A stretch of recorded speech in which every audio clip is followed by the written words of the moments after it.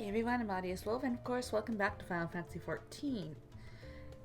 And today we are going to be getting into the next section of the MSQ, which will take us to a place unexpected.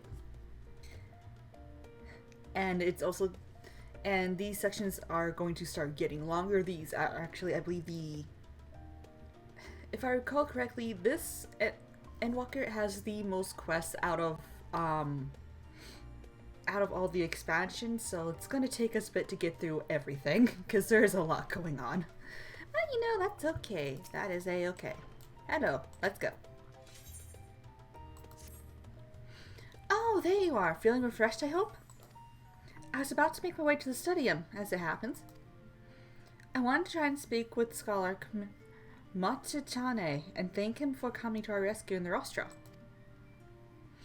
As it turns out, he'd come here to see us following the hearing, only to find that we'd already departed for Thavnir. Knowing him, he was probably hoping to chew the cud with his former students. Since we're still waiting for Ishtil and the others, I thought now would be the perfect time to pay him a visit. Care to join me? Then it's settled. The twins will be coming too, assuming Alphino can tear himself away from his new toys. I'll let you rally the troops while I go on ahead to the phenomenon. Considering my recent impropriety, perhaps I should avoid showing my face around the studium for a time. That might be for the best. If the others should return, tell them we will not be long. Oh! I forgot to turn up the music. Hold on. That's better. I do apologize. I generally tend to keep the music low when I'm running, when I'm not running content. Or like when I'm running roulette, so I can just listen to background noise while I do it. Heading out for a stroll. The Scholar himself was there. In that case, what are we waiting for? I too am eager to see him, though I somewhat dread the thought of visiting the studium. I dare say our notoriety precedes us. Alphino, of all people, worrying over his reputation, and our alma mater, no less. Well, wonders never cease. You'll understand soon enough. Off we go.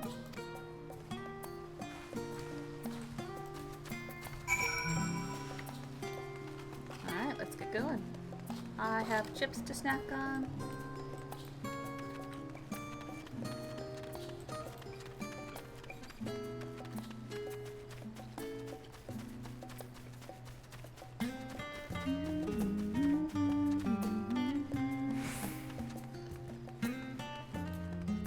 There we are.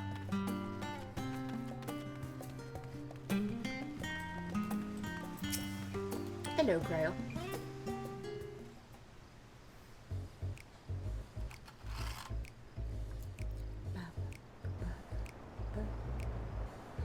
Here it is, phenomenon. Well, I expect you made note of it before. One can hardly miss it. This is the first time you've been here on official business, correct? Well, most of the space is taken up by the expansive auditoriums. It also houses numerous laboratories, testing grounds for experimental magics, and a host of administrative offices and so forth. As a center of what would later become the studium, it was established to promote the study of ethereological phenomena, hence the name. Though with ether being a fundamental aspect of nature, its scope expanded to include every conceivable facet of life, even the universe itself. And then in the 432nd year of the 6th Astral Era, phenomena was decreed complete and the studium officially opened as a place of learning. With the long and storied history, it is without question the world's leading authority on etherology, the arcane, the occult, astromancy, and countless other fields, standing proud as Shylian's foremost educational institute.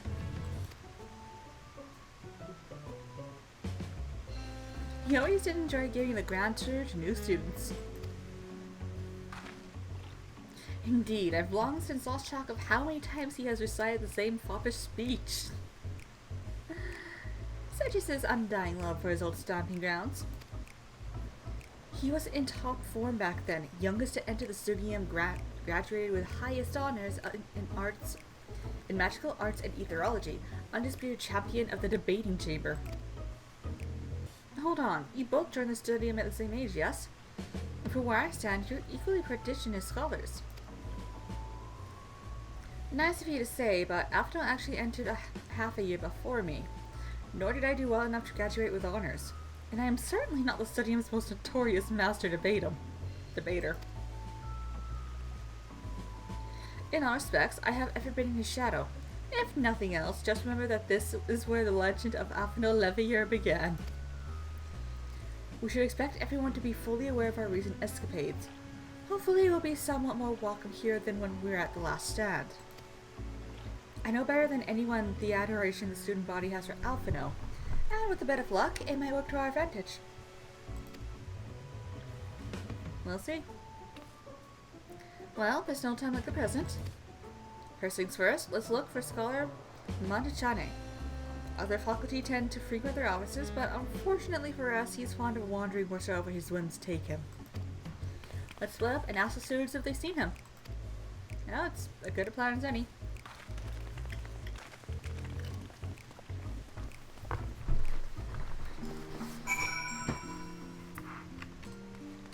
Midnight, you just want my chips.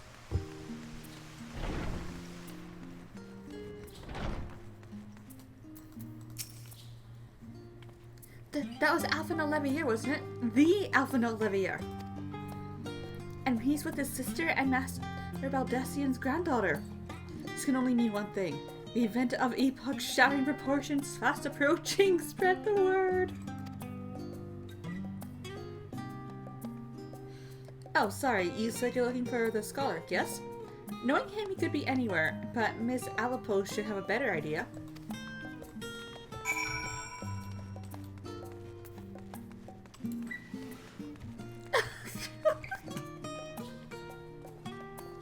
Oh, poor Alphinaud. I assure you I can tell you all about it after my business with the Scarlet has concluded. The Scarlet? Tell me, good fellow, does this have something to do with saving the world from catastrophe? Might we turn our attention to Master Levieur's graduation thesis? I too have my doubts regarding our policy of non-intervention.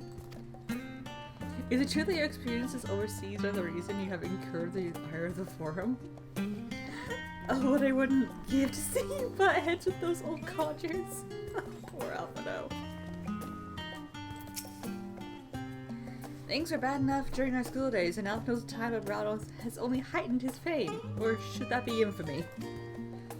He had his rivals and detractors, of course, though most of them gave that up after his adoring fans set upon them like ravenous dogs. Alphinaud, on the other hand, never paid them much notice. They were simply beneath him.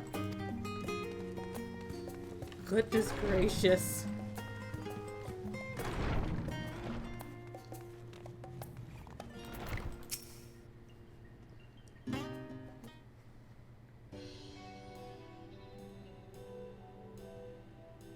Are you lost? Wandering off the street, perhaps? Wait, don't tell me. You're trainee gleaner fresh off the guild ship. I'm right, aren't I? Oh, how silly of me. An orientation is in order. Allow me to bid you a warm welcome to Searcher's Meet. Let me start with the question. What is the most important thing you'll find in the studio? That's right, books! And what's the second most important? Why, that's simple. Everything else. That's what we deal in here at the research meet. Whenever students or tutors find themselves in need of equipment or materials, they come to us. If we don't have it in our stores, we send leaders off to find it. Honestly, you wouldn't believe some of the requests we get. I have Messiah this, tongue of Gigatope that. It's enough to make your hair stand on end. Which is possibly what some of our students are trying to accomplish, this being a school of magic and all. As our newest cleaner, I'll have your work cut out for you. But I think you'll find it quite rewarding.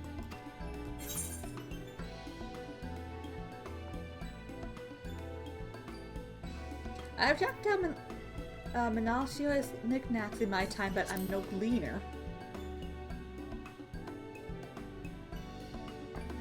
So what you're telling me is you're not a cleaner?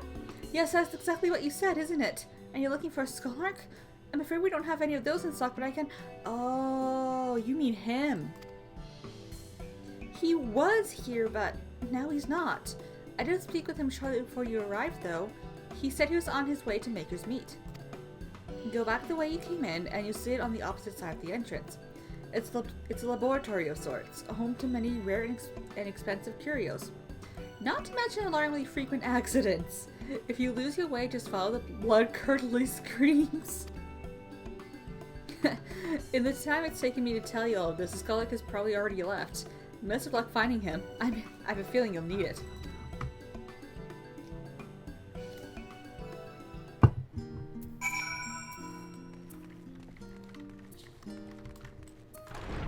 Alright, so we come in through the opposite door over here.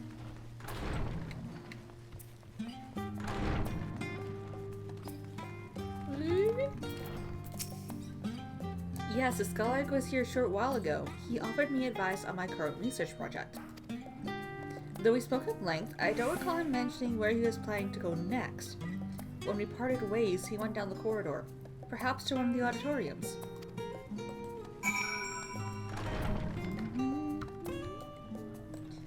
And my keyboard isn't responding again. Yay! Ah, the joys of wireless keyboards. Oh, hold on. Hold on. Ugh.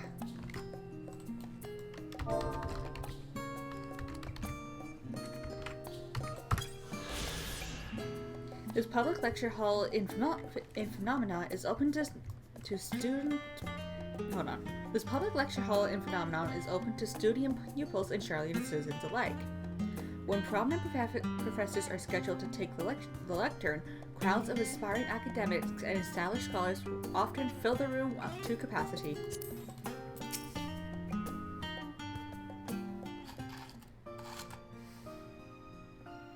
Hello! Ah, I remember you. Yay, you remember me.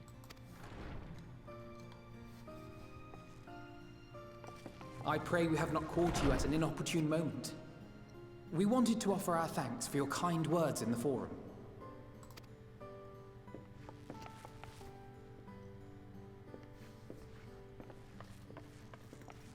Well, I could hardly let that inquisition go unchallenged. I've always believed that curiosity should be nurtured, not stifled. Thankfully, a majority of my colleagues agreed. A slender majority, aye, but a majority nonetheless. Had the vote not gone our way, we would be having a very different conversation, if any at all. Yep. Though I'd like to think you would have not given up on our cause.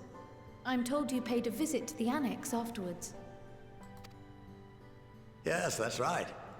I was hoping to speak with the grandchildren of my dearly departed friends Galef and Louisois in a less dour setting. But it seems I just missed you. Well, we're here now.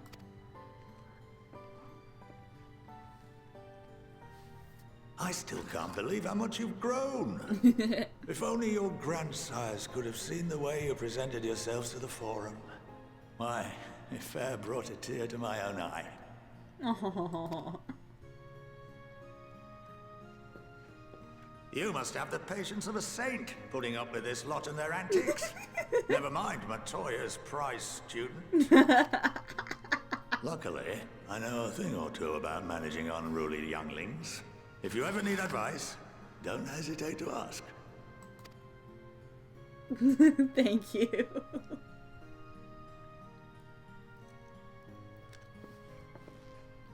If I may, there is a rather more pressing matter we wish to discuss. What can you tell us of this duty that the Forum must fulfill? Nothing, I'm afraid. Like all humble servants of the Forum, I am sworn to secrecy.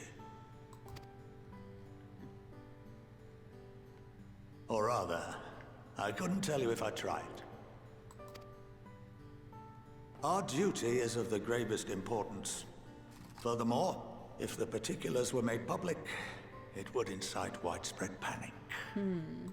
As such, those entrusted with this duty have been bound by an enchantment, which prevents us from speaking of such matters without the express permission of the Forum. How is that even possible?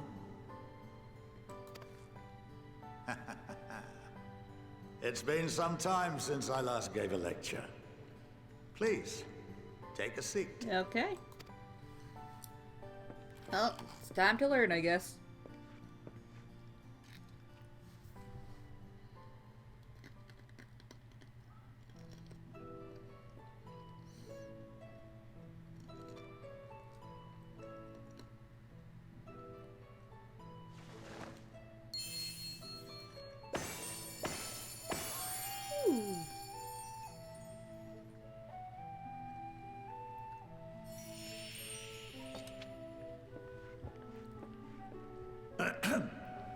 We shall begin by reviewing the fundamentals of etherology. Okie doke. The ether, which imbues us with life, can be categorized into 3 forms. 2 are of the incorporeal sort, the soul, and the memory. Can anyone tell me the 3rd?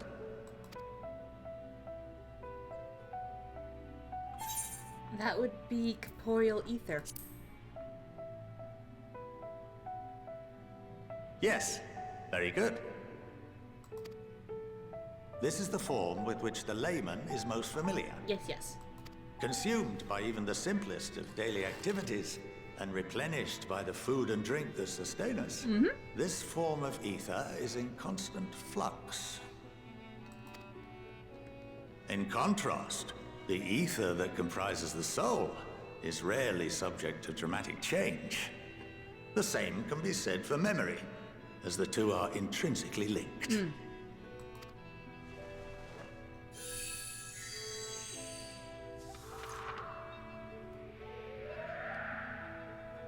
Picture the soul as paper, and memories as words written upon it. Okay. Now, what would happen if that paper was doused with ink? The same type of ether as comprises the memories.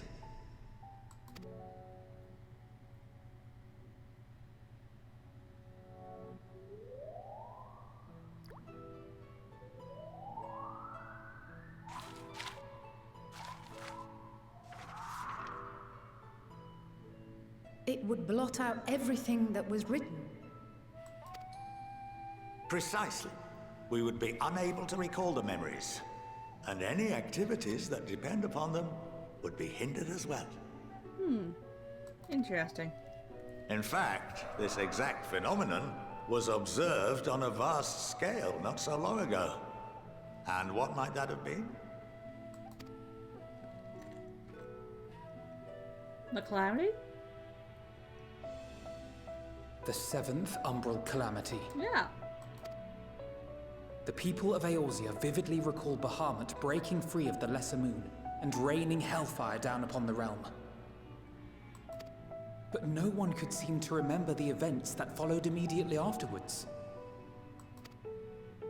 Indeed.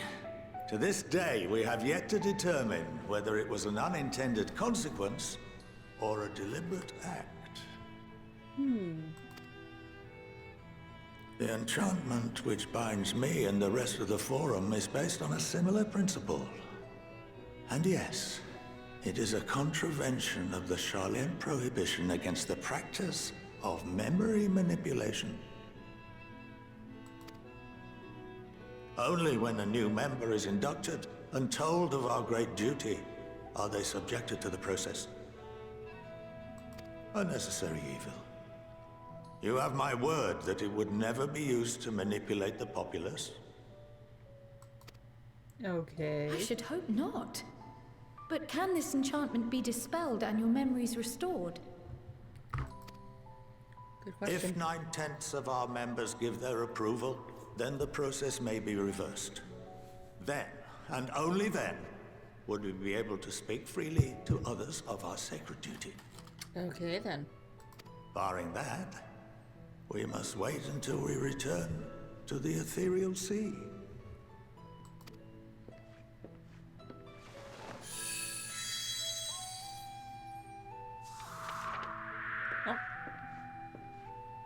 For there we will be purified, the blots upon our souls washed clean.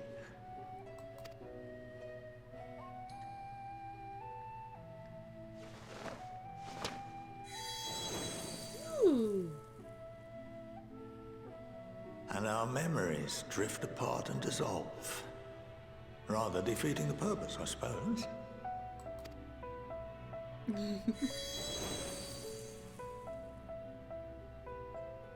But there are those memories that are indelibly etched upon our souls, some believe.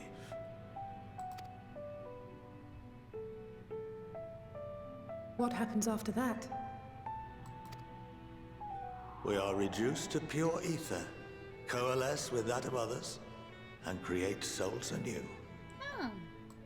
Alternative schools of thought assert souls remain whole and return to the corporeal world, reborn into another form.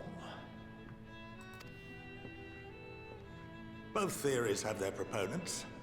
Personally, I consider each equally probable.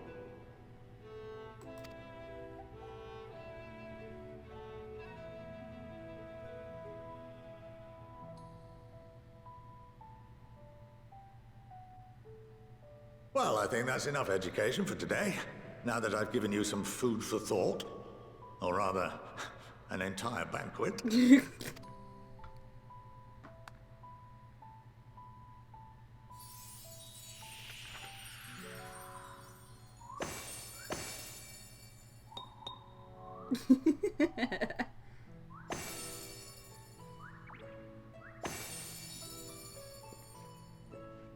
I would remind you that although I'm unable to assist you with certain matters, the resources at my disposal may still be of use to you.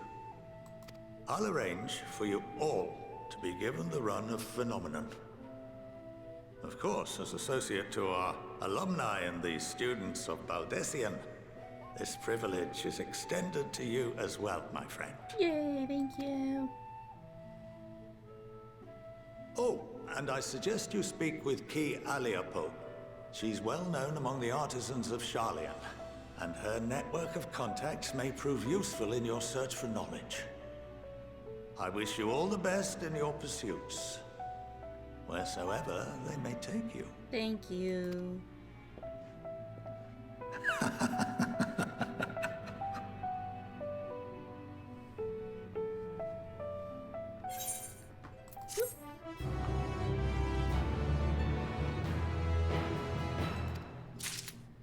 Alright. Oh my god, keyboard work for me. Well, that's given me much to mull over. I feel as though we're one step closer to understanding the Forum's true motives, and the mysteries of life itself for good measure. It's funny, I came here with the intent of expressing my gratitude, only to leave more indebted than before. I have a feeling this friendship and support will be a great boon to us in the days to come. And on that note, let's head back to the annex. Perhaps on the way you could better acquaint yourself with Qui Aliapo, as the scholar suggested, while I share our findings with Raha. Okay, I could, but it won't let me. I'll have to figure out how to unlock that later.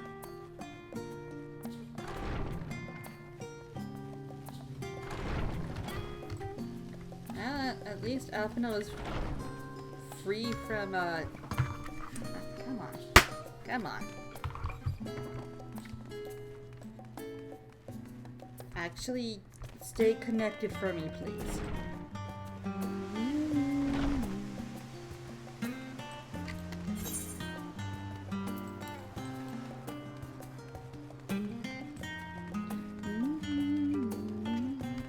Again, it's the joys of having a wireless keyboard. It doesn't always like to cooperate.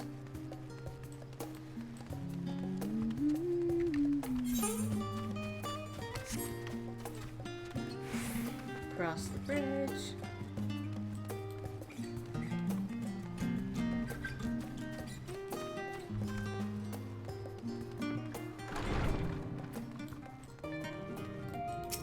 And into the hall we go.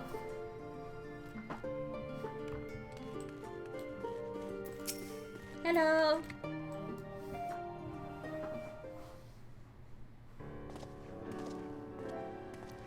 welcome back. From what I hear, your trip to the studium proved most educational. While you were away, I received word from our fellow Scions. As expected, news of the warding scales was met with much joy. Preparations are now underway to bring the leadership of the Grand Company of Eorzea and the Eastern Alliance together to determine a way forward. Our friends have asked that we bring the scales in our procession to Limsa Lominsa. So, the time has come for us to go on the offensive. It's too early to say for certain, but that does seem to be the way the winds are blowing. I, for one, can think of no reason to oppose such a plan, but let us see what awaits us in Vilbrand. Let's start by getting the scales out of storage. Give me a hand, would you, Estonian?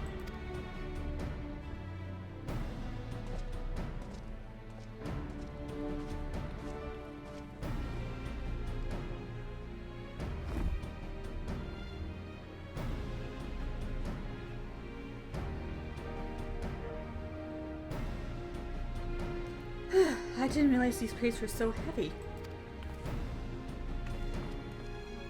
I shouldn't complain though. Vitra and the alchemists of the Great Work put their heart and soul into each and every one of these scales, so you must treat them with the utmost care. Are you not coming with us?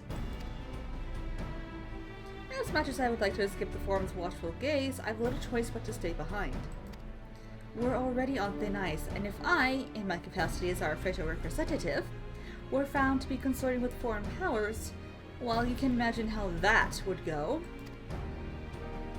I shall remain here and do my utmost to avoid ruffling any more feathers as I await word from Master Victoria and our other allies. With luck, we'll soon have good news of our own to share. The tide is about to turn. I can feel it. To Limsa Lominsa.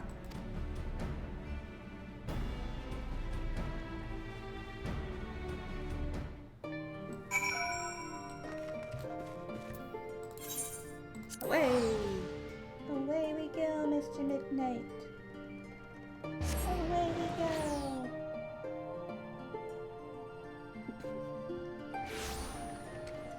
Alright, over here.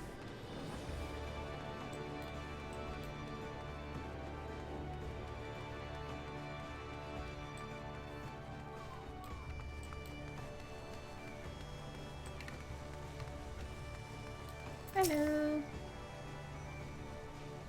I was told to expect you. As you may or may not be aware, the Admiral is at present entertaining the elder Seer and the Sultana. They're the most powerful women in the world in one room. And do you need a moment to spare, or shall I show you to them? Let's go. Let's go.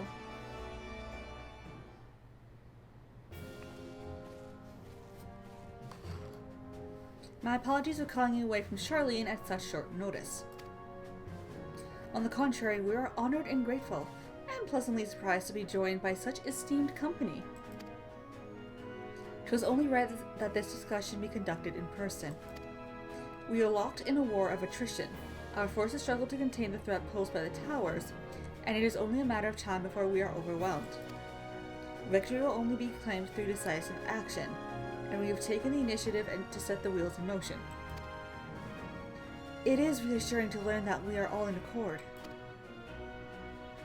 But might I ask what your plan entails?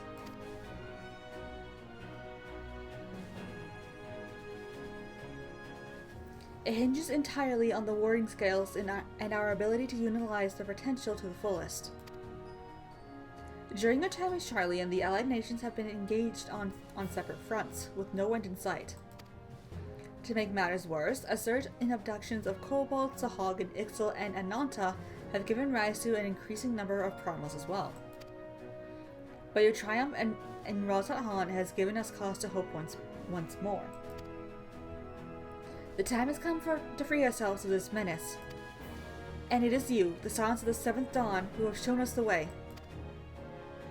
While the bulk of our forces will continue to hold the Talafori at bay, we will dispatch our finest to strike at the enemy's heart, Garlemald. These brave few will be the Isilborg contingent.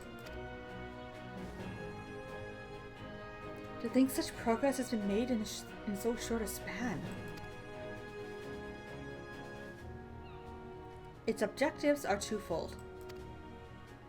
The first is to provide aid to the people of Garlemald.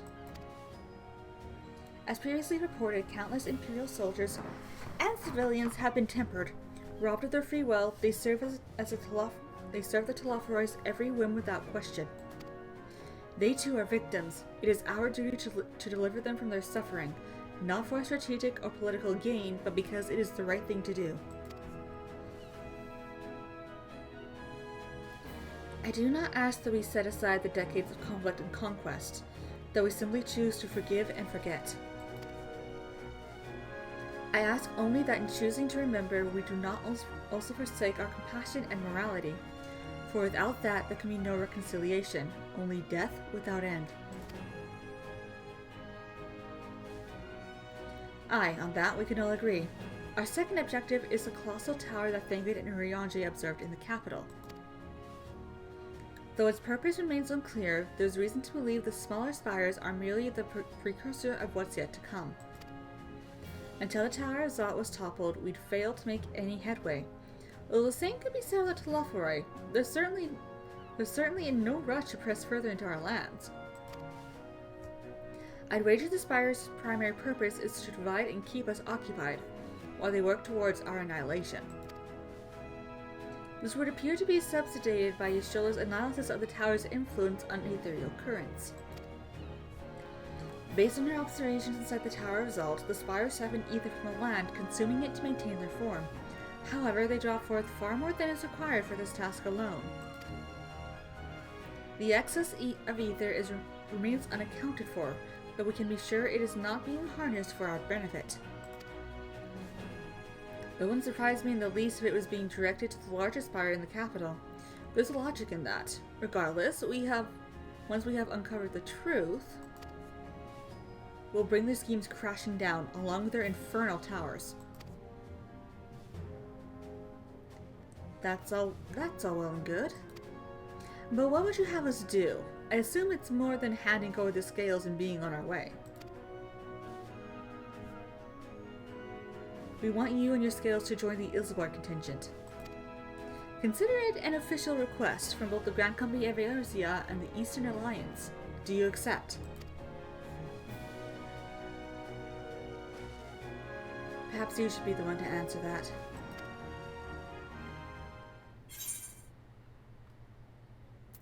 For the people of Garlemald.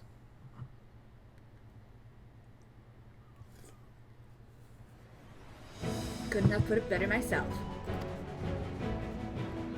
Yasholah, Thangrid, and Urianger have already pledged their support and are on the way to meet the rest of the contingent. They were positive you would come to the same decision as they did. Luckily for all involved, their prediction was correct. Once you have delivered the warding scales to Alamigo, the contingent will embark on its journey to Ilzabar. Rabon and Lord Emmerich are overseeing preparations, so I suggest you make yourselves known upon arrival. Pack warm clothing, furs no like. Without it, the cold will do you in before the Telophoroi so much as draw steel. As for us, we keep the enemy busy while you're gone. They're not the only ones who can create a diversion. Now go, safe in the knowledge Eorzea will be as you left it. Or better, upon your return.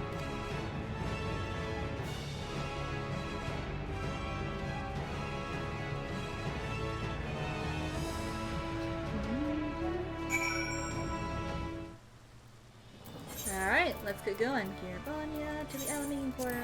Away!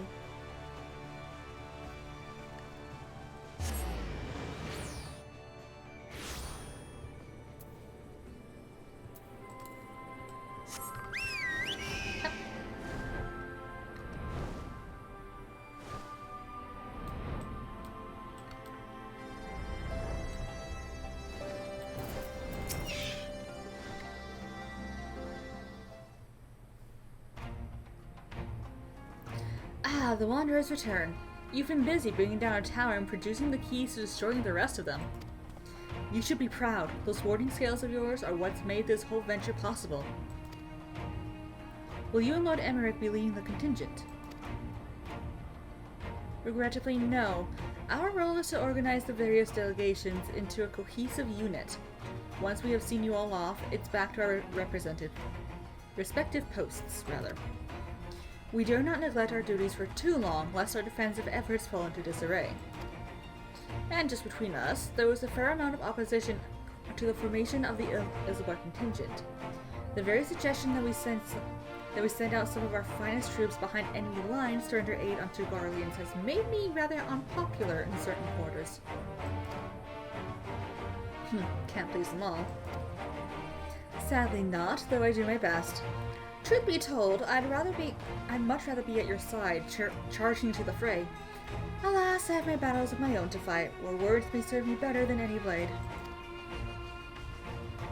I hate to say it, but Lord Emmerich struggles mirror my own. For the time being, the best we can offer you is a peace of mind from knowing Eorzea is in safe hands.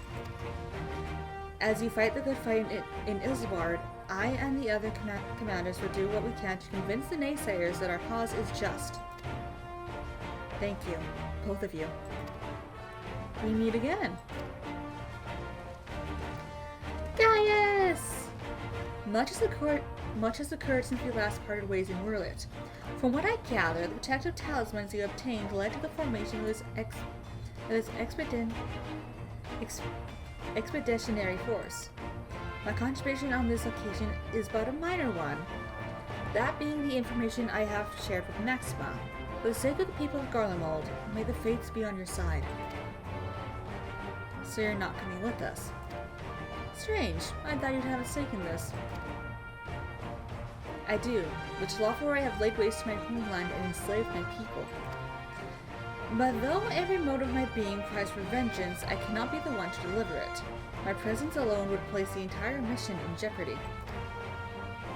I stand accused of murdering Emperor Varus and plunging Garlemald into chaos. Were I to travel with the Ilzabar contingent, it would give my countrymen ample cause to question our motives. Conversely, those who believe me innocent may instead celebrate the return of a former legatus and attempt to raise me into a position of leadership, further destabilizing the region and complicating the contingent's mission. Whether I am branded a villain or hailed as a hero, I would only hinder your efforts.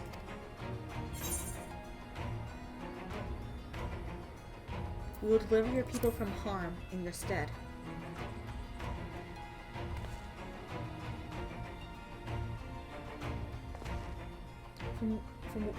For what it is worth, you have my gratitude. You and your comrades have the strength and courage to deliver my countrymen. I am certain of it. In light of Gaius' rather unique circumstances, I instead will assume the role of your guide. Though I may have defected for political reasons, my love for Garlemald endures. I will stop at nothing to protect her and her people. Well said. Might I ask you to escort our friends inside?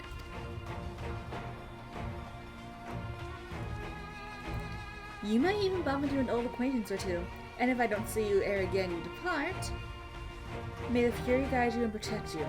All of you.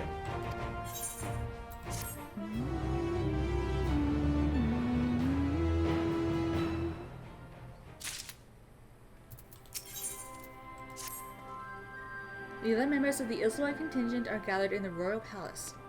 I shall inform them of your arrival, so please make your way inside as soon as you are ready.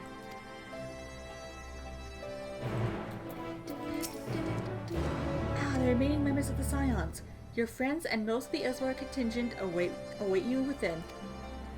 Would you like me to see you through? Yes, please! Let's go.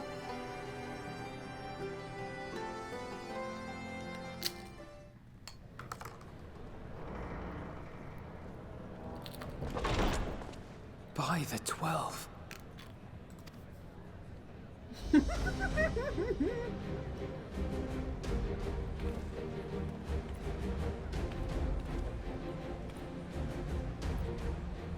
Glad you could join us. I hope you don't mind, but we went ahead and started without you. As you can imagine, our traveling companions were eager to become acquainted. 'Tis a rare thing indeed to see such a diverse and talented group of individuals assembled for a single purpose. There's so many people here. We fight not only for the sake of Eorzea, but for the entire world, including the people of Garlemald. Much rides on the efforts of the Ilzabard contingent. There's so many people here. Indeed, which is why Yeah. I'm glad to find myself in the company of many trusted comrades, yourselves included. Lucia! I have come at the behest of Lord Emmerich, who has honored me with the role of Ishgard's representative. And for the good of all nations, not least my former homeland, I am determined to see this mission through to its end. We have a hard road ahead of us, but walk it we shall, together.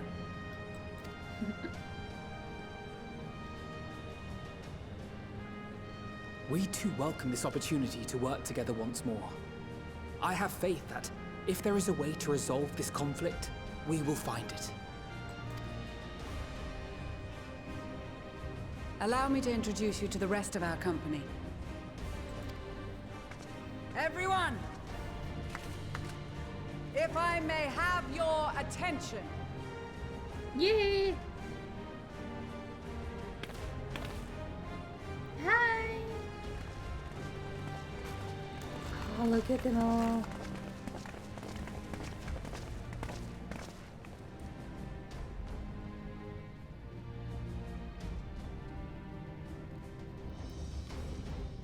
Might I ask you to speak first?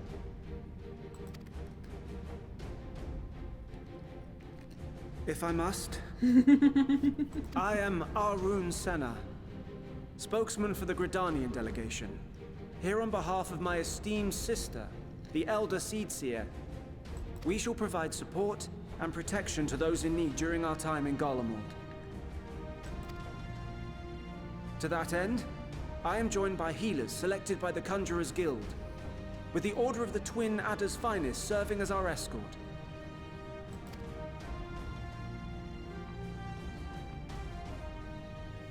Of course, with an experienced white mage such as yourself accompanying us as well, those requiring more involved treatment will be in safe hands. Raya O sends her regards, by the way. Suppose I'd better say my piece. Hello, you.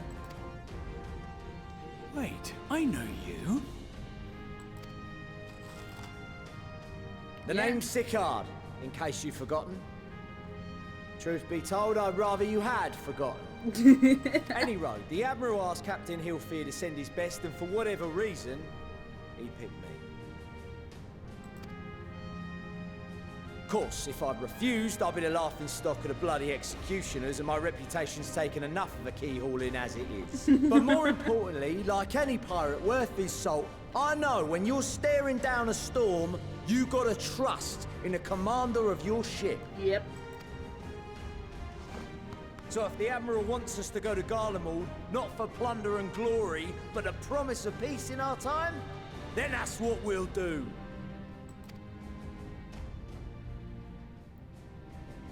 Since we all know how much the Empire loves its steel, we thought we'd bring along a few smiths to make the most of it.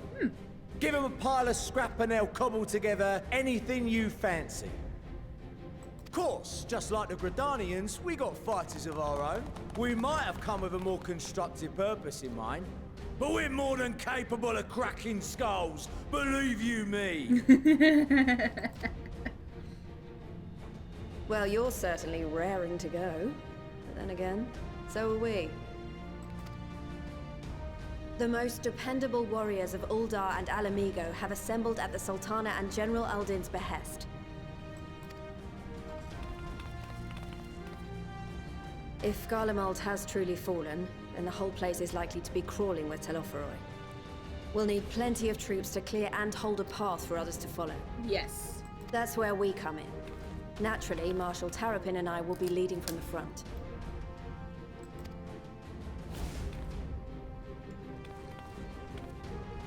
It's been some time since I last saw you in your element on the battlefield.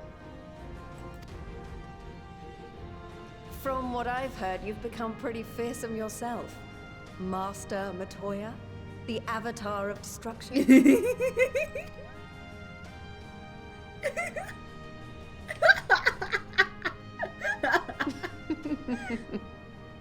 With comrades like these, I know we'll succeed, no matter what awaits us. And then we might finally get a chance to enjoy a good long rest. But until then, let's give it our all. Mm-hmm.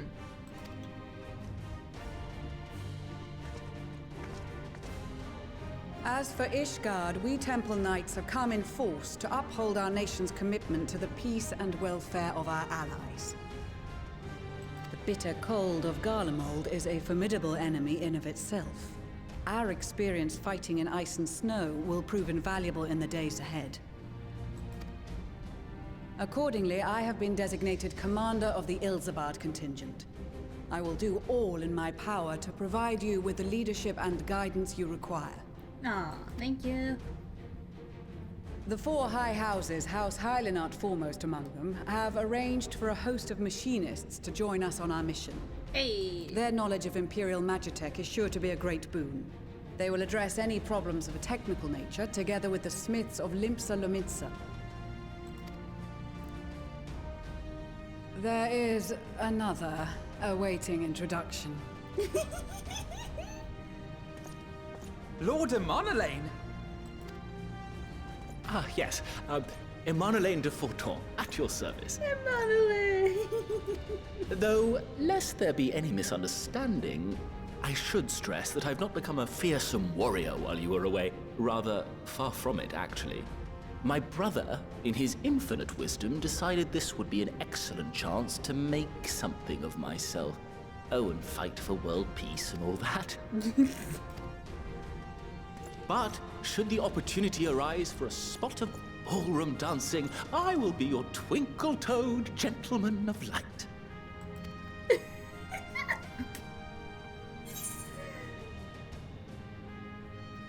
May your graceful prancing lead the way to victory.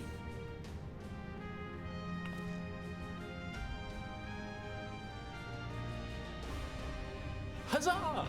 I cannot wait to regale Honohua with my tales of daring-do. I believe that concludes introductions for the Grand Company of Eorzea. Our allies from the Eastern Alliance were due to arrive some time ago, but it would appear they have been delayed. Would that be the shinobi of Doma? Actually, they've been tasked with relaying messages back and forth between the various Eastern nations. According to Lord Hien, however, an equally capable company of warriors has been sent in their stead. Out of my way, you preening fool!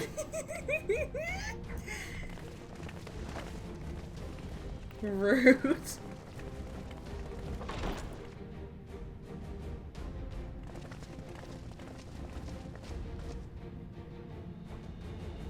Forgive us for coming late. We are the delegates of the Eastern Alliance. Cyrena, and you've brought company. Yep. For battle and blood we come, as a step is sorely lacking in both. No towers befoul our lands, so we marched on those of Doma, only to find them beyond our reach. But now our thirst for slaughter will be slaked. No quarter to the enemy! Sadu, calm down. Sadu Hatun, no. We go to make peace with the Iron Men, not war. Warriors of the Steppe, we've heard many tales of your bravery. We welcome you as allies. And these other ones you have brought are... Members of the Dalmascan resistance group, Lente's Tears. And the Bosnian resistance. Between them, they have a wealth of experience in espionage, and are particularly adept at infiltrating Imperial facilities. Which is fortuitous, since Garlemald's domain is so vast that I could never hope to handle reconnaissance duties all by myself. Dalmasca, Bosnia, Alamiga. All lands which have suffered the tyranny of the Empire. Indeed. I would never presume to question your motives. Nevertheless, I must reiterate that our goal is to aid the victims of the Telophoroi. the common folk of Garlemald. And they are victims, make no mistake. Though I understand that many may struggle to see them as such. You're more right than you know. For every one of us that answered the call, there were a dozen that refused.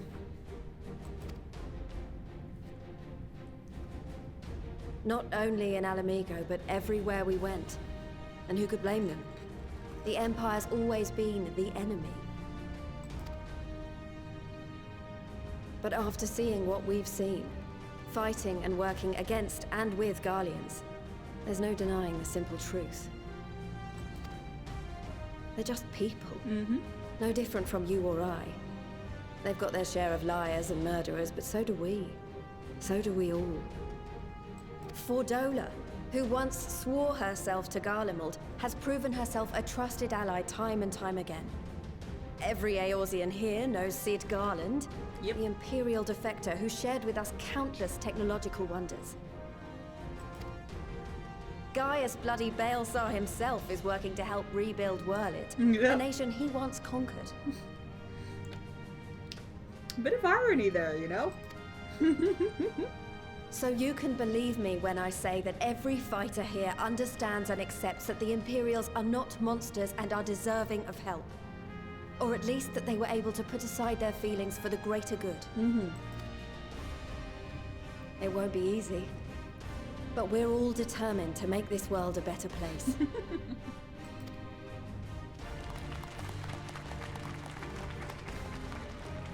What lingering concerns I may have had were clearly unwarranted. I agree with everything you said wholeheartedly.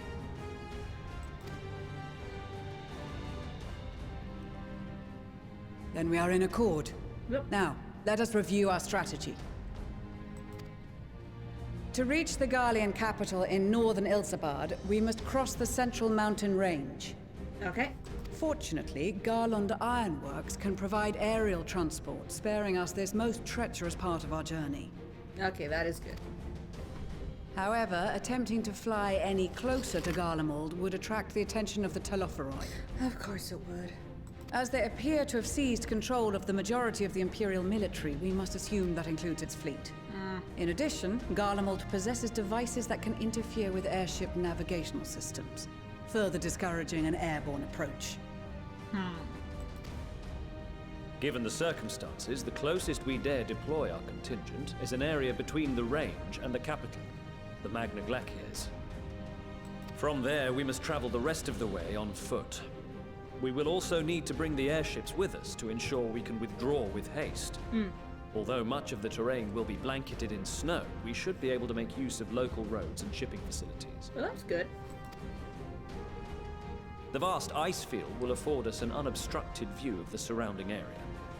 On the other hand, it will also allow others to easily spot us. So it is imperative that we only make camp in positions where we can easily defend ourselves. And the airships, which must be kept safe at all costs. Okay. We cannot account for every possibility, so we must be prepared to think on our feet. We will be tested. Sorely tested, I expect. But for our homes and for our people, and a people not our own but in need, we will succeed. Spare no effort in your preparations. Once we depart, there is no turning back. Of course.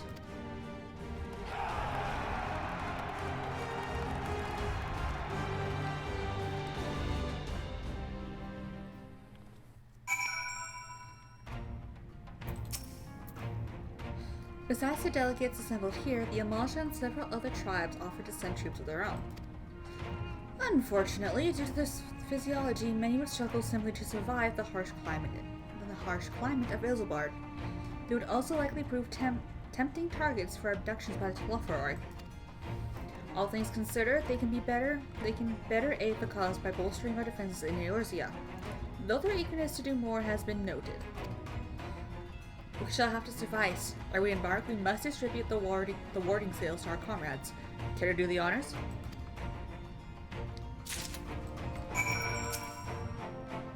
Wedding sales for the Ishgardian delegate, I take it. Here you go.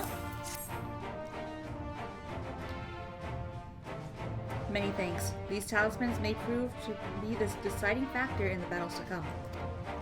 I find myself conflicted by this foray into Garlemald. Sent by the Empire to infiltrate Ishgard, only to throw in my lot with whose secrets I was supposed to be stealing. And now I lead a mission to save the countrymen I betrayed. But this is doubtless why I was chosen by Lord Emmerich. He would have me put my extensive knowledge and former good ties to use. I will not disappoint him. For the future of Ishgard, Garlemald, and the world at large, I will lead us to victory. That's that set of warding sails I spy? Not that I would know what they look like.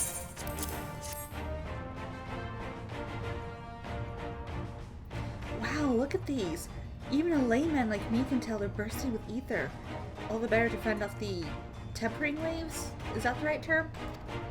Anyway, these will give us one less thing to worry about, which just leaves the other mountain of whatever else is waiting for us in Garlemald. Only one way to find out, eh? And nerves or not, I'd be marching through all 7 hells if it gave me a chance to put Xenos back in the grave where he belongs. I hear you've got something for us. Yes, I do. Take this. Ah, them scales everyone's been talking about. Pretty little things, ain't they? Reckon they'll be worth a gill or two when this is all over, but we'll hold on to them for now. And one more thing. I know what you're all thinking. Why didn't they said Enzar instead? Buggered if I know. All the Admiral and Captain Hilfer told me was they needed someone to help safeguard the future. And here I am. I can't say they got a sense of humor. Of course, some of you might be wondering what good a pirate is on dry land, in the middle of the sodden snow of all places. Well, me and me crew will do whatever needs doing, so let's set sail, or how the saying goes on airships. Yes? There you go. So these are the famed boarding sails? Enough for me and my men, I see. I myself am especially grateful for this opportunity to visit distant lands. I wish to follow in the footsteps of Master Aetola and learn all there is to learn of the star we all call home. Indeed, that is the primary reason I volunteered to join the expedition. To journey outside the Twelves Wood, much less enter into Imperial territory, is a rare privilege afforded to a Pagel. Not that I'm tagging along to see the sights. The Guardians would benefit from my healing magics, as would our comrades should fighting break out. We heard it would be cold in Garlemald, so we came prepared.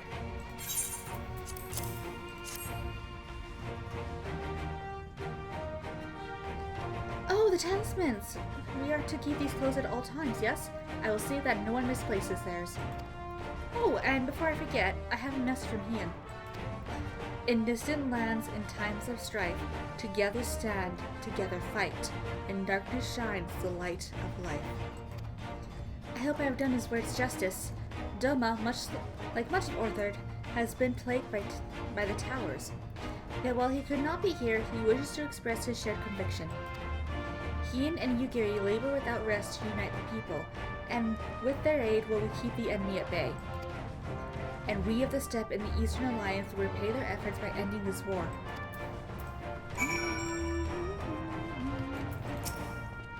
Do you have a warning scale for me too? Yeah, here you go, Maxima. Thank you for this, and for going to such incredible lengths for the sake of my people. Though I have little to offer in return, I would impart some advice, if I may.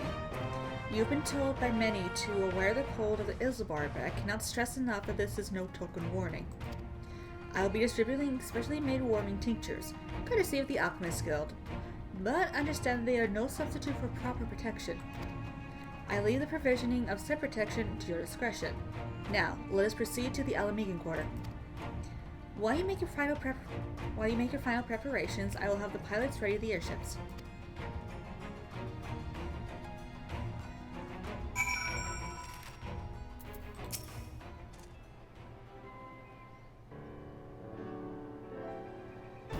This is our last chance to make ready before we set forth. You needn't worry about Urianger and I. We still have what we wore in Garlemald before. Sidian claims to be quite warm and toast beneath his armor, and since he spent a fair bit of time up north recently as well, I have no reason to doubt his words. Most of the others will be borrowing Grand Company stocks. The rest of you could do likewise, I suppose, provided we're not overly concerned with style. Not to put too fine a point on it, but I wouldn't be seen dead in one of those ridiculous overcoats. If only I had time to find something to my liking. Hark! Is that the cry of silence in need of a tailor I hear? Tataru! But how? I have my ways. Oh, yes indeed. You thought you could sneak off to Isabel without telling me? Nothing escapes my notice.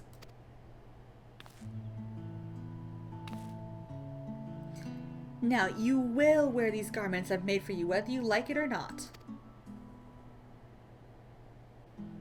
You never cease to amaze.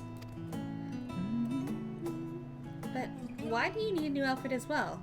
Wait, are you coming with us? What? No, of course not, silly. It's all in the name of fashion. Rather the pursuit of the highest quality fashion. Besides, how can I expect others to wear my creations if I've never worn them myself?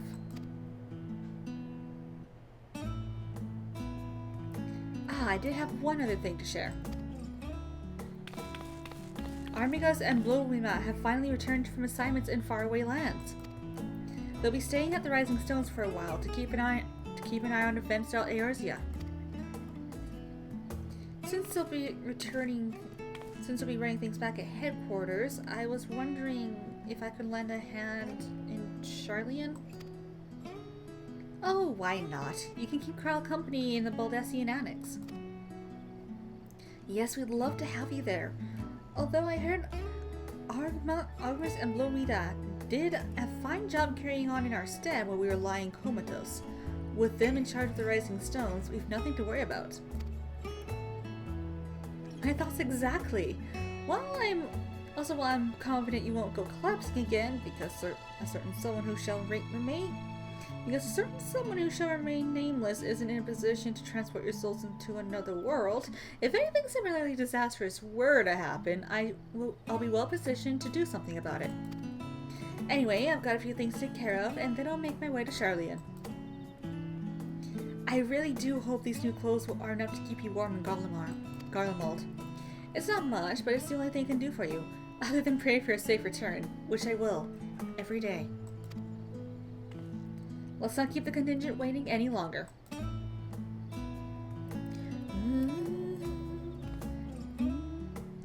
Here are your winter woolies, handcrafted by yours truly.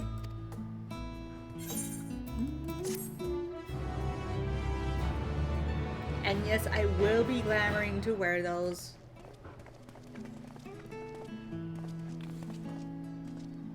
Well, at least until we're done in Garlemald. Alright. Where is it? Nope. There it is. Oh, I don't need to dye this. It's already a good color to match the rest of my color scheme. Neat. Until the airship pilot has been sent to meet you. Ah, there he is. Alright, this is where we go our separate ways. Do be careful, won't you? Oh, this is gonna be fun! It's an honor to meet you. We of the Garland Ironworks will be ferrying you and your contingent across the mountains into Garlemald. For many of us, it will be something of a homecoming. Our illustrious founder was our only most notable Imperial defector. For that reason, the company is committed to the success of this expedition. Our resources are at your disposal, and if there is aught we might do to be of further assistance, please do not hesitate to ask. If you are ready to depart, I will ready the engines. Yeah, I know. Let's get going.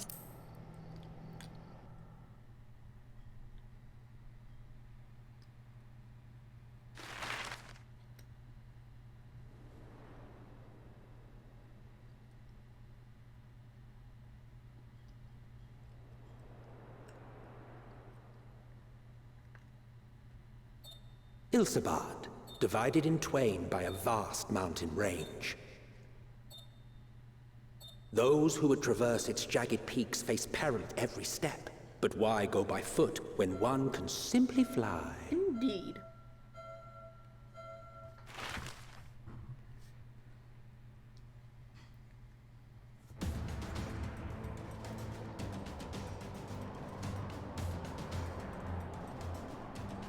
On the outskirts of the Imperial capital, in the frozen wastes of the Magna Glacius,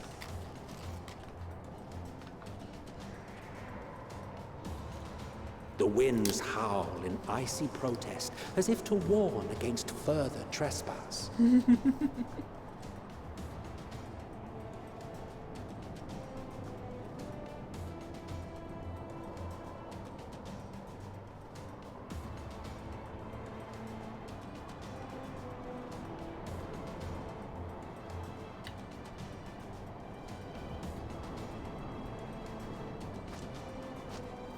We've received word from Thancred's reconnaissance party. Nice.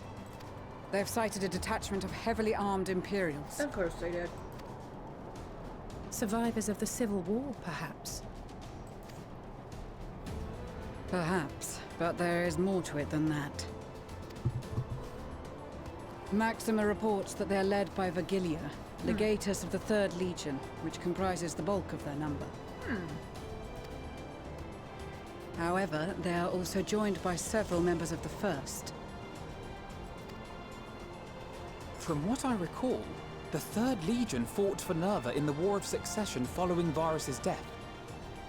The 1st, on the other hand, were under the direct command of the Emperor and rejected Nerva's claim to the throne.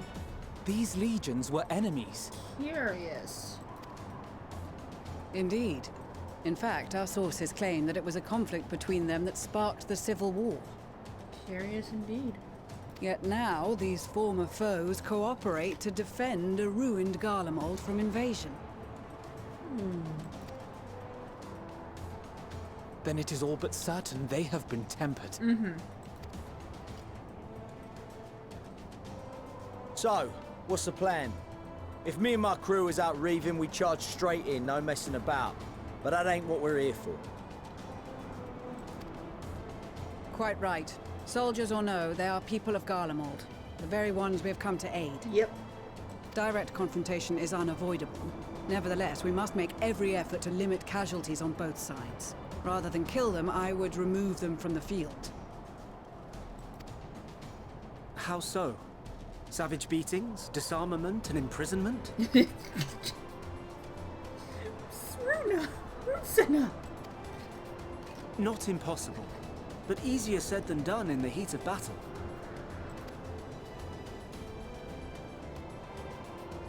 Having observed the opposition, I imagine Thancred had something to suggest?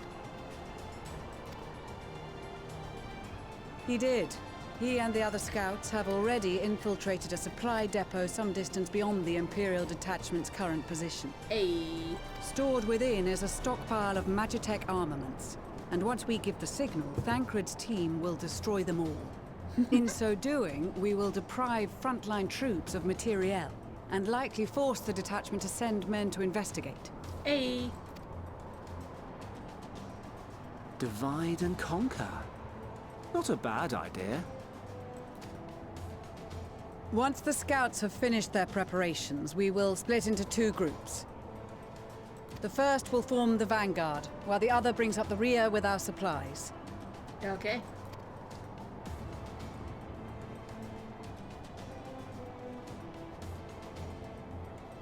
As for the Scions, I ask that you lend your assistance where you deem it needed most. Of course.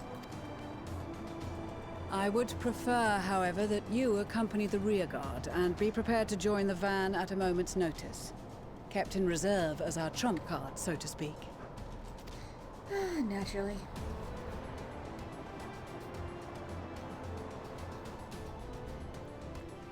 Naturally. Meanwhile, the Imperial Supply Depot.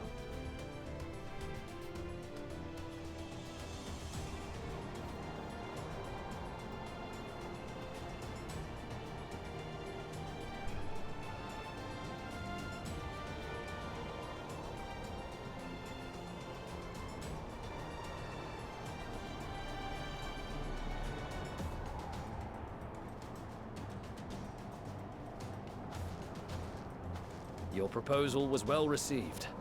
More specifically, they asked that we destroy the Imperial's toys in as spectacular a fashion as possible.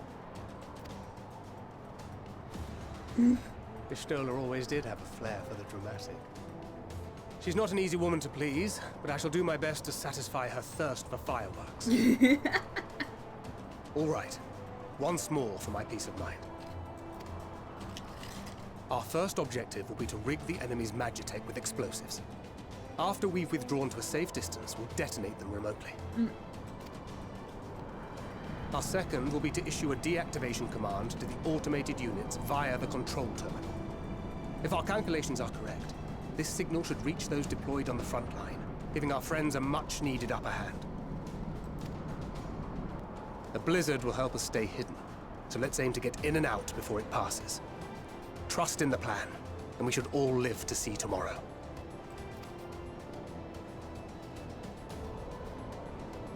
In the meantime, I will relay messages back and forth as the situation unfolds. You'll forgive me if I ask again, but are you certain you wish to play the lone wolf? Wouldn't have it any other way. Call it foolish and reckless if you like, but I'll get the job done. I always do. Very well. I wish you the best of luck.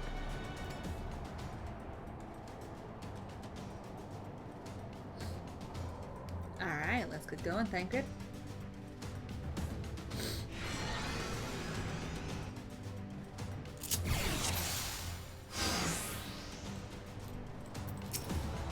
Assuming there's something else you wish to confirm, we may commence the mission as soon as you are ready.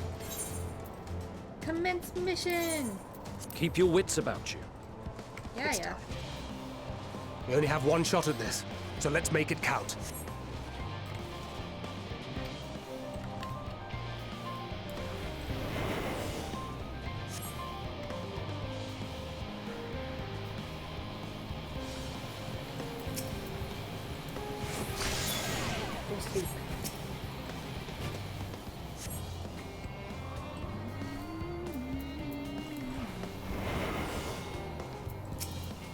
Go sleep.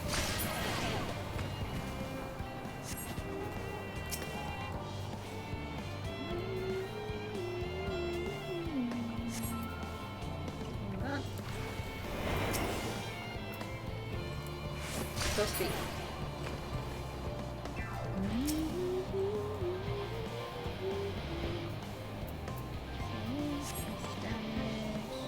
Okay.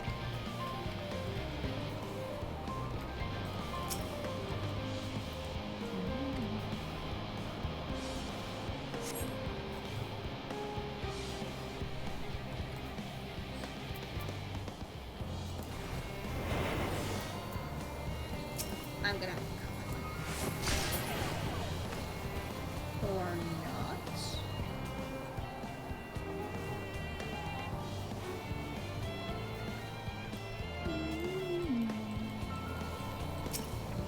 Here we are.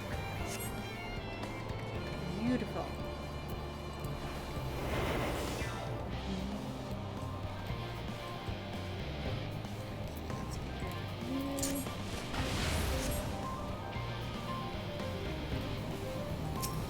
This is going to be fun. Let's get rid of you. Go sleep.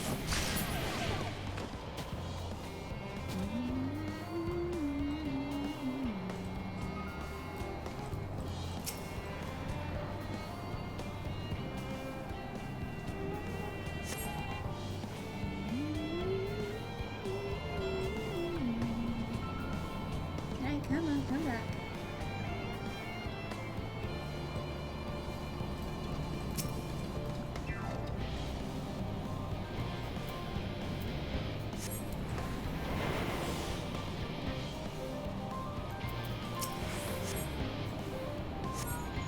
This is Thancred. The explosives are in place. Very good. All is proceeding as planned. Yay! Head to the control terminal. It should be to the northwest. Alright. Understood. Have the others wait at the rendezvous point. Okay, where... I'm gonna wait until that goes back across so I can put that guy to sleep and get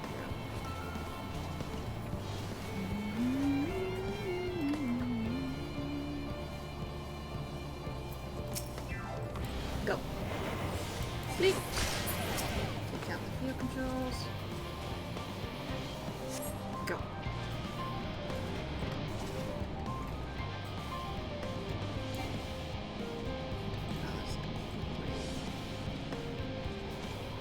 Okay. Okay, I am safe. For now. For now. Come back over here. I gotta put you to sleep.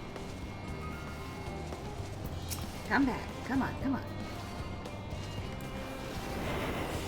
on. Okay. Go sleep.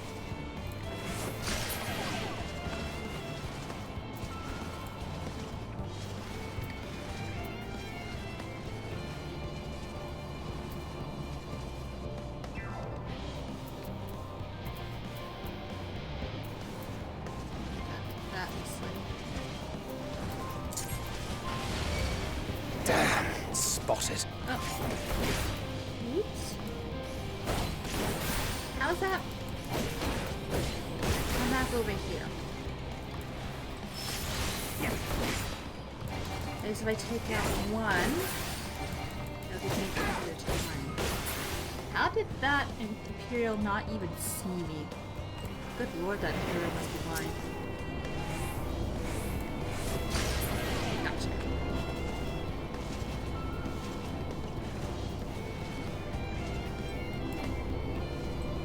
Okay, need to take out you. Take out.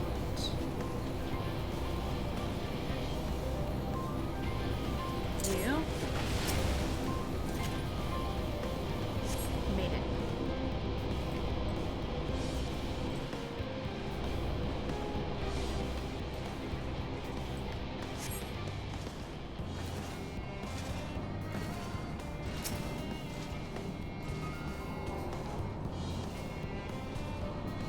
Got it. Oh, there you are. Hello.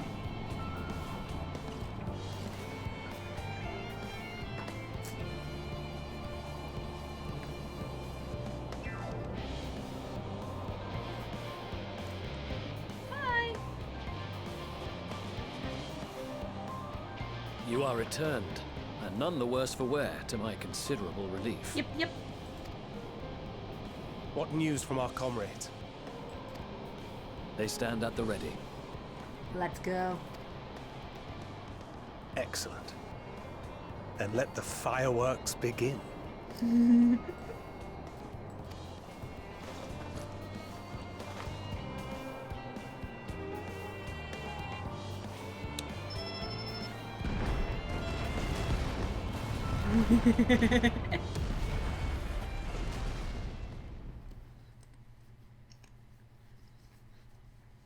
A few moments later, at the rear of the Ilzboi contingent supply caravan.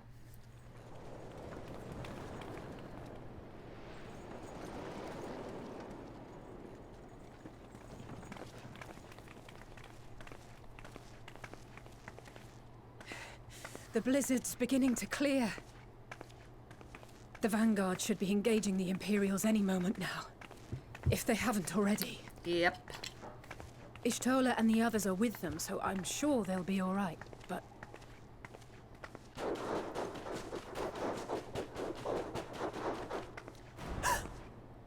Wait! Something's coming!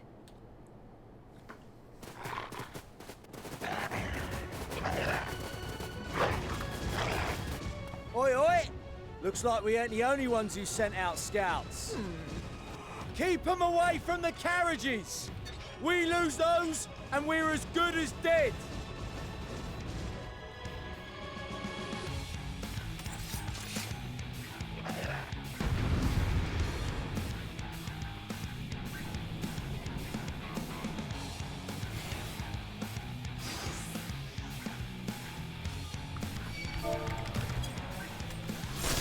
Fighters! Protect the others! Yep, I'm on it.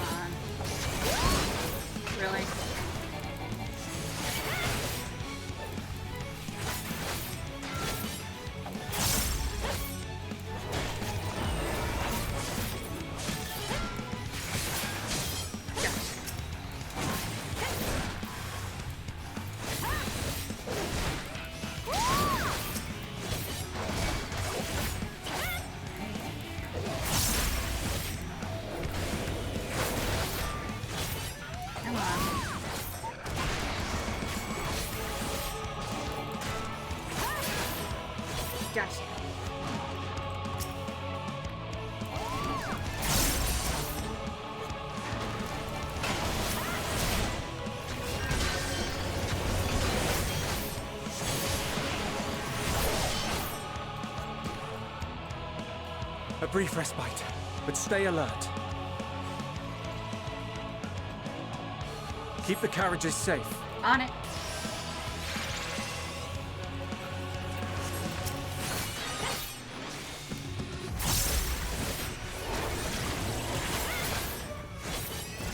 What impeccable timing! Fear not, friends! The savior of Ishgard is here!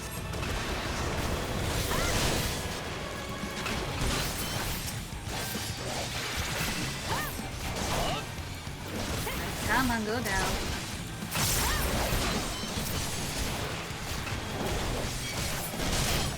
Really? Go away.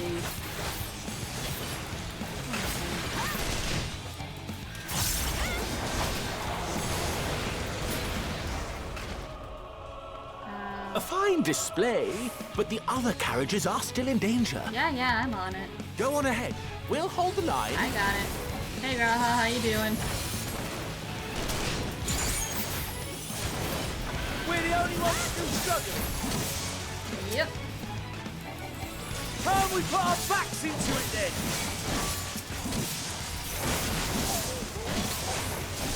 I've been itching for a good scrap. I bet you have.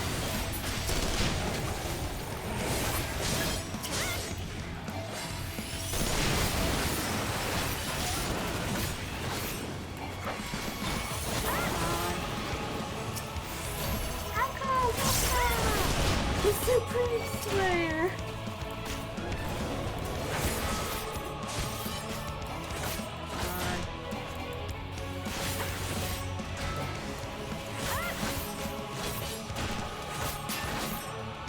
Got you. Oh, that one poor puckle. Oh well. Ooh.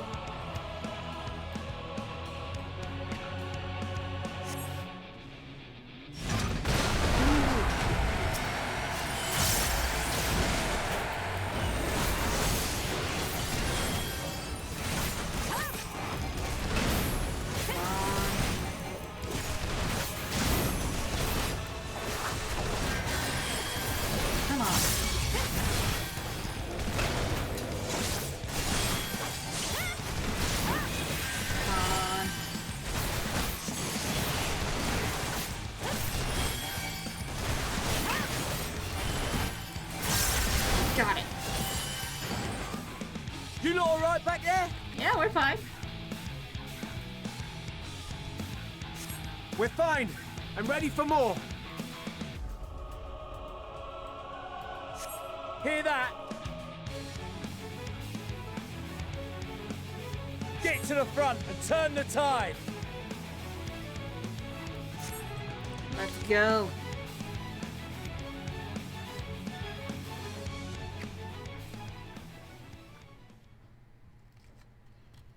Meanwhile, on the front line,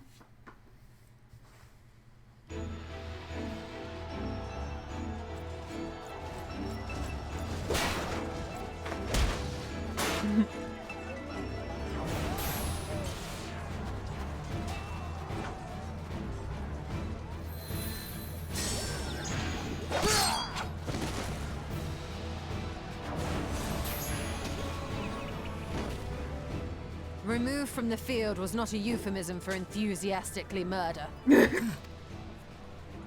It's nothing that won't heal in time. The trouble is, their tempering has made them utterly fearless. Subduing them would be easier if they had the capacity to submit in the first place. he has a point. Well, this is the path our young charges would have us walk, and that we all agreed to follow. You knew it would be hard, yet still you pledged your lance, did you not?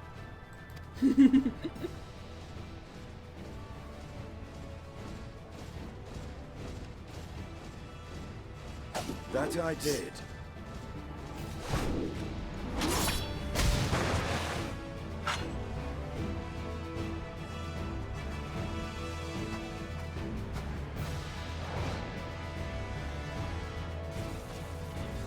Nope.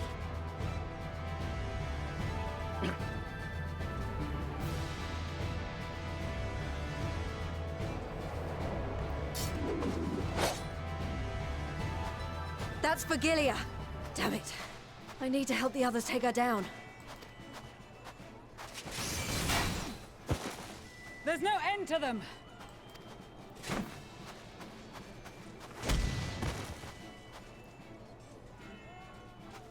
Hello. I was wondering when you'd turn up. Yes, I am here. Let's go. There's no stopping us now. Come on. Let's show them what we're made of. We got this.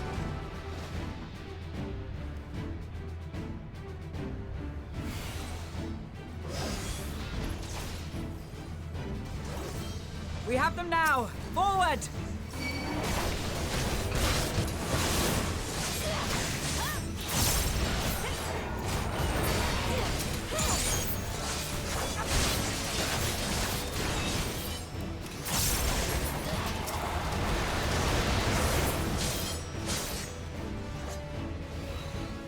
Right! Let them have it!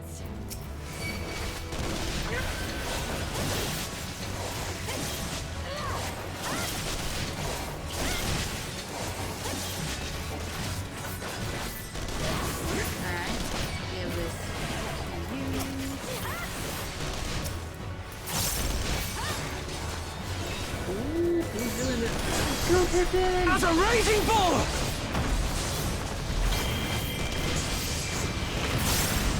Yes, Pippin!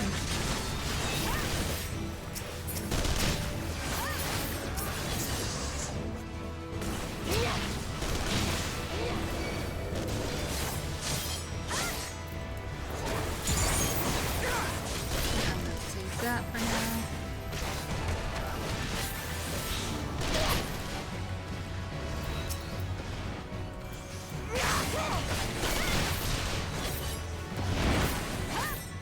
That's her!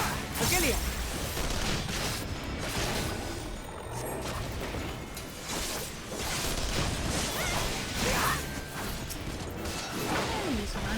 Do not fall behind!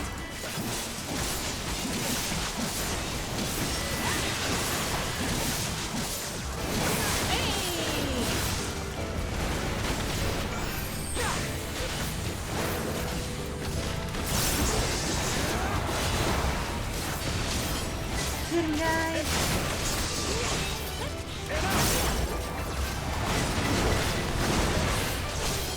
Lord.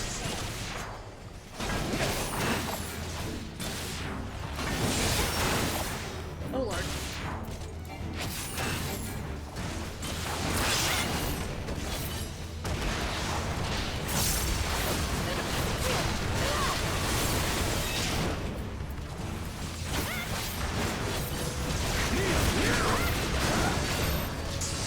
Servant needs help.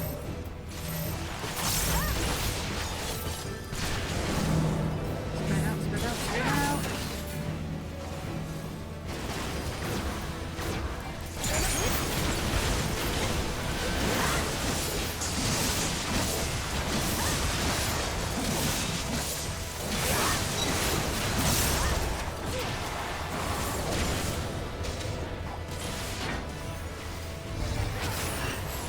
Is everyone all right?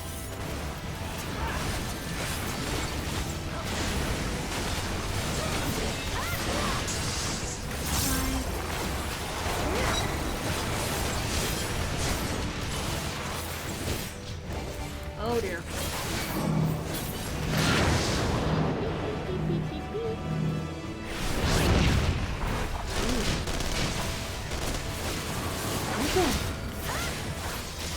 Or die!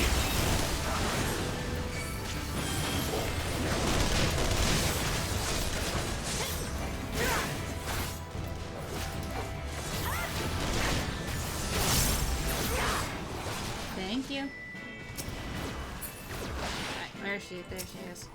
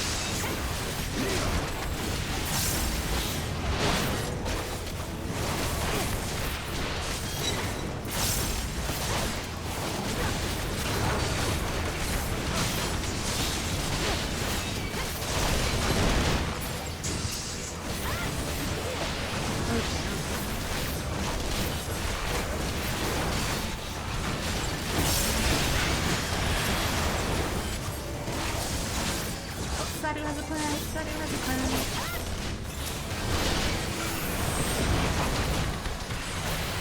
I am trying. But there's quite a lot of them.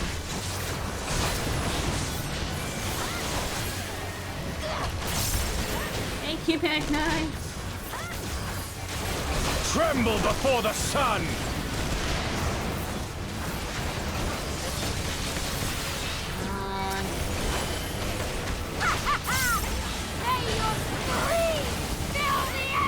Yeah, you enjoy this way too much, Sadu.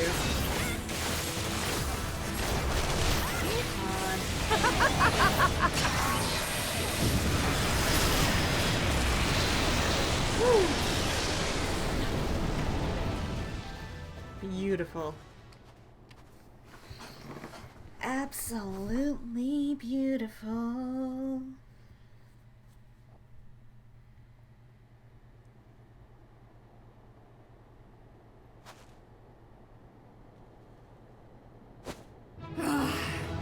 A worthy adversary. Rest, recover, reclaim yourself. Then we will fight again, to the death. Sadu Hatun! Magnite. That was the last of them. The day is ours, thanks to your timely arrival. What of the supply caravan?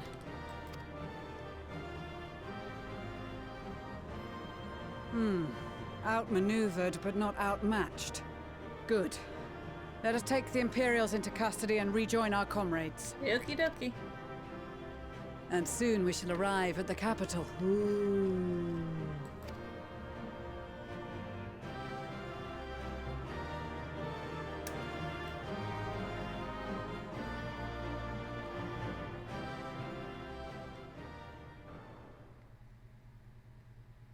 So cold and unforgiving. Thus spoke Emperor Solus as he gazed upon his barren domain.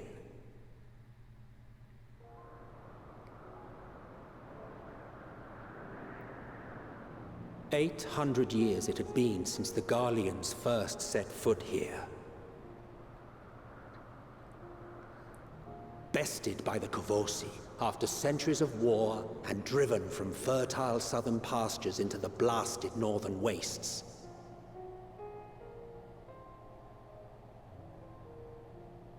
In that garden of desolation, they clung to one another for warmth, freezing, hungry, desperate, hated.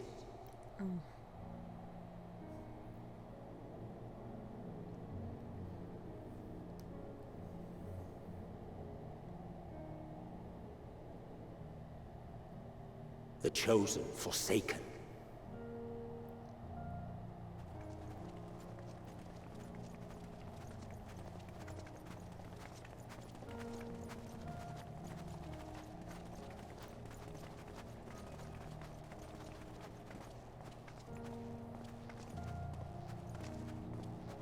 In the year 1513 of the 6th Astral Era, a young legatus named Solus single-handedly sparked the Magitech Revolution.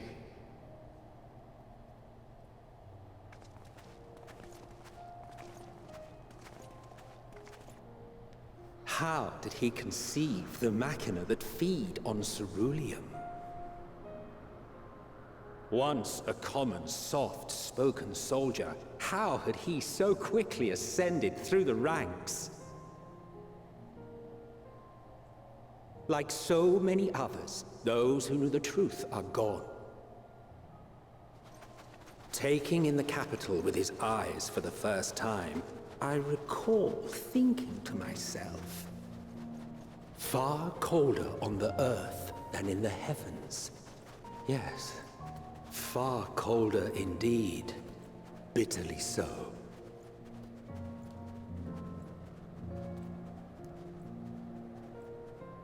And here we are.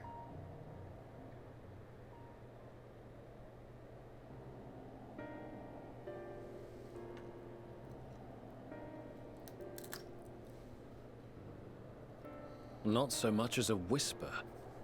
Mm-hmm. The roads leading beyond the city walls would have been used less in recent years. Nevertheless, this was one of the most important gateways into the capital. A buzz day and night with activity, aye.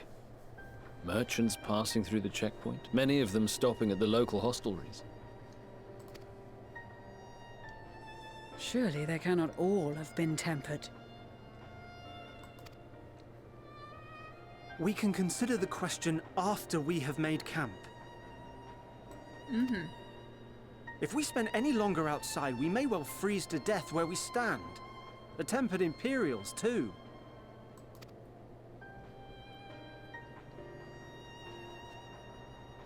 This will be our temporary base of operations.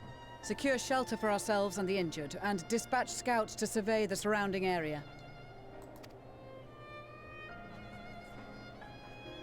If we're planning on staying here a while, we ought to give this place a proper name. I guess. Well, the constant sound of ice cracking underfoot makes me think of broken glass. An apt name, perhaps. But enough of this. To work, everyone!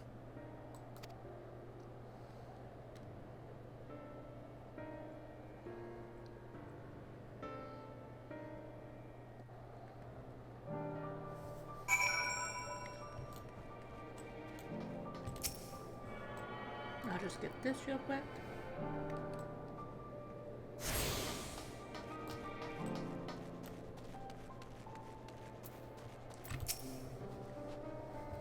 In spite of the obstacles we face, our plan proceeds apace. Just a little farther and we will reach the capital itself.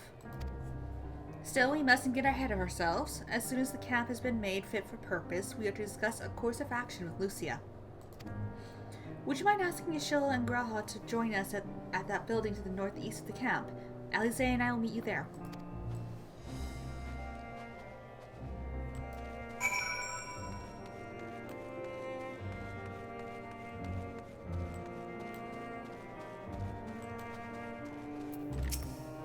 A meeting? Yes, I'll make my way over once my head is cleared. In truth, I've been feeling out of sorts since we arrived. The air is thick with a palpable aura of malevolence. The monster's tower, 'tis a monster's tower on the horizon, jagged, hideous, and unholy. Even at this distance, its presence is overwhelming. Ooh, spooky. Much like the sensation I felt in the Tower of Zod, only far more terrifying. Ether flows unceasingly towards it, converging to a swirling mass of unfathomable power. For a blessing, the constant chill in the air is helping to anchor my senses in the here and now. Tell the others I shall be with you in a few moments. Alright, where is Graha? Oh, there he is. Graha! You will be pleased to know that most of the tempered have been quartered inside the nearby buildings and are receiving treatment as we speak. I do, however, feel no small amount of guilt for commandeering civilian homes. The occupants may be long gone, but everything is exactly as they left it. Considering the length of time that has clearly passed since, one would expect to find them ransacked. Strangely, there are no signs of anything having been stolen. It's possible that everyone fled at the first sign of trouble, though it seems to me they left far too many useful possessions behind. Aye, although there is no conclusive evidence, I strongly suggest they were tempered. Sorry, I was merely thinking aloud. You mentioned a meeting? I will make my way there. Yeah, these poor people.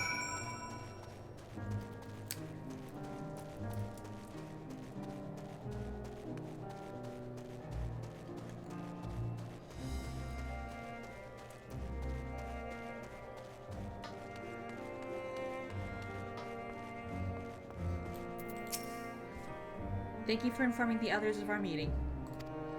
When everyone is here, we will begin.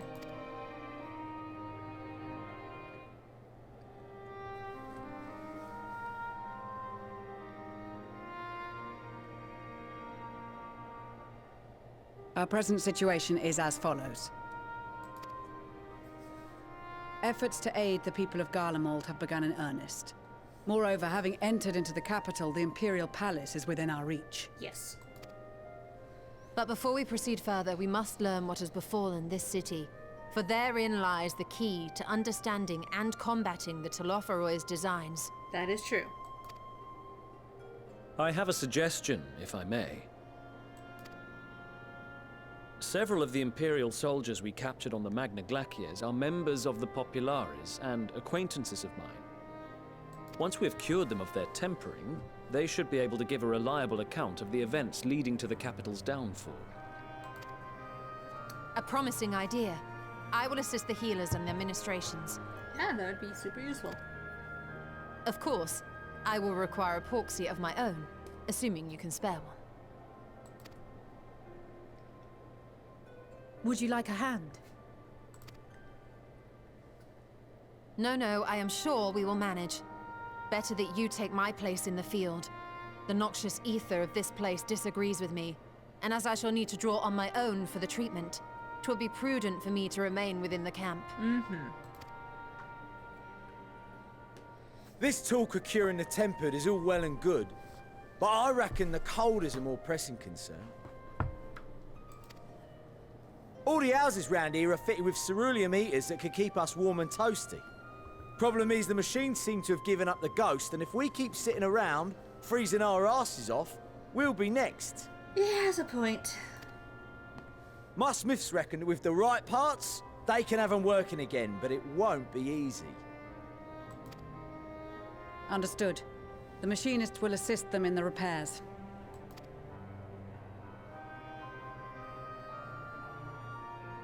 The rest of us should either stand watch or survey the area. Fair enough. We've made our presence known to the Telophoroi. They will be searching for us, if they have not already ascertained our position. That we have seen no sign of them since the battle suggests they have yet to do so. However, I suspect they may be biding their time. Or perhaps we are beneath their notice. Or that.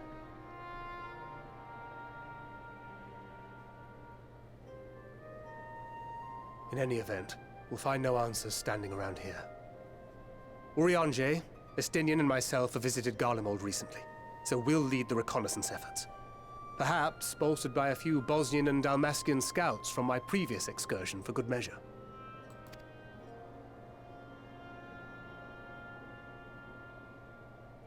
Don't forget about us Alamegans. We have experienced scouts of our own. Well now, this is turning out to be a rather sizable team. With such numbers, we should be able to cover a wide area with relative ease, including that surrounding the Imperial Palace. Hey, yes. How about you, Graha? I have a feeling we'll find a use or two for that vanishing spell of yours. 'Twould be my honor to be of service. Though I doubt that you of all people need rely on my tricks. That leaves us with guard duty. As a matter of fact, I have something else in mind for the two of you and Alphino. Between here and the center of the capital lies the Eblan Rhine. I would have you search the area for survivors. You know, that's fair enough. Your keen sense of direction, honed in your extensive travels, should prove useful in navigating the ice fields. Oh, I guess.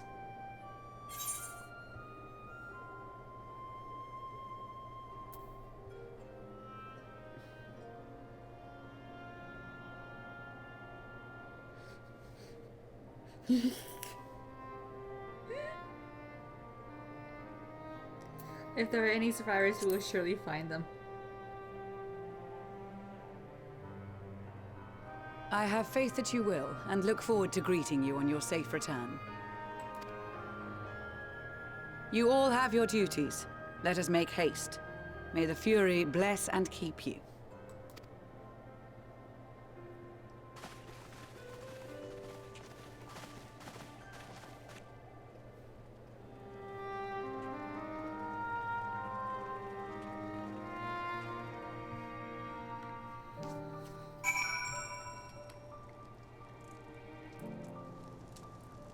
Oh, hello, Elise. Gods be good. If it's this cold with Tatara's clothing, I dread to think how we'd fare without it. I must remember to thank her next time we meet. It makes me realize too that while the people of Garlemald have spent their whole lives in conditions like these, even they'd be hard-pressed to survive away from the warmth of their homes. If there are any survivors, we must find them, and quickly. And leveled up. Whoa, chums! Been given something to do, have you? As it happens, I too have been ordered to make myself useful. Sounds like a rather tall order. Since you asked, we're to scour the Ebelon Rime for survivors. What? Wander around ice fields on the off chance you'll find someone? You'll take forever to finish the job without the benefit of my expertise, or more specifically, my telescope. Come friends, I know just the spot to begin our search.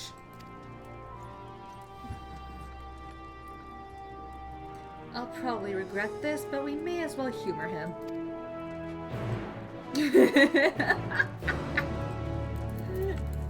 I'll probably regret this, she says.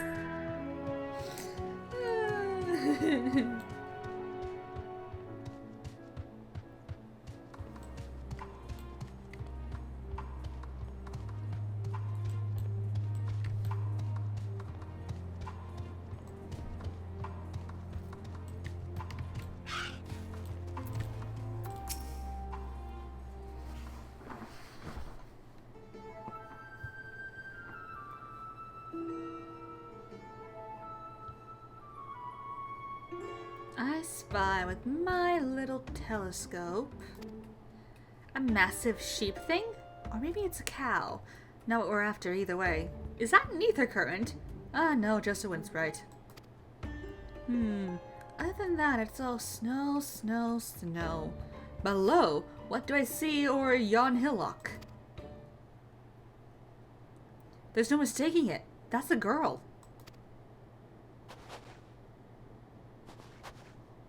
A survivor? Show me. Over there, behind that tree. It looks like she's running away from something. Though surely not us. She wouldn't even know we're here unless she had a telescope like mine. All I can tell is that she's wearing a pale green dress. A rather fetching one at that.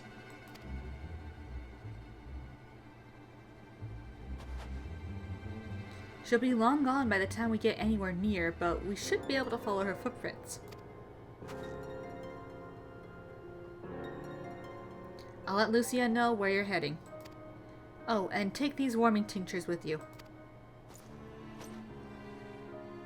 The poor girl must be chilled to the bone, if not on the verge of freezing to death. That's actually very thoughtful. Thank you.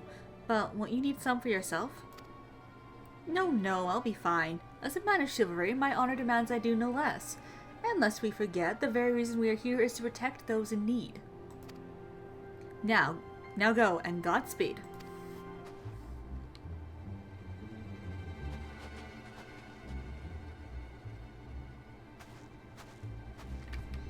Alright, let's go find the girl in the green dress.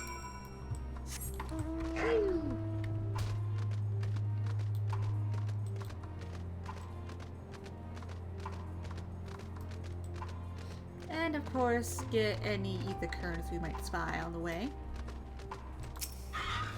Footprints. A trail of fresh footprints lead east.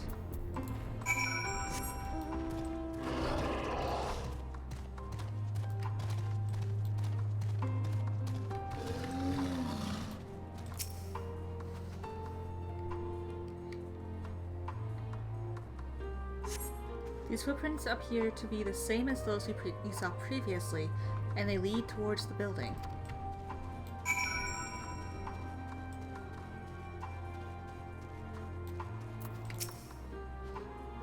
We're getting closer, I'm sure of it.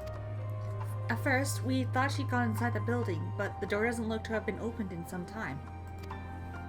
She might still be nearby, so we'll keep looking around. Then again, it's also possible that she ran right past this place. Would you mind searching up ahead? Oh, there's one footprints. Well, not footprints, but this is why it's supposed to look.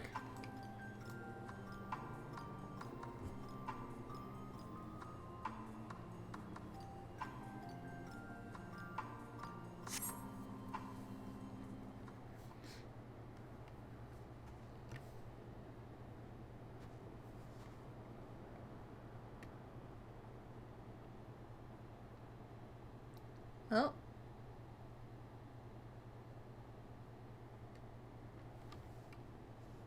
The girl in the green dress anxiously surveys her surroundings. Were you to call her from this distance, it might attract wild beasts to your location. It would be safer to get closer first, but you must do so without drawing her attention.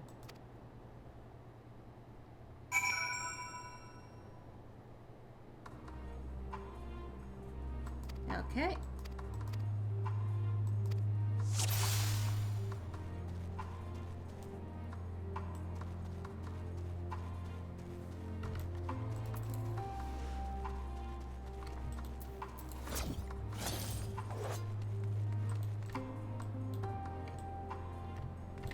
Whew.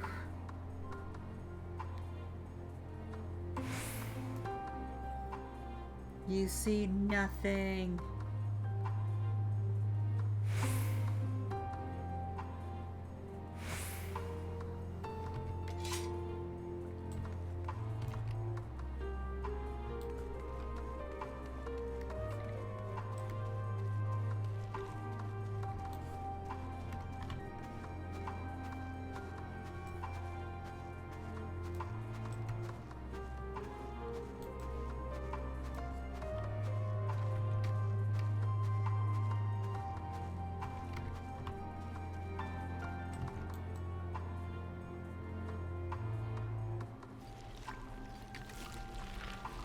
You see nothing.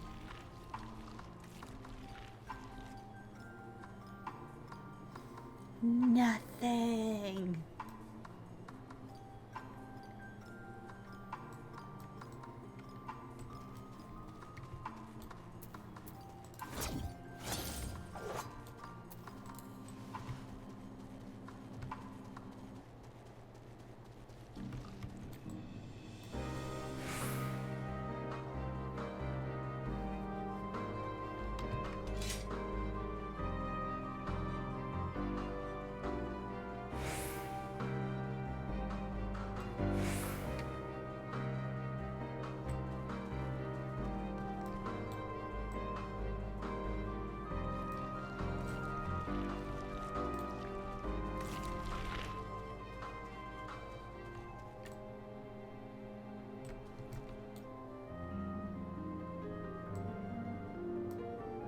You see nothing. I'm behind a tree.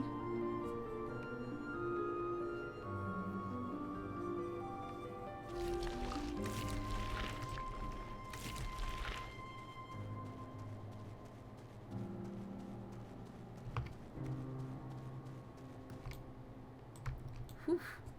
That was close.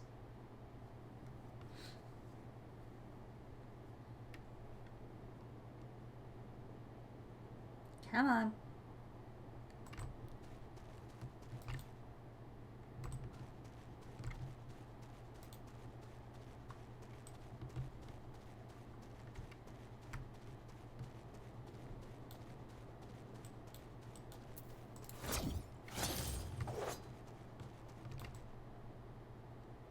There she goes.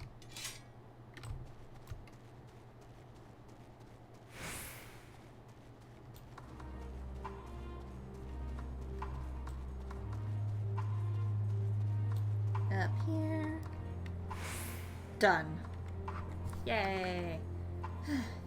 Still in one piece.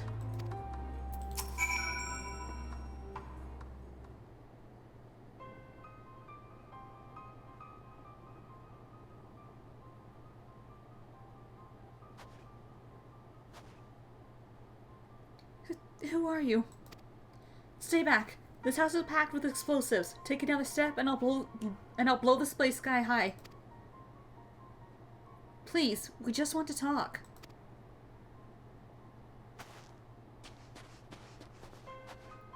I'm Alphino. This is my sister Alize and our good friend Kaharu. We have no intention of hurting or taking anything from you or anyone else. I give you my word.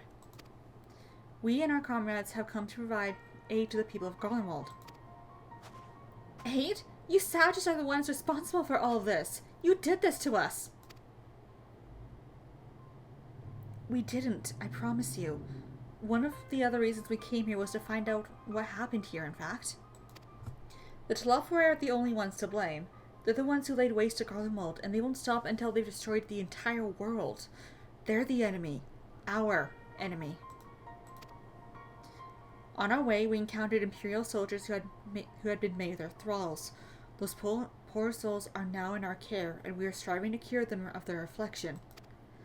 You're the first person we've met who wasn't already enslaved. How were you able to escape the Tlafori's influence? Are there any others like you? I'm sorry, I don't mean to overwhelm you. Let's start with the introductions. Can you tell me your name?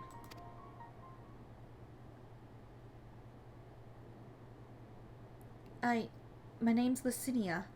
As for how I've managed to stay sane, I've been asking myself the same question ever since that night, and the roar, that terrible roar, and then the screams. I was screaming too, I think. I'm not sure. I can't remember.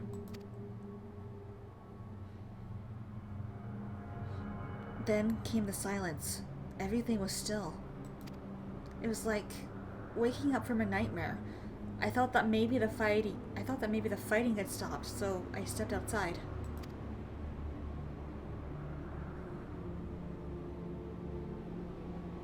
If your hells are real, I saw one that day. I ran past friends, people I'd known all my life, eyes vacant, dead, staring at the sky. Others were mad and violent. I saw them struggle with soldiers, but didn't stay to watch. As I fled as far as my legs would take me.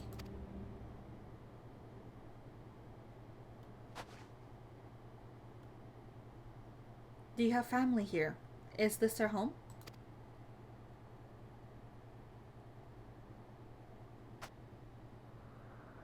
No, this is the Victor's Spoils, a mansion for retired soldiers. Or it was, but now me and a few others are, roaring it.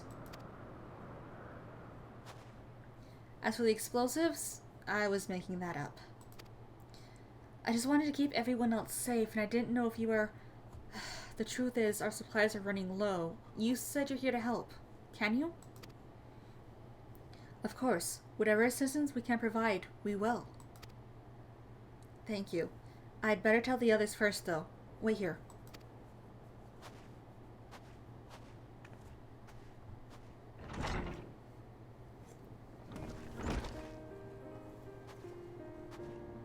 This is everyone.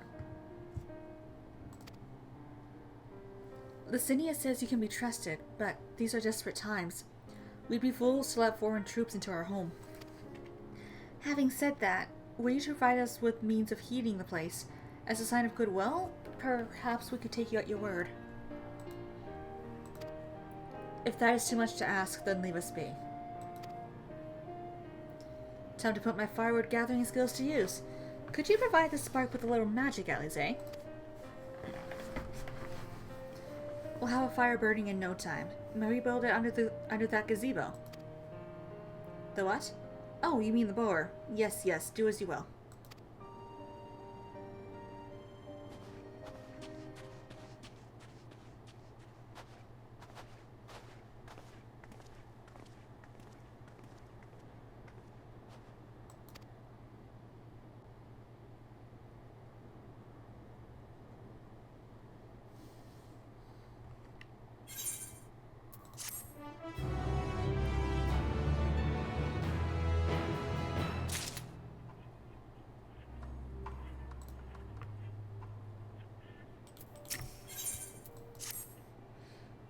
Sorry, I'm still finding it hard to come to terms with all that's happened.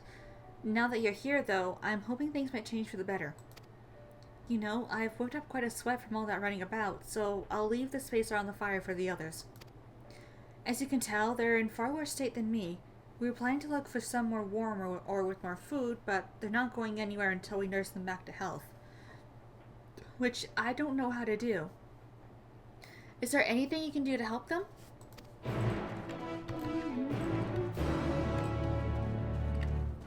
My keyboard's being dumb again. But it's a good thing I have my mouse to move forward with. I can treat their frostbite and their wounds, but it will take time for the fire to do its work.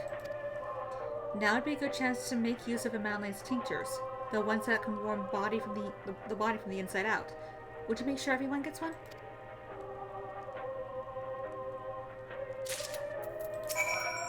Numbness is beginning to subside, though I suspect once the fire dies, it will return with a vengeance. Here you go. Warming tincture? I've never heard of such a thing. No harm in trying. But tell me, have you heard aught of the city? Though calling it that seems absurd after what's happened. Nothing but ruins now. The few buildings still standing offer no more than meager protection from wind and snow. Food production, water purification. The magic tech that sustained us has come to a grinding halt. While Machina remains operational, cannot be run for the lack of ceruleum. Of course, Cerulean Ignis is full of the stuff, for all the good it does us. No one here knows the first thing about extracting or refinement. All is well. Yes, never better. Here you go. Drink this. Oh, what sweet libation is this? Is it poison by any chance? 'Twas a joke, If I laugh, 'tis that I may not weep, so said the poet, and alas, my tears would freeze on my cheek ere they fell. We are the blessed damned, to bear witness to the fall of the great empire, while our brethren lie dead, or live on as puppets of flesh. First came the war, then came the roar. When morning came, Garlemald was no more. In a cacophony of gunfire, explosions, and screams was our beloved capital razed to the ground. From the rubble rose that disheveled remnants. Their lavish finery caked in ash as they shuffled mindlessly towards the palace, each bearing a fragment of stone or metal, an offering perhaps to the architect of our destruction. A hopeful few tried to reason with the deranged, only to be beaten for their kindness. But I knew better than to plead with the horde. I fled with my health, if not my conscience, preserved. Now I wait with my fellow cowards for our final judgment. What do you want?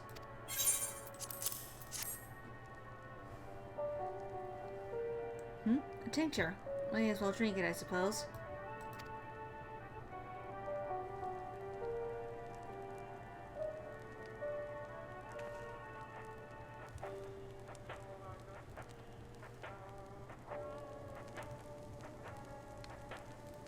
This? It's a radio. You don't have them where you're from, I take it. We use them to listen to messages sent by others, even over great distances. They are quite different times, but this model is by far the most popular. Made with quality components crafted from the finest ore, sourced from Locus Amnios it is. Not all that useful since the capital fell into ruin. The people at the broadcasting station must have either fled or ended up like all the others, because all we've been hearing is the same music being played over and over and over again. Home beyond the horizon. A note to the brave men and women sent to reclaim our ancestral homeland of Locus Amniel. We may have found an empire in these frozen wastes, but we always hoped to take back what was once ours. 'Tis a solemn reminder that, though we must suffer great hardship, better days will surely come. Despite everything, I believe that Emperor Varus yet lives, and that he speaks to us through our radios. It was a cunning strategy, faking his murder. He must have foreseen this catastrophe and chosen to conceal himself, that he may one day make his triumphant return. Yes, I'm sure of it. Emperor Varus would not be so would not be defeated so easily. Well, you know, I'd hate to burst your bubble, but he kinda did. He kinda did.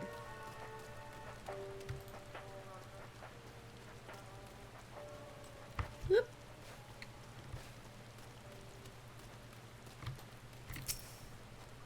What's that?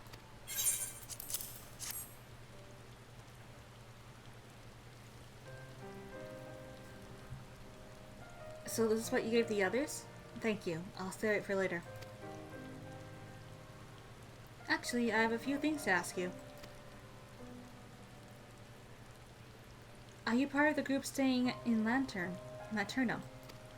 I saw Legatus Virgilia's troops heading towards the Magna Glacies for a few days ago. Are they the ones you encountered?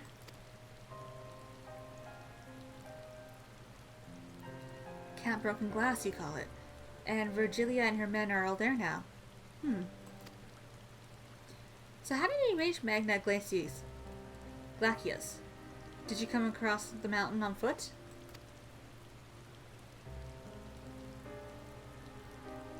Airships. There might be a way to... Lucinia? Where is everyone? Is something the matter?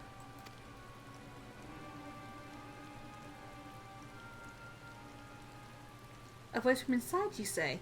You must be imagining things. Everyone's out here. Perhaps the baby Almasti has found its way into the house. It wouldn't be the first time. Without the soldiers to scare them off, the wild animals have been roaming closer to the settlements. Some have been known to attack people, too. I've just had an idea. If you are strong enough to defeat Legatus, then surely a few beasts wouldn't pose a threat. If you have a mind to continue helping us, perhaps you could head to the other side of the lake. There's a small group of tappers living there, people whose job was to extract ceruleum. They still do, from what we can tell. I've already tried asking if they would share their fuel with us, but they're not willing to give it away. They want food in exchange. Lots of food. And that's something we don't have and can't get on our own. On top of that, to even reach their den, we have to make our way past all those creatures. Would you be willing to go in our place? We only need enough ceruleum to last until the others are strong enough to travel to your camp. If the offer still stands, that is. Oh, and I don't expect you to give up your own supplies, but there might be another way to help the tappers. You'd best watch out for baby Almasties while we're away.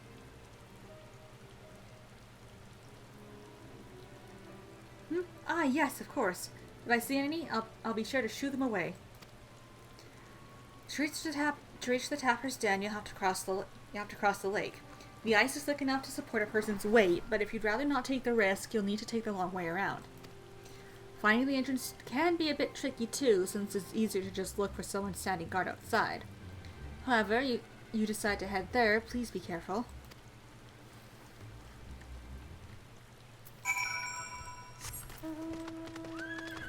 Horse.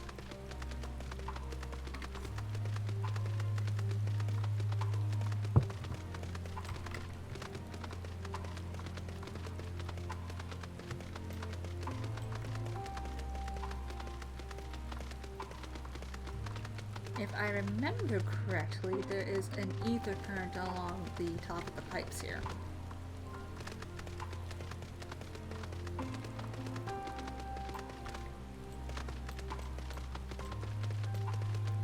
Hop. Hop. Hop. Yep, there it is. Hop. Hop. I will take this, thank you.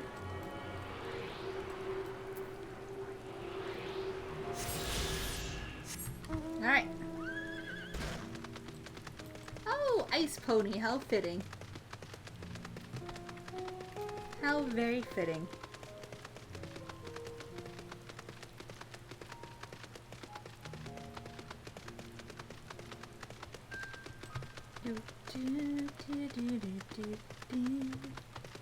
Oh, there's another one.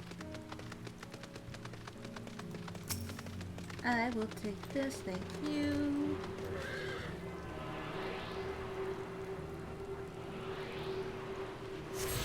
Thank you.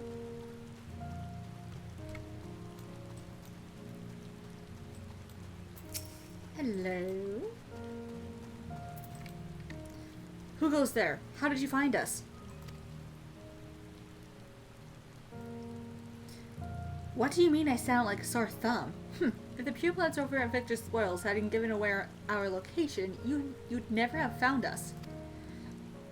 Those stuck-up arseholes. Thought they could come waltzing in here demanding ceruleum with nothing to offer in return. Looks like the boot's on the other foot now that the capital's gone to shite. So, they resorted to sending you to negotiate? I know your game, sellsword. If they think we'll give in to intimidation, they've got another thing coming. Alright. You literally asked for this.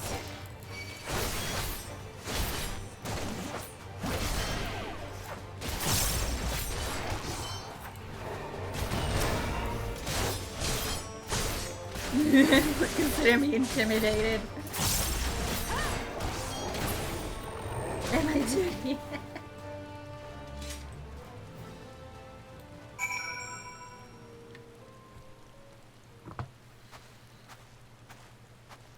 There you are. Just after you left, Lucinia asked me to go and catch up with you, in case you needed a hand. Someone must have let slip that I have a little experience in transporting barrels of ceruleum.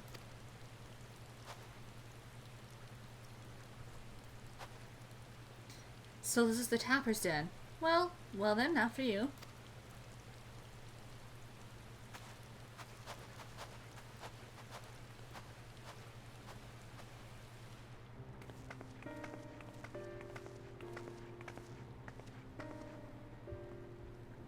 Who are you? What happened to the guards?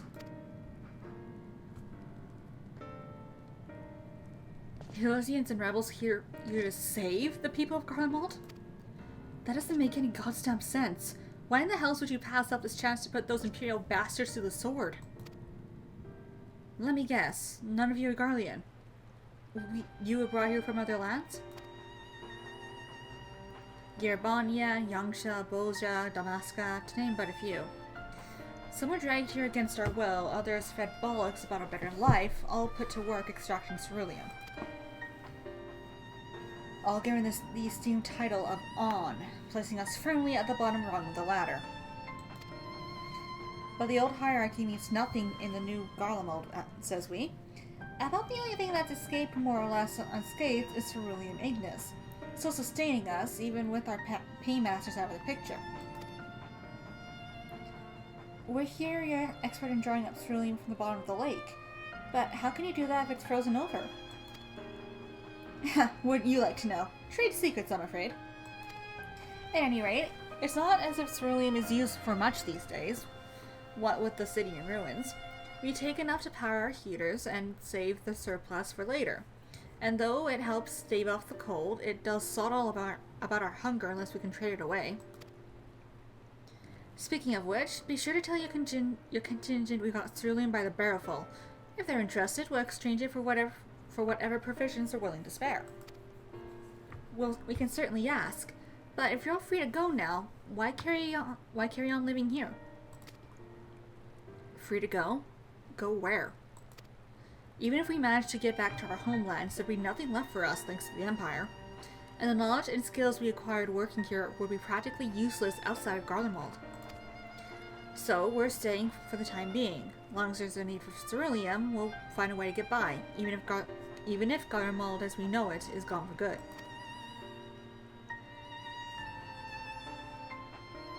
Gone for good.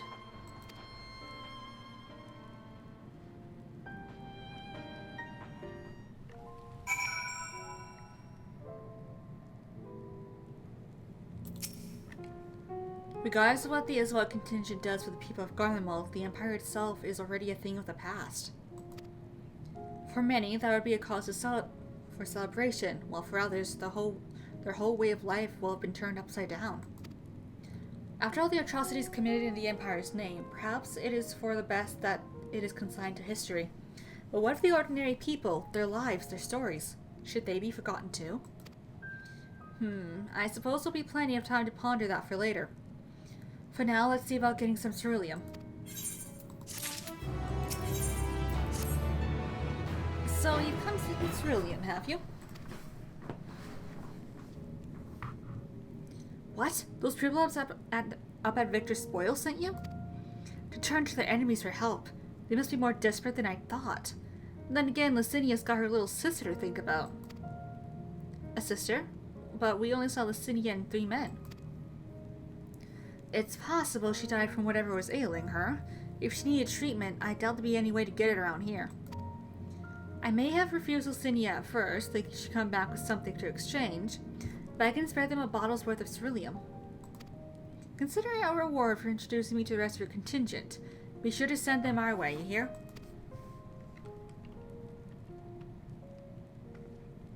I can't for the life of me think why Licinia would keep her sister a secret from us, but we can ask about that after we've delivered the ceruleum. Come on, let's hurry back.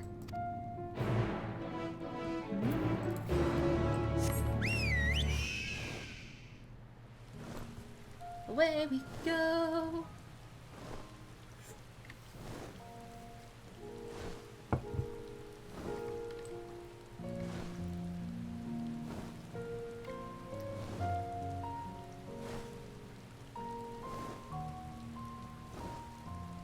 Oops. Let's not fight the monsters if we don't have to, please.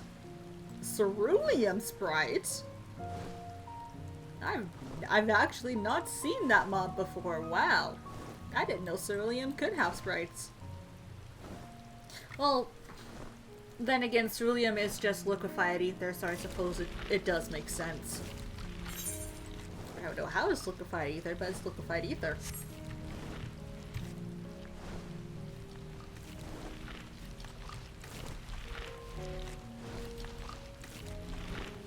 Oh, that poor train. That poor train.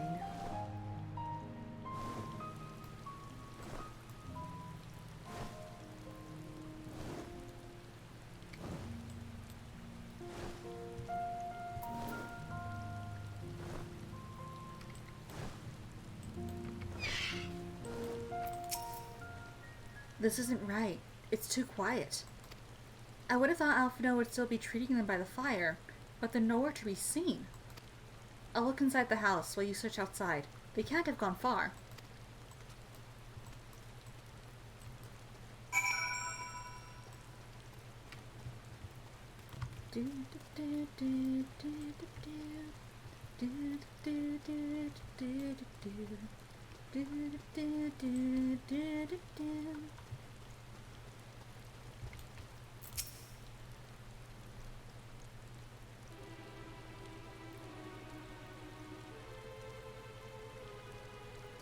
They asked me to help carry supplies, but when I followed them back here, they attacked me.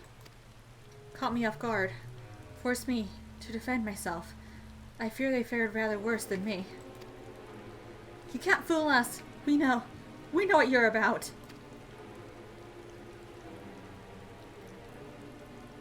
Vultures, that's what you are.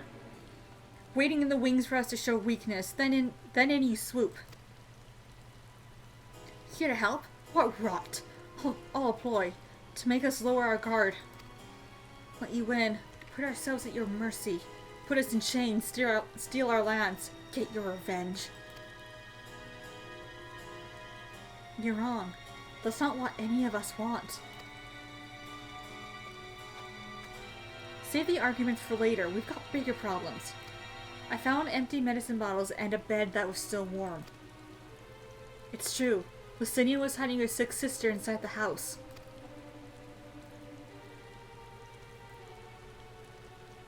But now, there's no sign of either of them. Where are they? Where did they go? Away from you and yours. And if you think I'll tell you, you're a fool. I'd never give up my people. We're trying to help them, you idiot! Her sister's ill. The empty bottles prove it. So the medicines ran out, or she put it in her pockets to make it easier to carry. Or to avoid the sound of clinking glass. There are beasts everywhere. How could you let them go alone? To protect them from you.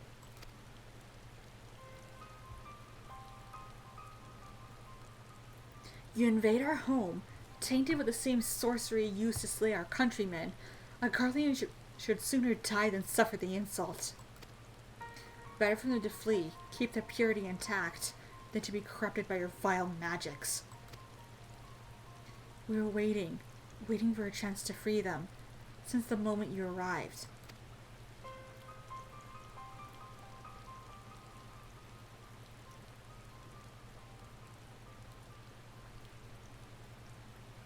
This is getting us nowhere. I cannot say how Licinia and her sister will react when we find them, but find them we must. Go on without me, both of you. I first need to tend to my injuries, and theirs. I will join you in the search after. Alright, be careful.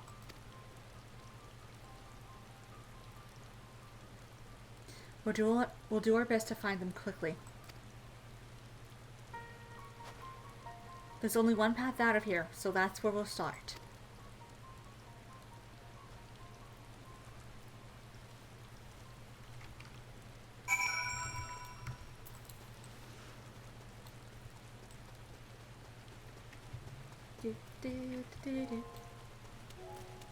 Oh, this isn't good.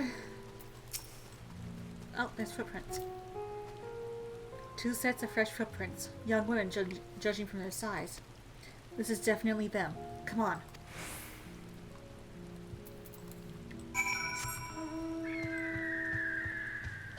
Okay, the footprints are going over here.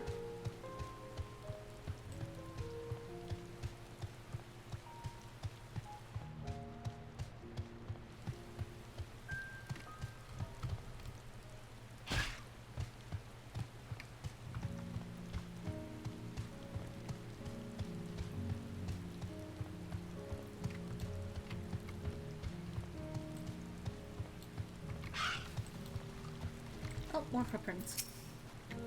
The trail stops at the frozen lake. Perhaps they chose this route as to not leave footprints. I can't think of any other reason. Look at the place. It's crawling with beasts. And I can only imagine how hard it must be for her ailing sister to cross the ice.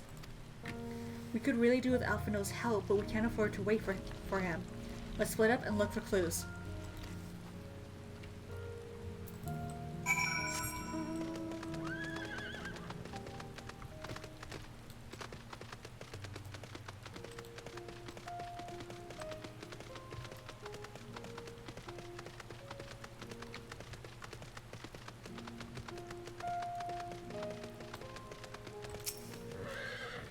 The empty bottle smells faintly of alcohol. The thin coating of dirt indicates it has been here for some time and is unlikely to have any connection to Licinia or her sister. Okay. Well, it was worth a look.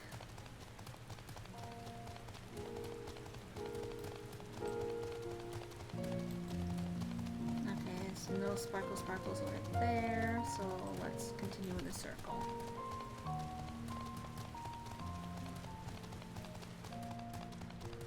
Oh, that's not good.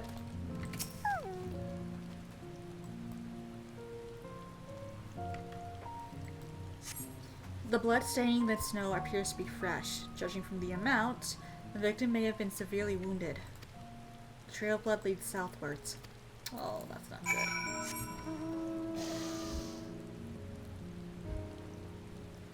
That's not good at all.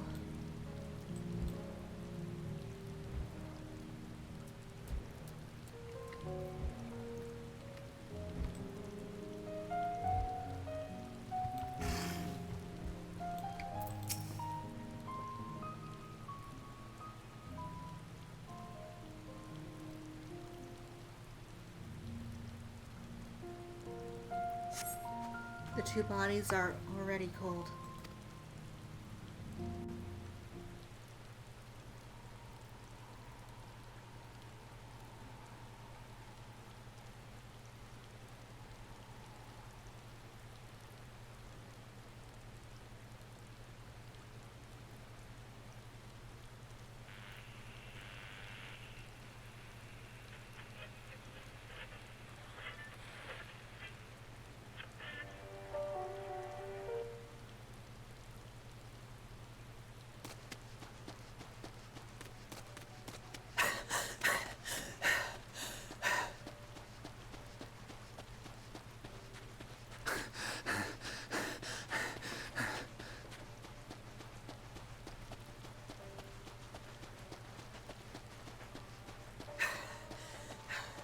blood trail.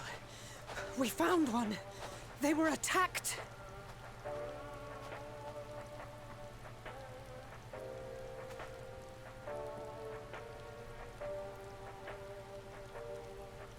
No.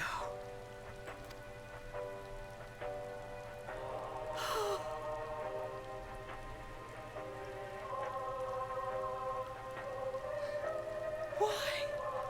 Why wouldn't they?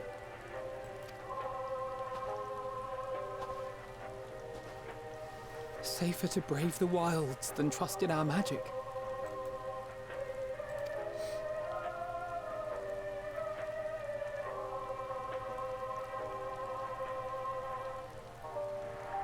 We should have...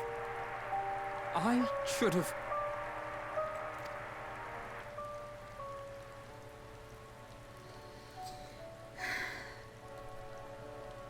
We can't leave them like this. We have to take them home. What if we're only making it worse?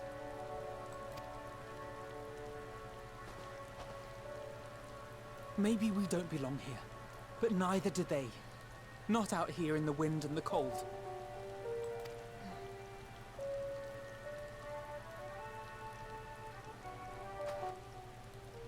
Oh, for now.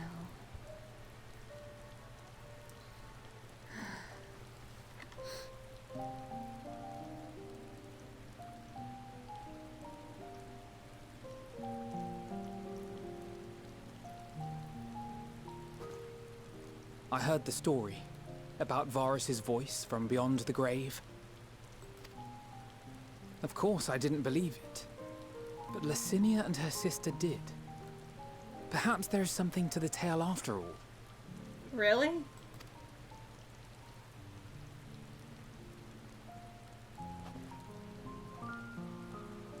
I want to understand. So I'm going to borrow this for a while, if that's all right. You had every reason not to trust us. We came as trespassers, invaders. But I pray that in time, we will be more than that to you. That we will find a way to help your loved ones. And see that no more children are left to freeze alone in the snow. Oh, that's what Uzael said.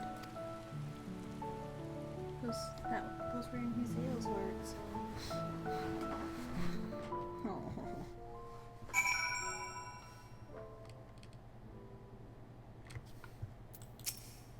There must have been something we could have done. But what? Should we never have come here? Would they still be alive if we hadn't?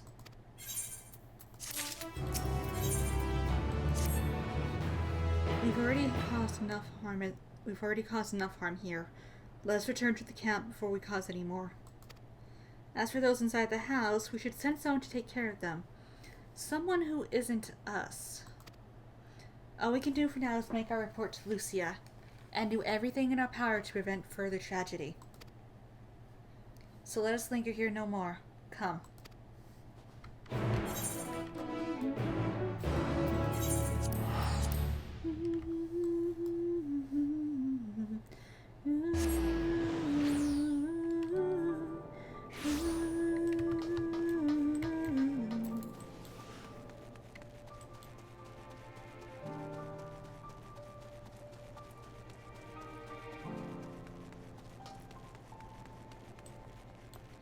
Hello. Alize and Alphino tell me they have finished the preliminary search for survivors, but refrains from saying much more than that. Clearly they are reluctant to provide details. Might I ask for your account?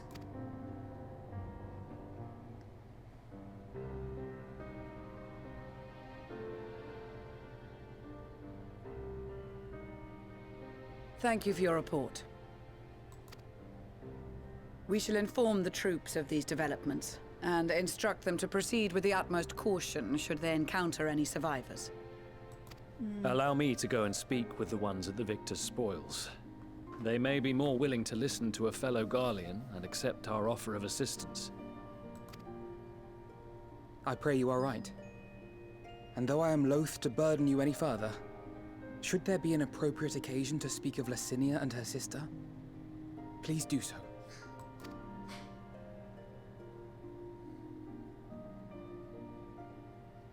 I am sorry to have put you through this. My distress is nothing compared to their suffering. So tell me, what else have we learned?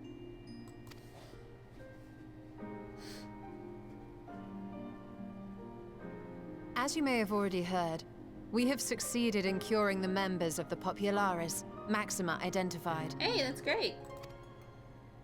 They have provided us with some intriguing insights into the current state of Garlemald.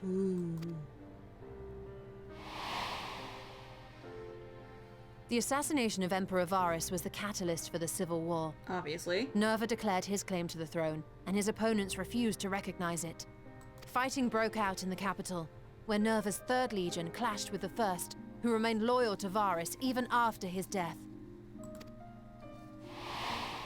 Of course, even Imperial warmongers would balk at the idea of turning their shining city into a battleground. Like burning down the wood to spite the wasps. Neither side would be so mad. Unless something or someone inflamed their animosity to such an extent that they could not help but act against their better judgment.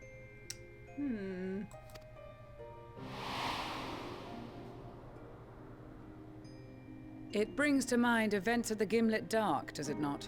The Emperor's sudden withdrawal from the front lines, specifically. A little bit. Nerva and his father, Titus, Varus's then political rival, took advantage of rumors that Crown Prince Xenos had been possessed by a demon. Ooh, yes, that, really, though, that wasn't exactly incorrect at the time. Elidibus, what better way to disparage your enemies than with the truth, or a close enough approximation? Indeed. But before their accusations could be substantiated, many of Titus's followers were silenced. Ooh. While some were merely stripped of their status, others died under curious circumstances. One after another, suddenly and suspiciously. That is suspicious. In itself. Again, Elidibus. Like as not, he had a hand in it. No evidence was found to implicate Varus, certainly. Oh, yeah. Nevertheless, Titus, Nerva, and the 3rd Legion would have judged it a brazen attempt by the Emperor to rid himself of his political enemies. Yeah. Yeah. And then, in the midst of this growing turmoil, Varus Sosgalvis is murdered. Suspicious. And Garlemald's own prodigal son, Gaius van Belsar, is named the murderer. Yep. Shortly thereafter, Nerva claims the right of succession, and in response, the 1st Legion claims the assassination was part of a coup d'etat orchestrated by Titus and Nerva. Oh, Lord.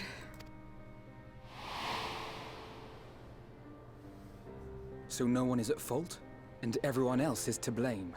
Yep.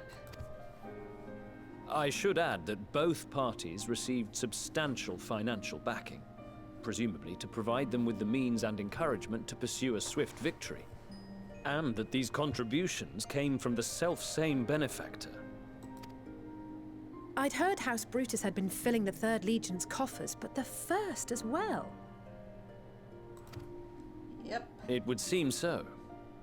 Though the Populares determined that the 1st Legion received funds from a variety of organizations, all had connections to House Brutus. Oh, yep. Just to further fan the flames of chaos, of course. So Fandaniel, in the guise of Asahi, was playing both sides against each other the entire time. Yep. The information we gained from my friends does not end there. One night, shortly after fighting broke out, the capital was shaken by an immense tremor. From that point onward, they have no memories, no recollection of any events, including our clash on the Magna Glaciers. But when asked about the Imperial Palace and its bizarre transformation, they somehow recall Emperor Varus giving them orders in their dreams. I'm sorry, what? May the Tower of Babel stand as testament to the glory of Garlemald.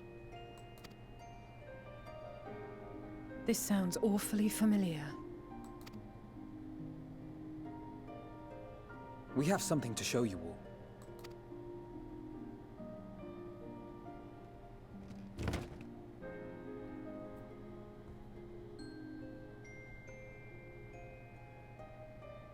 Varys spoke to them through this radio.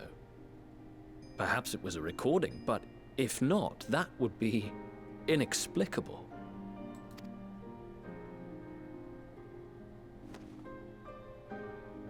We are of one mind, then.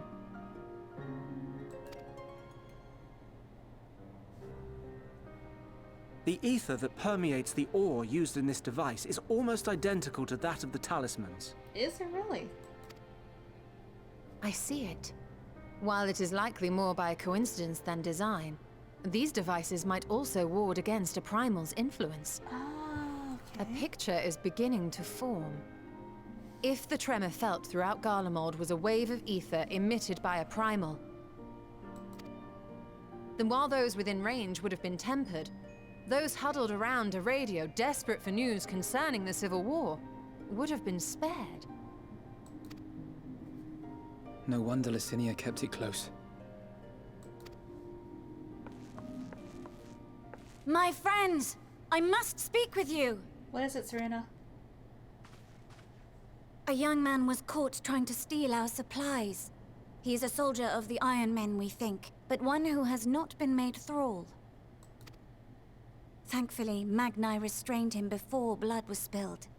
The stranger is outside, if you wish to ask him questions. I think we do. Yes, indeed.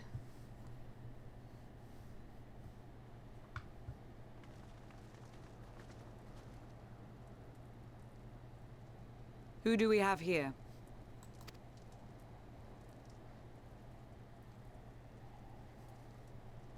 Garleans? Yeah. Traitors to your homeland! Have you no shame?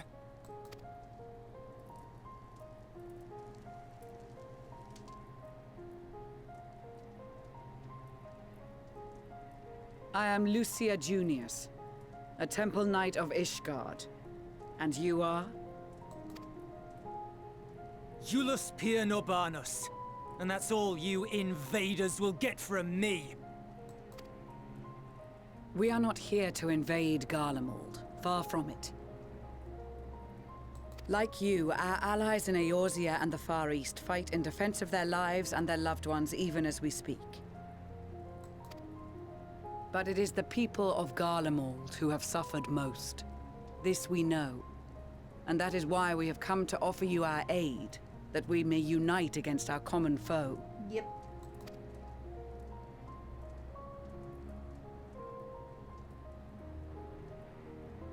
Whether you believe me or not, those are the facts.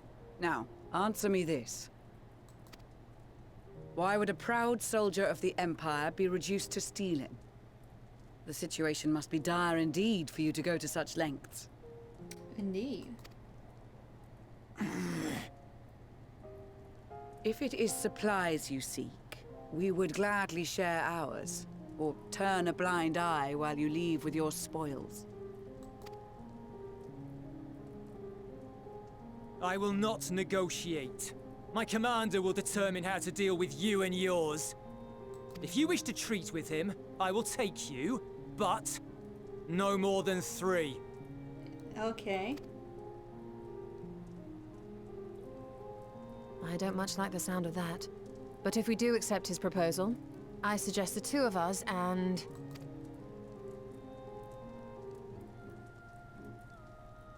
Please allow me and Alize to act as envoys.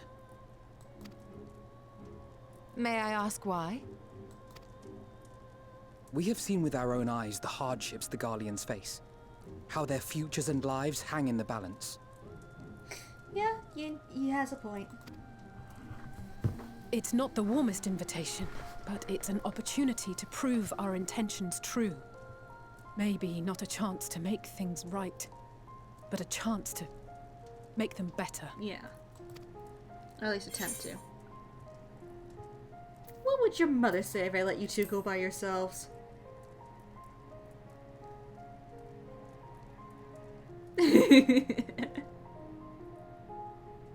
I can see that persuading you otherwise is a lost cause, but you will proceed with the utmost care.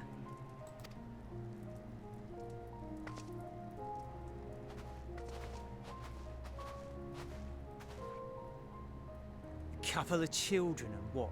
A sellsword? Is this an insult? Quite the contrary. Not in the least. You will find that they are more than qualified to speak on our behalf. There are many dangers on the road ahead. I will need that back.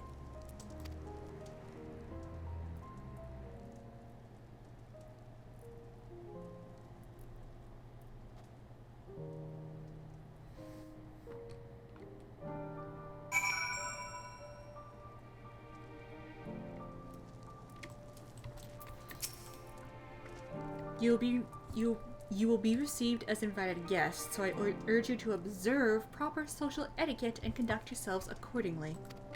Your safe return takes precedence above all else. Remember this. Thancred in particular will be worried sick if you're gone too long. May the Fury watch over and keep you. Hey, thank you, Magna. You're a good boy.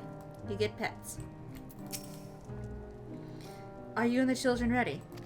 I will explain the route once we are outside your camp. If anyone attempts to follow us, we will judge it an act of hostility. We will not hesitate to take appropriate measures. I would expect nothing less. You have our full cooperation.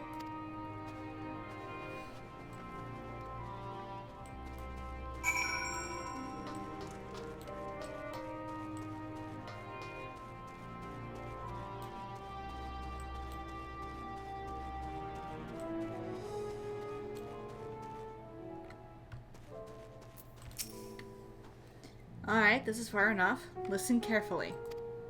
We head over that hill, then follow the road until we reach Liminal Station 4. Children in the lead, I want you where I can see you. We do have names, you know. I'm Alize and he's Alphino. And last but not least, there's Kaharu. Kaharu. Where have I heard that before? No matter, Alphino and Alize will watch the roadside ahead, while we bring up the rear. I wasn't lying about there being many dangers, so you're to run, not saunter, run towards the station. If you even think about going for your weapon, the deal's off. Should any creature bar the way, we go around them. Alright. Ready to make a dash for the station? Let's go.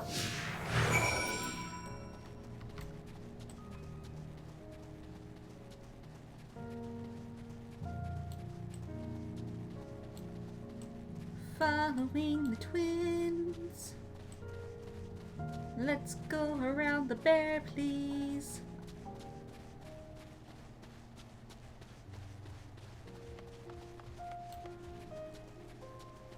Yep. Just keep going, just keep going. Well, you know, it's snow and ice, so it's probably pretty slippery.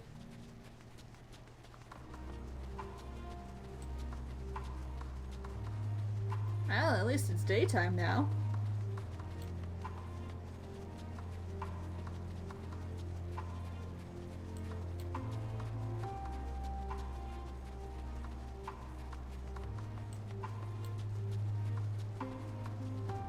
Yeah, I'm assuming that's the station.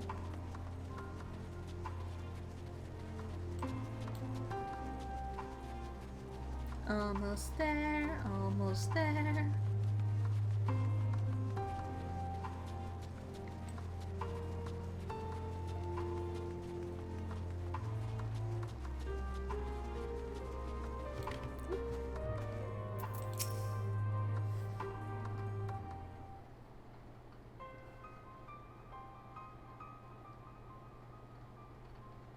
Wow.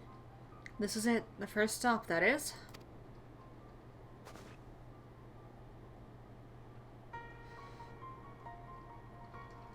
Good. Looks like your friends knew better than to follow us. Are these your headquarters? No, we're stopping here so I can check for pursuers.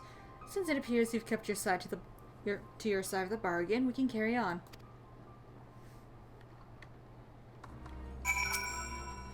North of the station is Reggio Domorum, one of the main residential areas.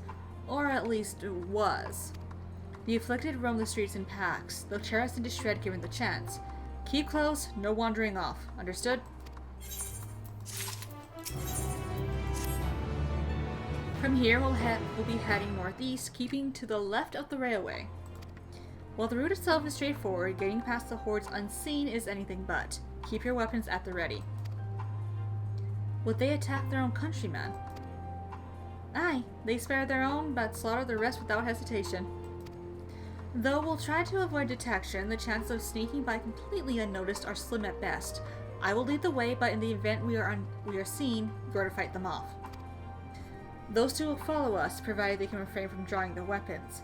While I doubt they would be foolish enough to stab their guide in the back, I will not take that chance. With that said, let us proceed.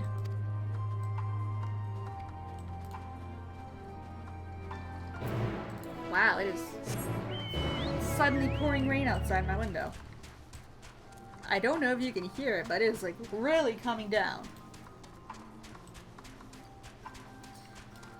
Okay, so we are not going to fight you.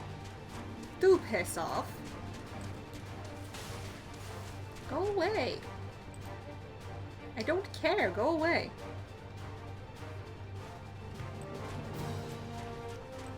Alright, here we are.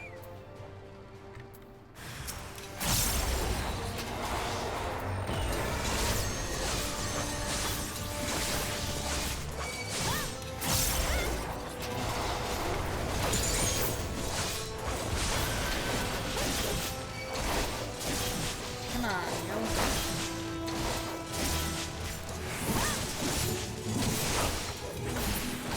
Gotcha. I see why your comrades chose you. Euless, our contingent has a cure for the afflicted, or tempered as we call them. You people will need to be taken into custody that we may administer the treatment, but they would eventually regain their sanity.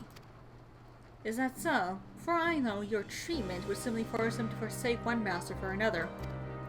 As far as I and my legion are concerned, they are no longer our people. They're beyond saving. Those who thought differently and tried to reason with them were butchered for their bleeding hearts. Come, we have to keep moving. Good lord, it's really pouring out there. Okay, there is an ether shard, ether thingy. There, ether current, that's what it's called. Gotcha. You are mine. Alright. This way. Now I won't be able to get the etherite when we first get there, but that's okay because we will get this in this what is this in this stream. It just comes a little bit later than expected, that's all.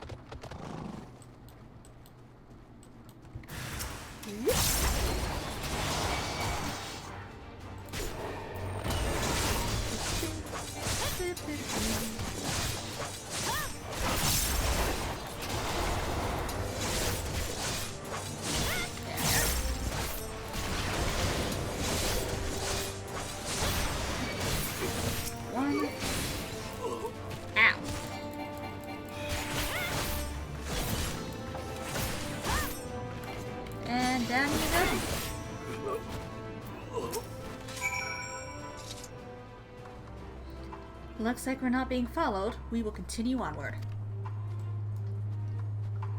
Alright. Continuing onward.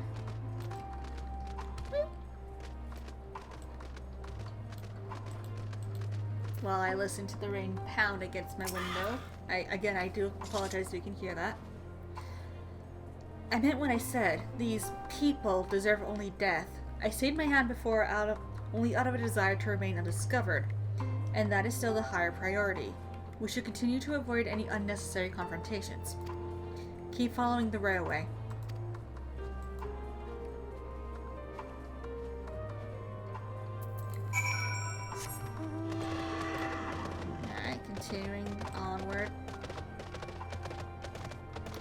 following the railway. Just following the train tracks. That's all I can do right now, just follow the train tracks. On Ixian's back.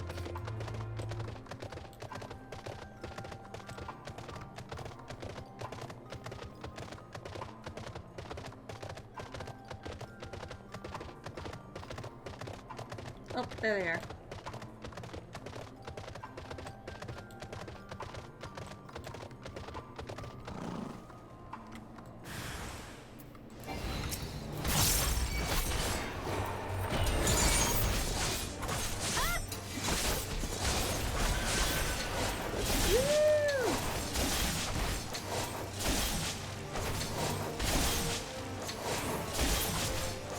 Oh, I didn't realize the character model changed when I'm in Shroud. That is actually pretty interesting. Yeah, learn something new every day.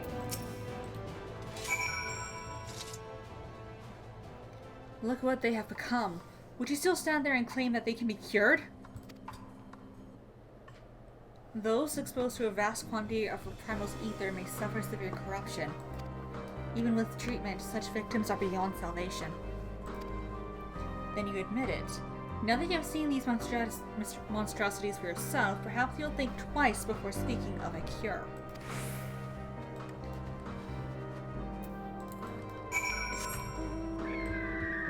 Alright, I think we're almost there. I think. Oh yeah, we're almost there.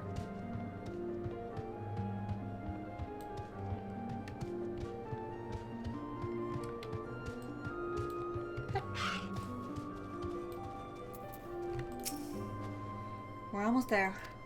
You have kept your side of the agreement, so I will keep mine. This way.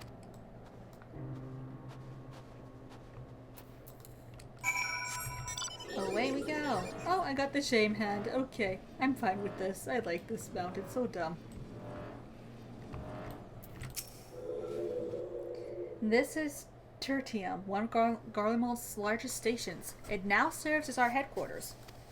I've already sent the twins ahead. I will be with you soon, so wait for me at the bottom of the stairs. Alright. Down we go.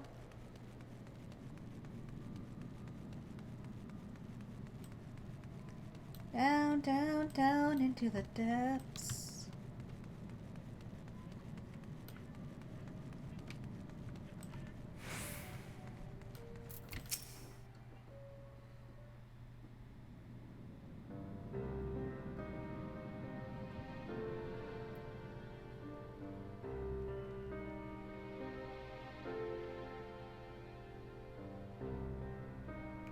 It's plain to see why they chose this as their base of operations.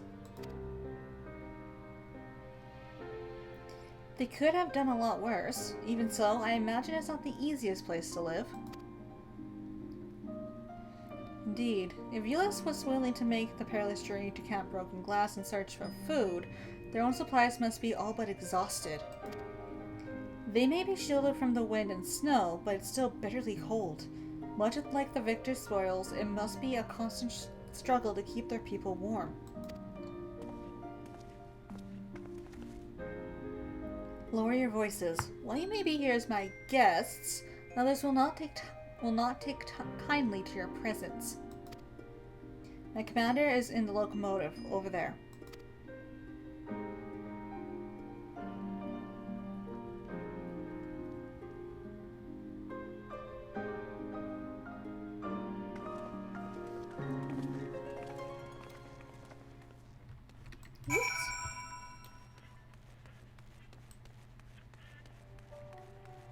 Oh, hold on, hold on.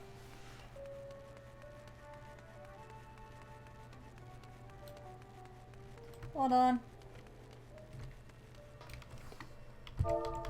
I need the lookout. Tertium is the third station along the rail network which serves the Imperial capital of Garlemald. Equipped as a dispatch yard with generators and other facilities, it was taken over and fortified by the remnants of the First Legion following the city's fall into ruination. Interesting.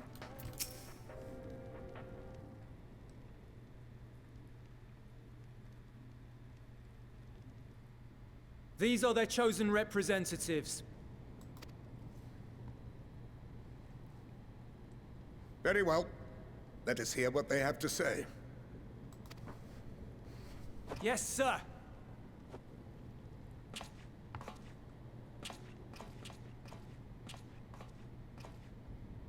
I present to you our commander, Lord Quintus Van Kina, Legatus of the First Legion. The first? I had no idea you had survived.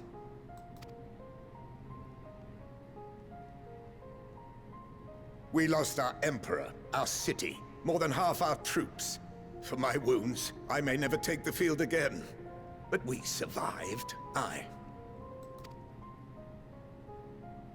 In a manner much to your liking, I dare say. We have no intention of adding to your misfortunes. No. Nor do we bear you any ill will. No. Spare me. Though you children may speak in earnest, overtures of peace ever ring hollow in my ears. So long as man stands to profit from his neighbor's suffering, war is inevitable. Driven from our ancestral homeland into this blasted waste. Yet still you yearned to rob us of our paltry scraps. 'Twas only with Magitech that you learned to keep your distance.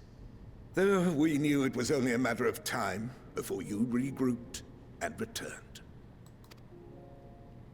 Conquest and Empire were our only defenses.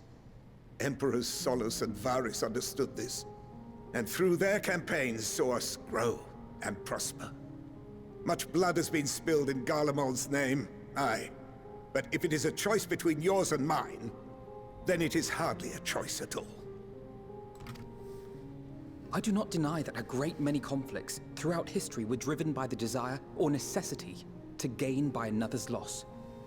That is not why we are here. That is indeed not why we're here. Nor have we come to petition your aid in the war with the Telophoroi, grave though that threat may be. Our purpose is simply this. We wish to help you. Let us help you. If there is aught that can be done to ease your plight, we would be glad to do it. Perhaps you would.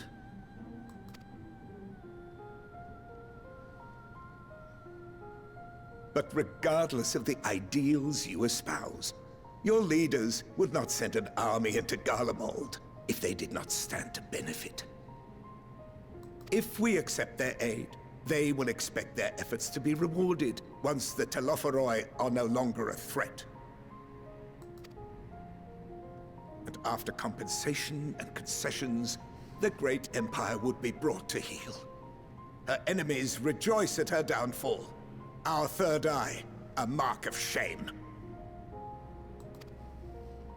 We won't stand idly by and let your people be humiliated. And we're not alone in that. Nope. We only want to make a difference. To make this world of ours better. Surely you can understand that. I don't think they can, Elise. What I'm trying to say is, there are so many people who just don't care about making you suffer. And maybe that's almost insulting after all the suffering you feel the world has subjected your people to, but believe it or not, that's the truth. And now we're here, and all we're asking is for you to tell us what you want, what you hope for. So much blood has been shed, so much lost. All because of this endless war. Who wouldn't want to end it? Can we not work together to face our problems as one?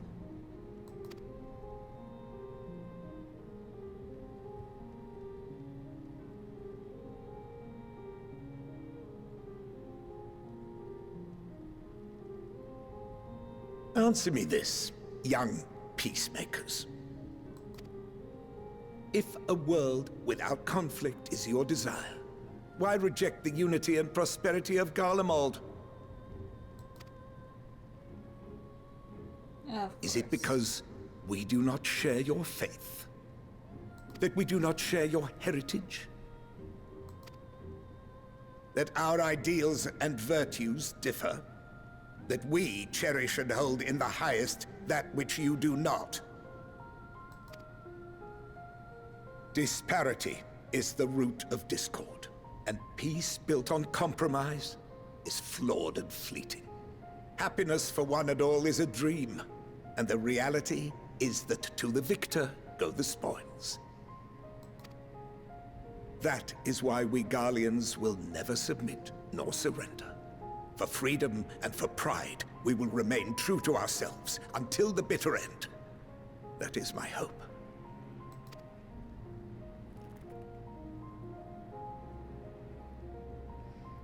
It seems there is nothing more to say on the matter.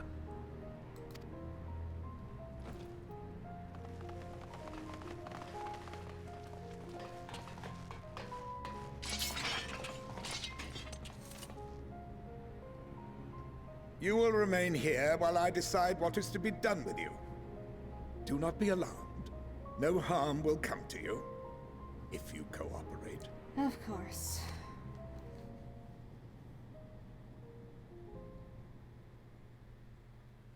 We will not resist. However, as your guests, I ask that we be allowed to speak with the other members of your group. As you wish. I had no intention of locking you up, as by dawn you would be frozen stiff and you're no good to me dead. You are free to move about the encampment, but there is one condition. Collar them.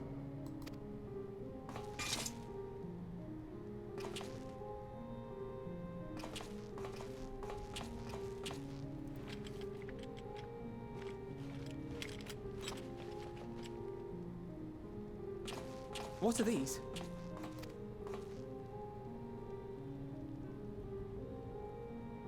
Incentive. You'll be watched at all times. Stray too far or act suspiciously, and we will administer a rather painful shock. Stop. Keep away from that one. Oh. The champion of Eorzea is not so easily cowed.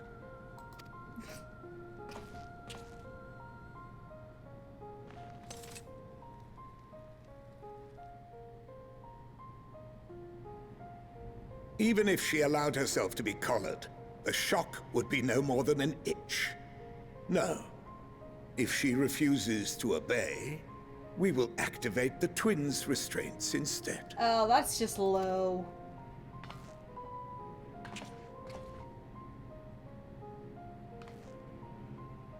You needn't worry about us. We'll forget we're even wearing them soon enough. Even now, you still... Why go to such lengths? What is it all for?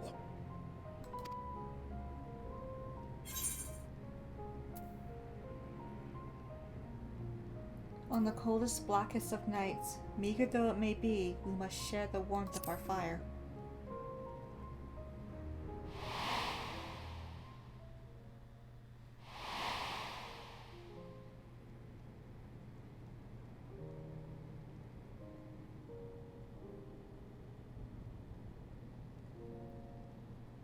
You are a curious one. A far cry from the merciless barbarian others paint you to be. You will be their warden.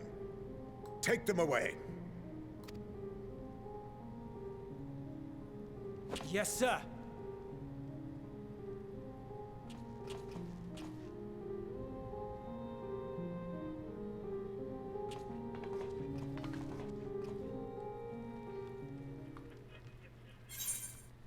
Yep.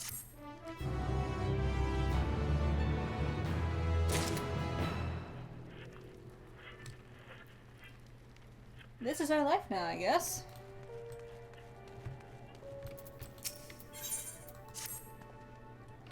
As per Lord Quintus's instructions, I am to supervise you during your time here in Turntium.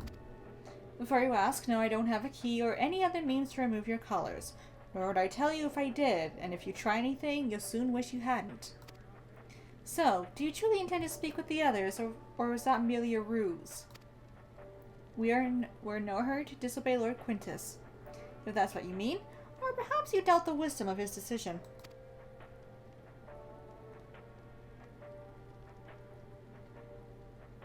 Do as you will, but remember, I'll be watching. If I catch wind of you doing anything untoward, trying to trick people into turning their coats and the like, those shot colors will be the least of your worries. Understood? Though we're somewhat compromised, to put it lightly, let's not waste this opportunity. I suggest splitting up and learning what we can of their situation. And above all else, don't use magics of any sort.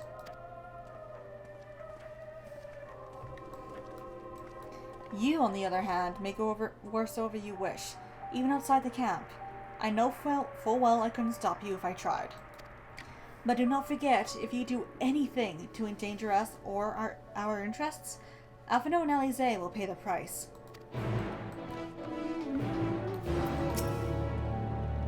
You came with Eulist, didn't you? Well, whatever business brought you here, you'd best keep your hands off that aetherite. It's deactivated, but I'd rather you didn't mess about with it.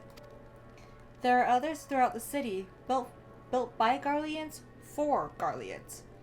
Could teleport all over in the blink of an eye, provided there was a terminal nearby. These days, however, we use the aetherite's power to keep this place lit, though that comes at the cost of its normal function. Curious, curious, curious. Ooh, radio. The radio is the same model as the one used at Victor's spoils. Perhaps it was what saved the soldiers here from being tempered.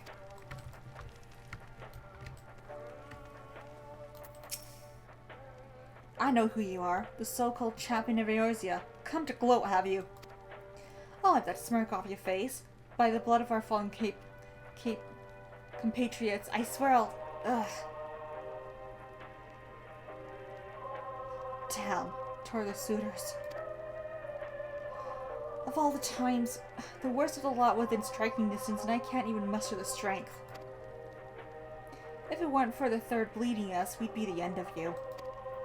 Virgilia's treachery nearly cost Lord Quintus his life, but we made our escape, took shelter in a mansion, tended to the wounds so we prepared to strike back, and then... Night fell and we gathered around the radio. Then the roar, the terrible roar. The capital was in chaos, but we were spared. And if you can call this a mercy, mind intact but body broken, a soldier in name alone. I'd cut you down where you stand if I could, murderer.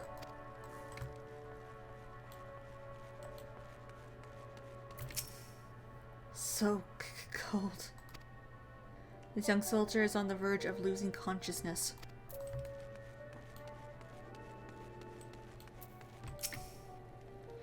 It's you, Kaharu Oral. I served under Lord Gaius in the 14th Legion. I was there on the night the Praetorium fell. You and your adventurers. You killed them. My comrades, my friends. Swept them aside in their dozens as though they were nothing to you. And maybe I am too. Just another faceless enemy to be cut down. But it won't be long till our countrymen return.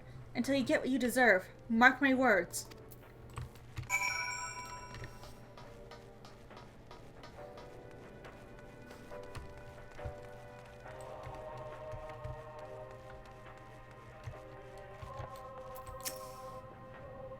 Did you learn anything of note? Then your findings are consistent with my own. The plight is desperate indeed. The sick and injured are at greater risk. Without warmth and proper nutrition, I fear they will soon perish. I realize there is precious little we can do for them at present, but I cannot bear to see them suffer. Please, will you help me tend to them?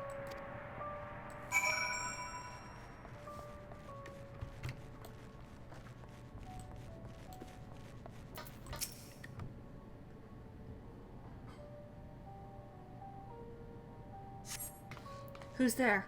My eyes, I can't see all that well. Ah, thank you. The numbness has subsided a little. But I know I won't last much longer. You should look to the others who can still fight. Give them my ration. If me going hungry means someone else lives to see another day, so be it. At least I can still serve in that way.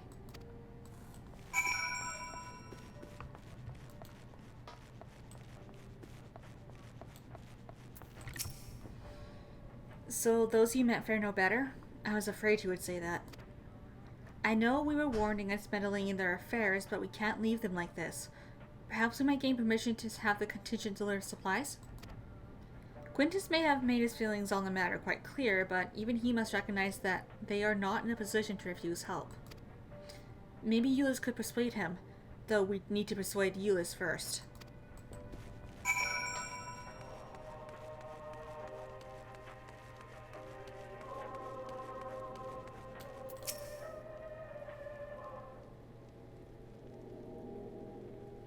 Well, seen enough?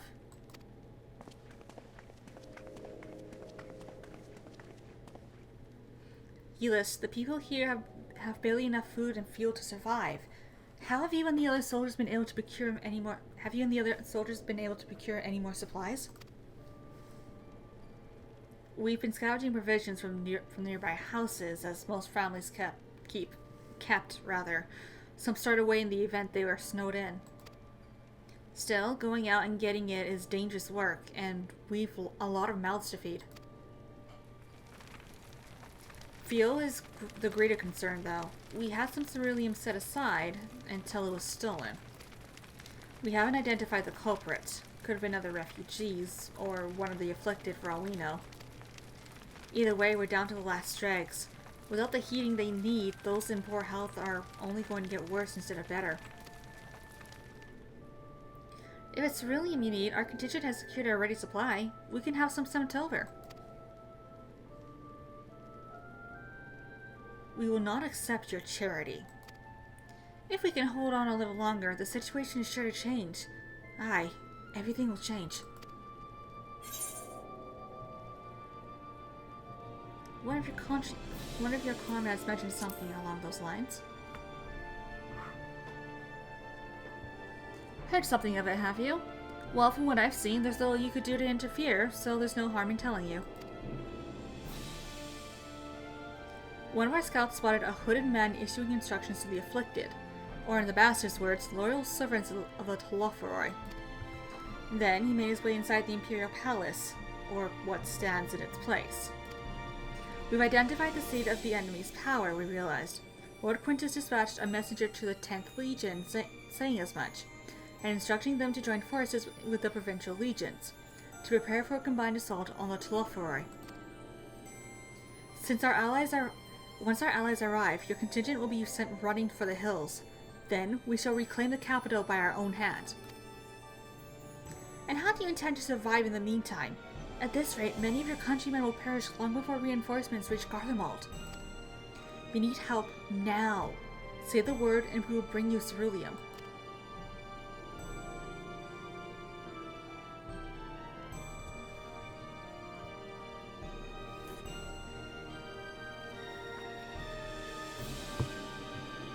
I will speak with Lord Quintus.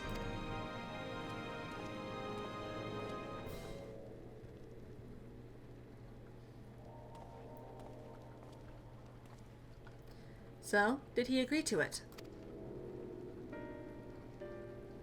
No, he will not place Garlemald in the debt of her enemies. I have, however, been ordered to search for ceruleum outside. As you are under my watch, you will come with me.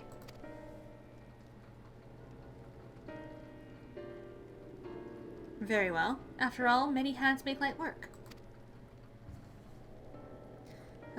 You lot are more trouble than you're worth. Once we're outside, we will follow my instructions to the letter. We depart shortly.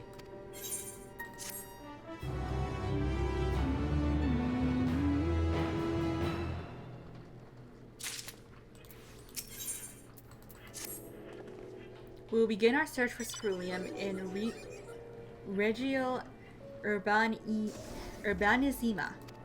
The first location is Forum Soleus, a park to the northwest of the station. You are to remain close at all times and act only as ordered. Follow me.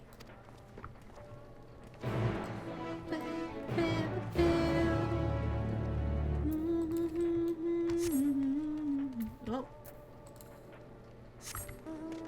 There we go. Angry unicorn. I got my angry unicorn. My angry unicorn. My angry unicorn. I'm on my angry unicorn. Angry, angry, angry, angry unicorn.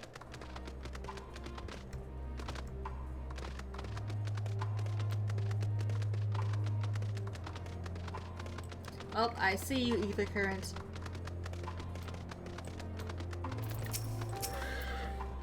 To think this macabre graveyard for War Machina was once a park. I clicked on the wrong twin, but that's okay. So, this is the park. I'm surprised they found a space for one amongst all these buildings. Actually, the recreational areas came first. The houses were later built around them. A healthy society requires communal spaces for children to play and adults to socialize. This park was named after the founding father of the empire, the great Solus Zos Galvus.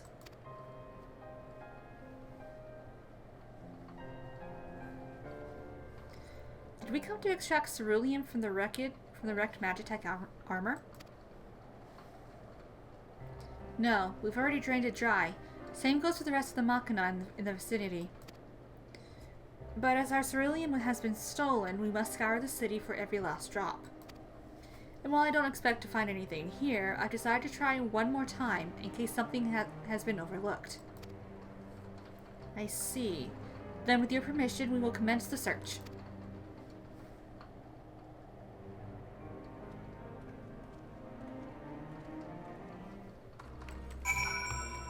Okay, first thing is first. I'm getting that ether current up here. Oh, hello. I can look at this as well.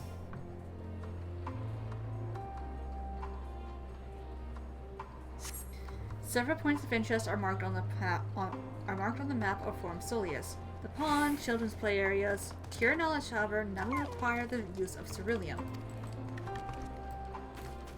Come to me, my ether current. My ether current. Beautiful. And there is something down here I could interact with as well.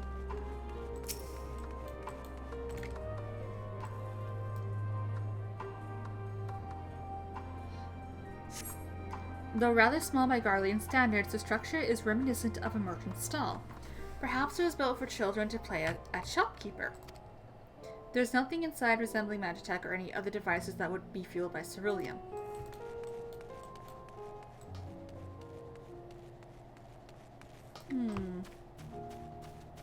Oh, there's one.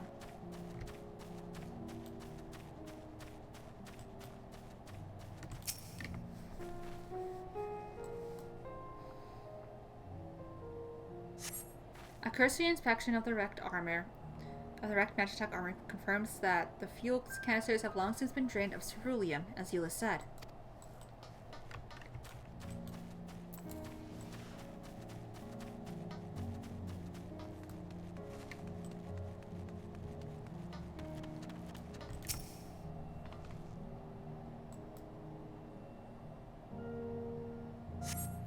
The contraption is built in the style of Imperial War Machina, armed with a battery of weapons and capable of transforming into different configurations.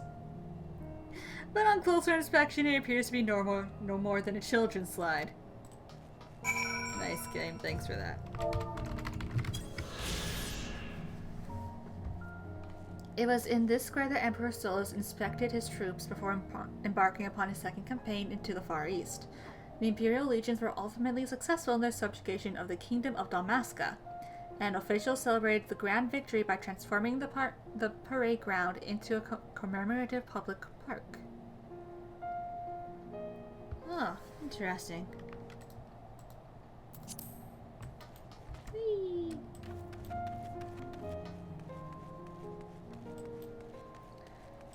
sorry, Euless, I haven't found anything.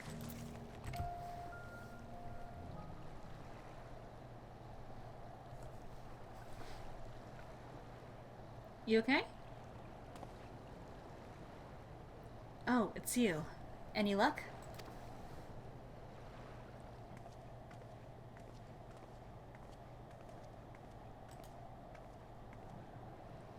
There's no sign of any ceruleum. Hardly surprising, but disappointing nonetheless. I couldn't help noticing you gazing at the pond. Is something the matter? What? Yes. I mean, no. It's just... I used to bring my brother and sister here to play. The pond was heated to stop it from freezing over. So, like all other children, they just had to wade in and splash about. Would have stayed there if I didn't drag them out. We'd be sopping wet when all was said and done. Every time.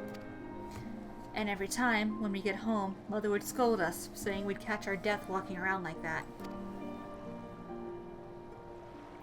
The pond was heated. With a cerulean-powered heater by chance. I suppose it must have been, come to think of it. I remember seeing engineers changing out a tank beneath the hatch. But that was a long time ago, when the water still flowed clear and wasn't this brackish muck. We can't see a thing, and I can't remember where the hatch might be. With the machinery most likely broken, the amount of filth in there is probably the only reason it hasn't frozen over. I'd wager it's still unbearably cold, though.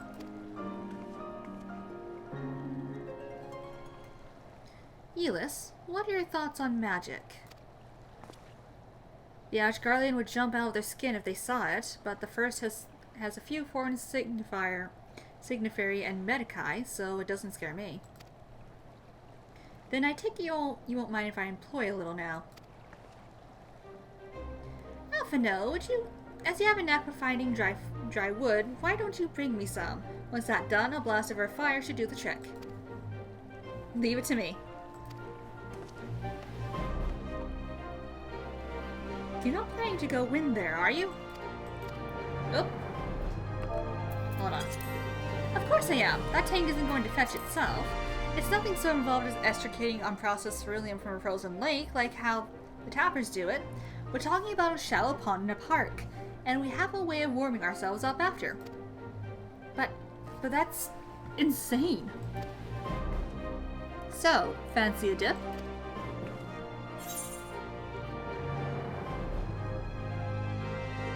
A little friendly competition might make things interesting. Last one to find a cerulean tank is a rotten egg, though I dare say we'll both smell like rotten eggs when this is over.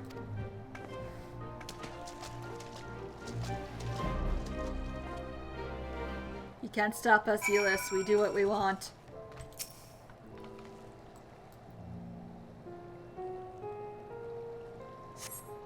Delve into the murky water but come up empty-handed. To add injury to insult, the icy wind on your damp clothing will chills you to the bone.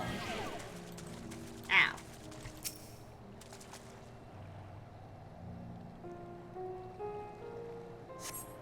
Aw, not there either.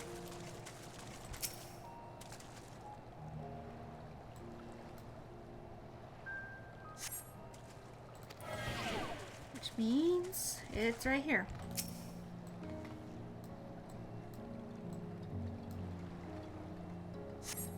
Beneath the water, your fingers catch on what you think might be a handle.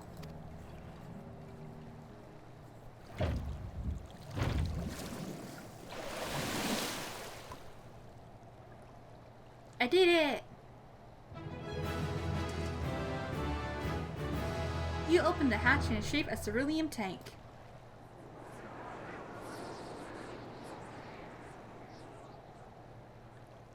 However, your grand discovery comes at a great personal cost, as you become very acutely aware of the freezing cold and rancid odor emitting from every elm of your body. Euless will doubtless feel compelled to pinch his nose shut when you deliver him your prize.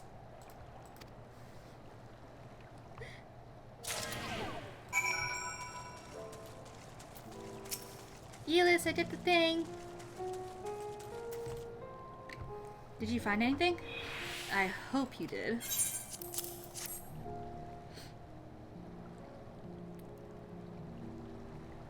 That's it! And there's still some ceruleum left. Ah, the fire's still not ready. Hold on, I'll give Alpha Noah a hand.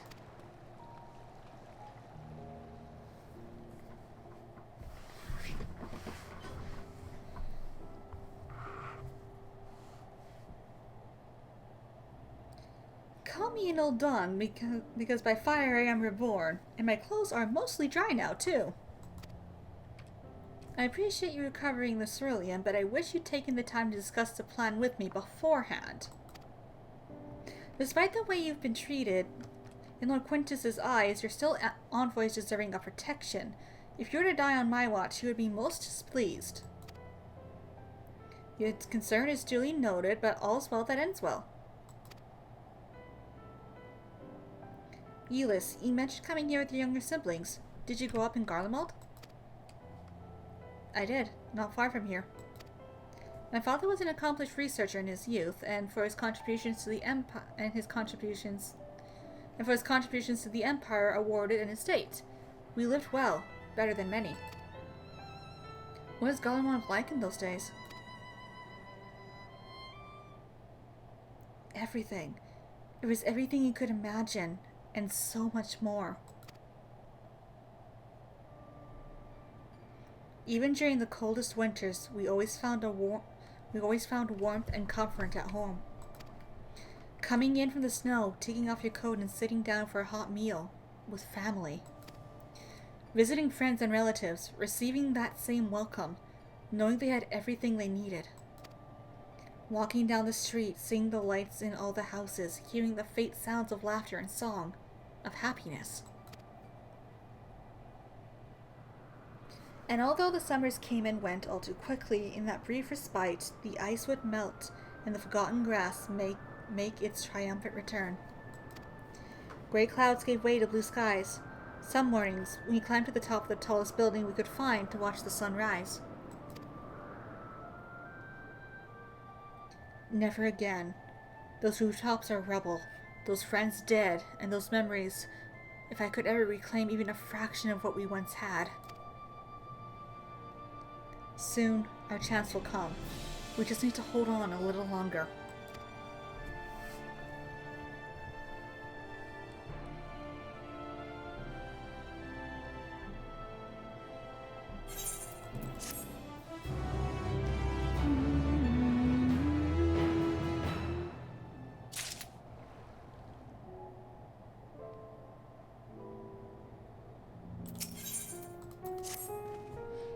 Alright, now that you've covered from your escapades in the pond, there's another location I'd like to search, just outside the park.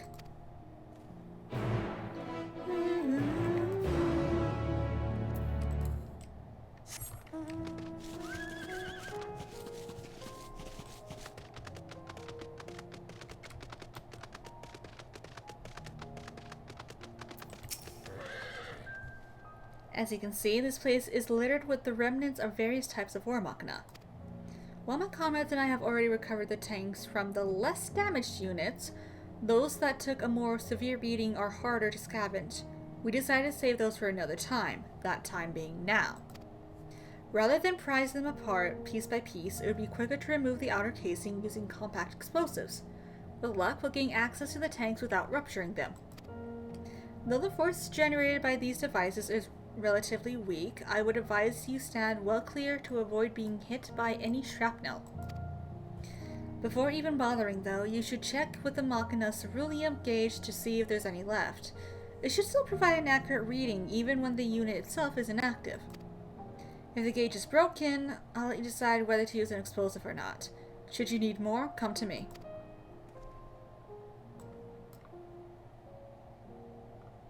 Understood. Let's get to work.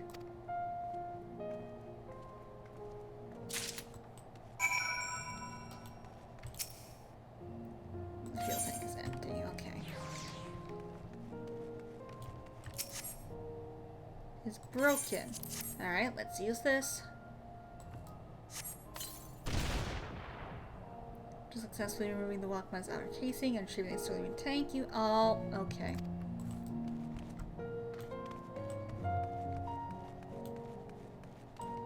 Well, it was worth a shot.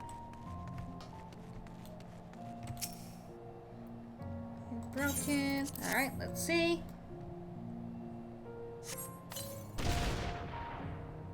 Oh, it's empty, okay.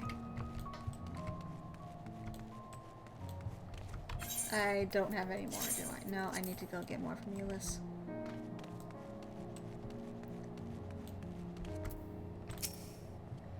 Need some more? Here.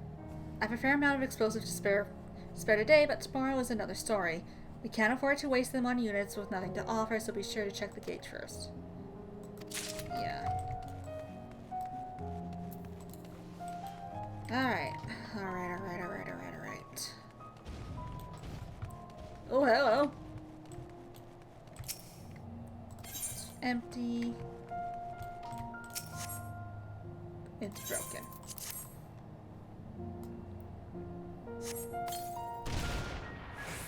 You retrieve the Warrockman's ruling tank to find it's still half full, or half empty, depending on one's perspective. Either way, Euless will surely be pleased by your discovery.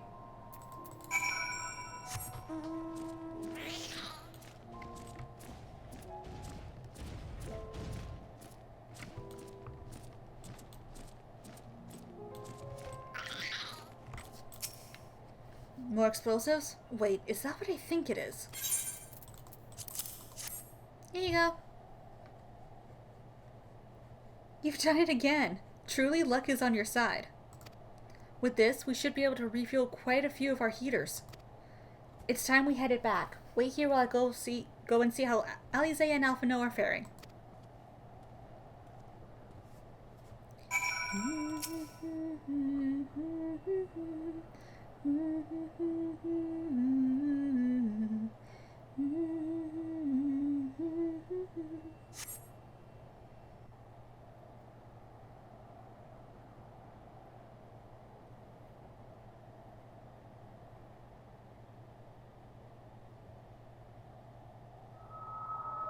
Finally escaped the watchful gaze of your keepers, have we?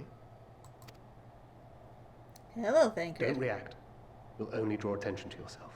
Just carry on as you are and listen. After you left with the Garlean lad, Lucia bade a few of us scouts follow you at a discreet distance. Of course she did.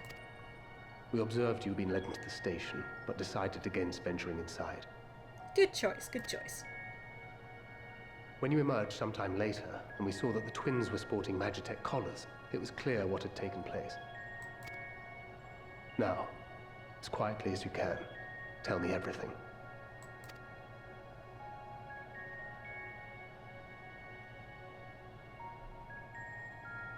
The Legatus himself, eh? Now there's a surprise. Yeah, the Legatus himself. This is also the first I've heard of a plan to join forces with the 10th and storm the Tower of Babel. Yep. An interesting development. And perhaps the opportunity we've been waiting for. Maybe. We'll see, we'll see. Our comrades back at the camp also received some rather promising news. But it's still too early to get our hopes up. For now, keeping yourselves out of harm's way comes before all else. Whatever demands the Garleans make, indulge them. Okay, I can do that. With luck, this will all be over soon. Until then.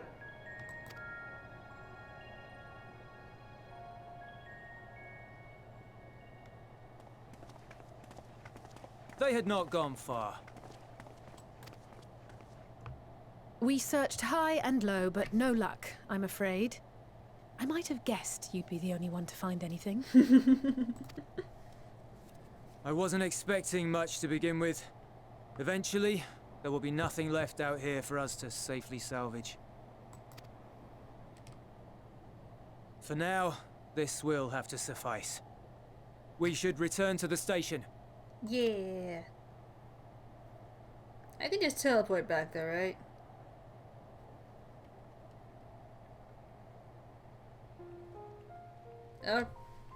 Or it does it for me. That works too. Ah, there you are. Heard you'd gone hunting for ceruleum above ground. Brought back a king's ransom? Hardly. But thanks to these three, we have enough to last a little while longer. Well, well. It's not at all what I was expecting, these ones. For savages, they seem positively docile. Rude?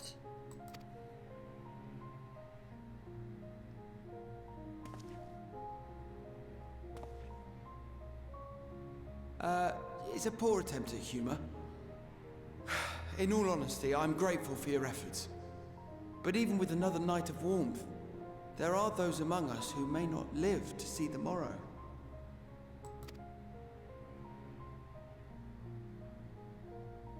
I trust your expedition was fruitful. Yes. Yes, it was. Lord Quintus!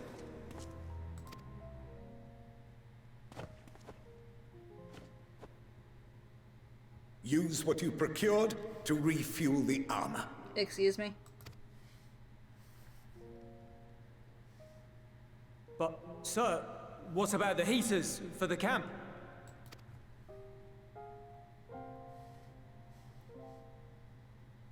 The time for action is upon us.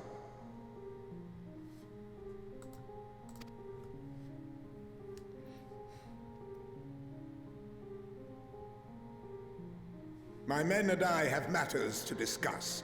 In the meantime, you are to wait here. Do not forget, you are being watched. Yeah, I know.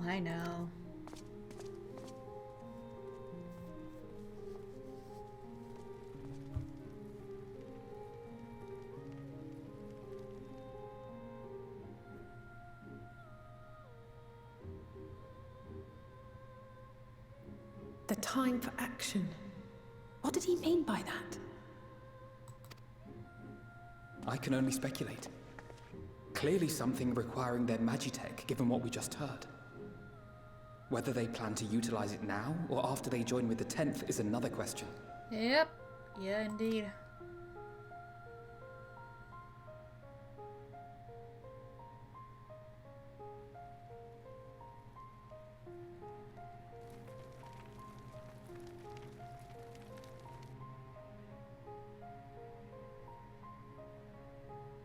Will they ever escape this cold?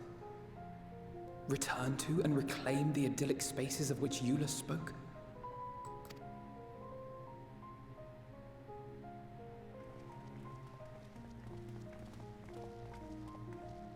Finished your war, Council?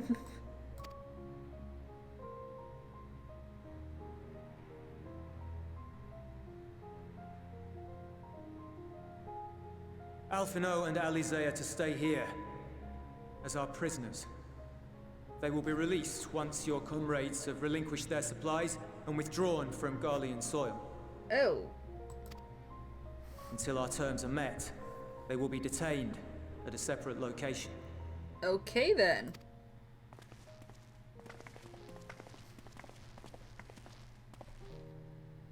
After everything we've said and done, this is how you treat us.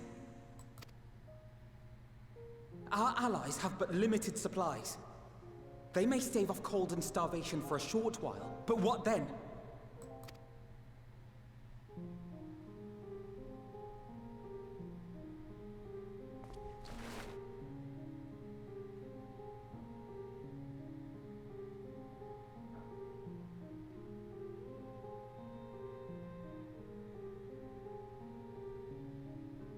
For now, keeping yourselves out of harm's way comes before all else.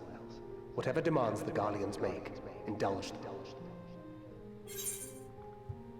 Everything will be alright. Have faith.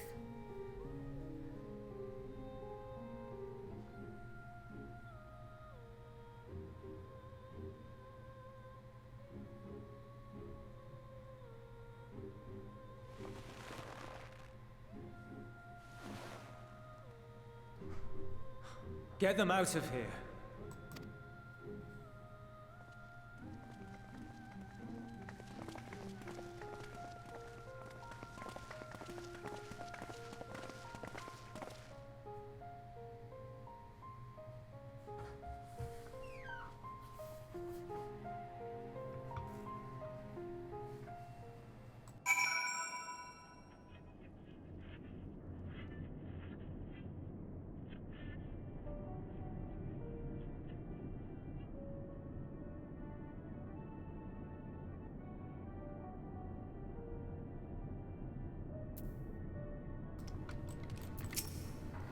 Alphino and Elise will be fine, providing they do not resist.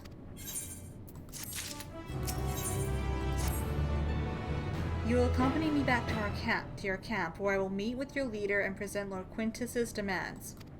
Before we depart, however, there is something I would ask of you. Assuming your contingent complies, the supplies they surrounded will need to be transported here. That task falls to the legionaries Marsilius and Octavia, who will pilot Magitech armor to your headquarters. You are to inform them that we are leaving shortly. Tell them to ask the eel for further details in those words. Once you've seen to that, meet me by the exit. That's a code word for something.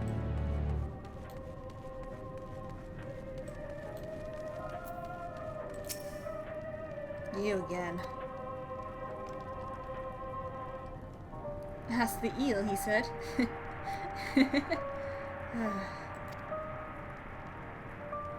So, that's the way of it. After all this...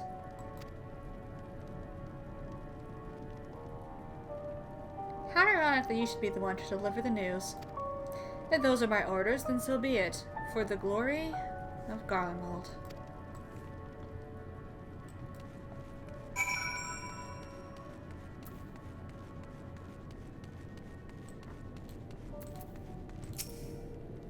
What do you want with me?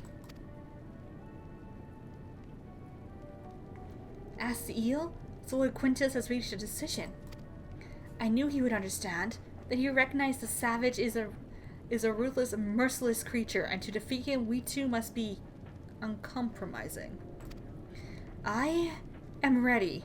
In the name of Emperor Varus, for the glory of Garlemald, I will fulfill my duty.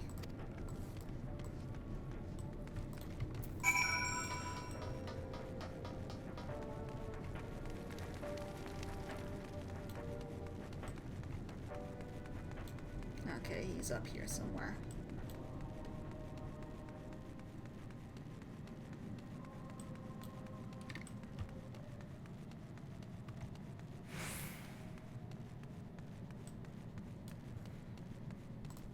Alright, where are ya?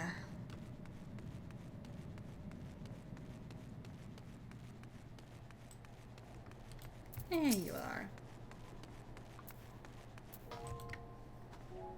Have you done as instructed? The duties involve more than the transportation of supplies, don't they? Duty is rarely a simple thing. We have been given additional orders, though whether we will be required to follow them depends entirely on your contingent. You and I are in this together now. Like it or not, we have to cooperate. There is one other matter, a place I'd like to visit on the way to your camp. It's a short walk from here. Follow me. Hold on, I'm being yelled at the cat for pets. Hello. Not often you come into this room. What you doing? Yes, that is a box. It is an unopened box, but it is a box nonetheless.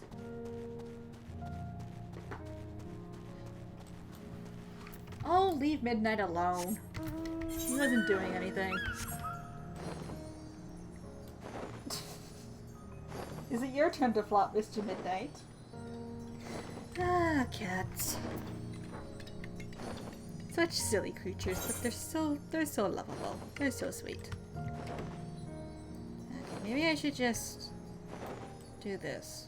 This might be the faster way to get to where I'm going.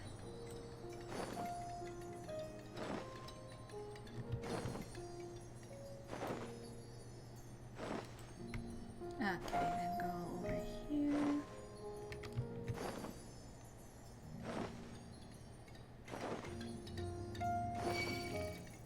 Oh, do piss off. I don't have time for you.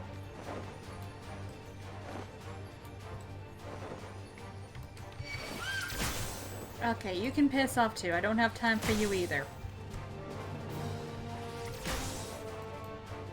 Honestly. Euless lingers by the ruins, reluctant to leave and reluctant to stay, unable to move on.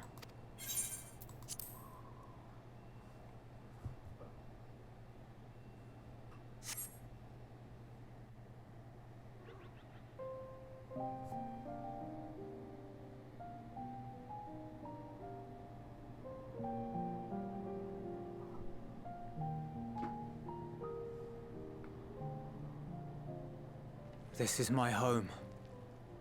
Our home. At least it was, until that night. I was with Lord Quintus when the capital fell, and thus spared. My family, who did not own a radio, were less fortunate. When dawn came, I made my way here.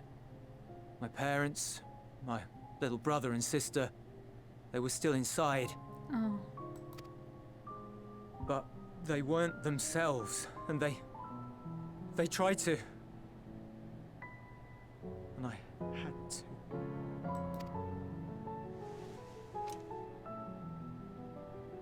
I'd promised to take them away from the capital that very morning, to somewhere safe, to hide until the fighting stopped. I promised. Oh, hon.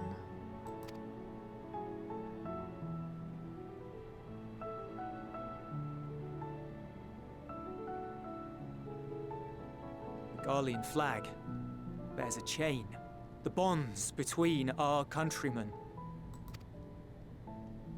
A red link at its center, the blood of the fallen. Our loved ones who lived and died for Garlemald.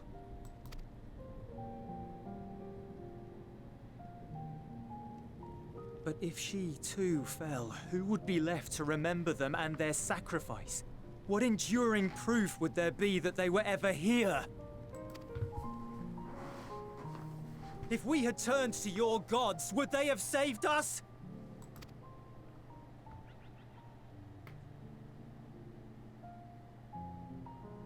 I'm sorry, forget I spoke. We should go. I am going to put a trigger warning here because when I first watched this series of cutscenes, I had to walk away. I had to pause and take a break because what we're about to see is not pleasant.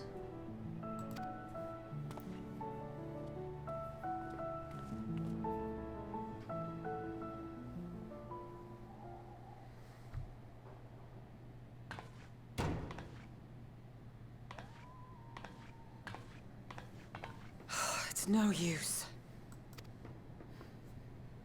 Believe me, I do not enjoy being here any more than you. But she wanted us to play along, so that is what we will do.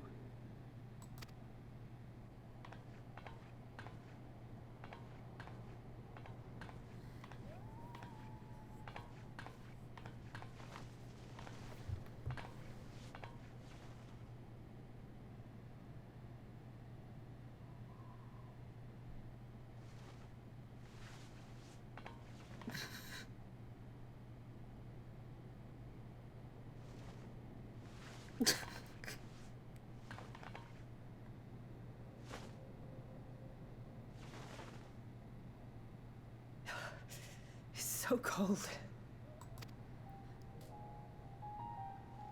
Aww. Painfully so. Unbearably.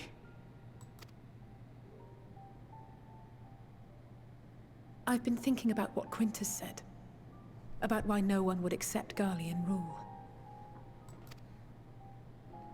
Irreconcilable differences. When coexistence isn't an option, only conquest remains. Varys at Gimlet said much the same. Only by uniting the world beneath a single standard would we rid ourselves of the Ascians. United as one people. One race cleansed of imperfections. A cold and unforgiving vision. And when we fail to live up to their standards, what place is there for us in their world?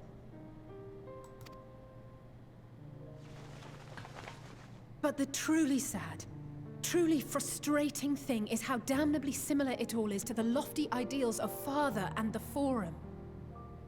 Oh yeah, it kind of is a little bit, isn't it? Non-intervention. Always non-intervention. Protect our knowledge and our people, and to hells with the rest of you. And yet, I can see how it happened. Varys and Father looked to their elders for guidance and took their virtues as their own. But for this world was of their making. In who else could they place their trust? All of us lost in a sea of chaos, searching desperately for purpose and meaning. But it shouldn't just be an extension of another's. It has to be ours. It has to be. We all have a stake in this world. No one should be silenced. I won't deny that we lack the experience of people such as Father or Quintus. Perhaps they've come to see the world as a series of problems, and the most efficient way of solving them, to reduce everything to fundamental forms. A stone is a stone, a cloud, a flower, no more than that. Simple descriptions that strip the subject of distinguishing characteristics. A man is a man, divided according to race, creed, or allegiance, and to some, defined by such associations. Is that what you think? In my misbegotten youth. But what I believed wisdom was no more than aggressive ignorance. Aggressive ignorance. I've since learned to look beyond the banners and the politics. To see people as individuals with their own hopes and dreams. As for my dream of building a better world, well, every day I'm reminded that it is far more complex than I had ever imagined. But it only spurs me onward, to find the wisdom and the strength to see it through to the very end.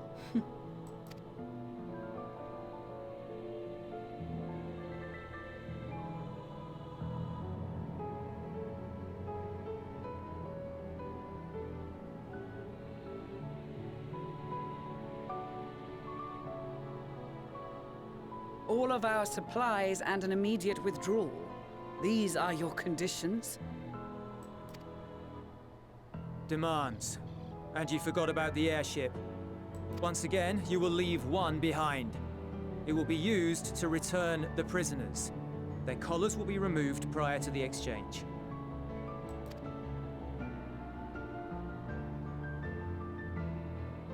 So in the end, not even Father's expertly worded rhetoric could deter you from your chosen course. Huh? Not that I thought for a moment that it would. I've no love for violence, of course, but ours is a cause worth fighting for. I just wish he'd realize it too. Sometimes the only way to protect the ones you love is to take a stand, to refuse to suffer in silence. I want you to know I share your conviction. Whether it be on the battlefield or in the debating chamber, I won't back down. I guess what I'm saying is...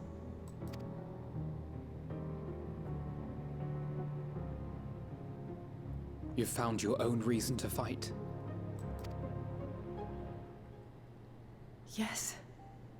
Yes, I have. God's willing, there will come a day when we can finally lay down our arms, and there will be peace. But not until the Telophoroi have been defeated once and for all. And you, brother, will have a vital part to play. By your words and deeds, you'll lead the way. I pray I am up to the task. There'll always be naysayers. Those who think us fools for even trying. It's easy for learned elites to criticize earnest efforts and assert their moral superiority, all without offering alternatives. Not that their sophistry has ever wounded you. So stubborn and strong. Stronger than you even know. Don't ever change, you hear me? If you stumble, I'll be there to catch you. Or give you a thick ear. Maybe both, for good measure.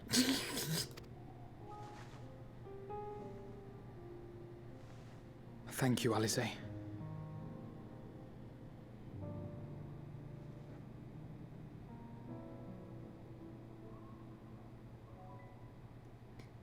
Assembling bonds.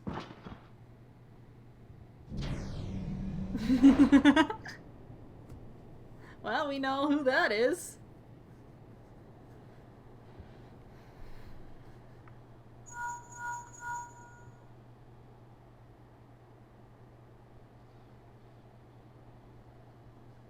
The scouts have secured Alize and Alfino. Their collars were removed without complication as well. They report no casualties, not for their party nor the guards, who will wake from their premature slumber in due course.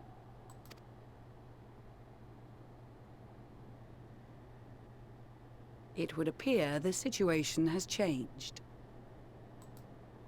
I propose new terms. We have information that will be of great interest to Lord Quintus, and I wish to speak with him in person.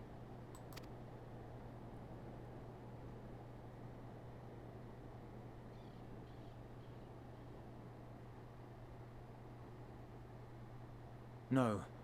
In the event you rejected our first proposal, we came prepared with a second.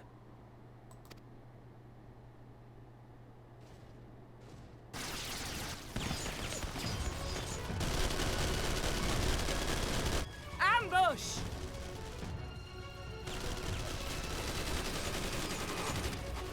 More are coming! Make ready!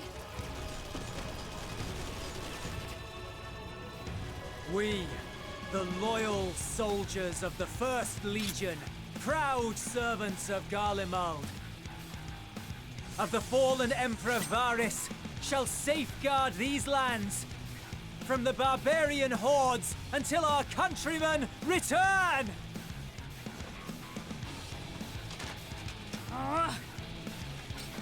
Stop! Both of you!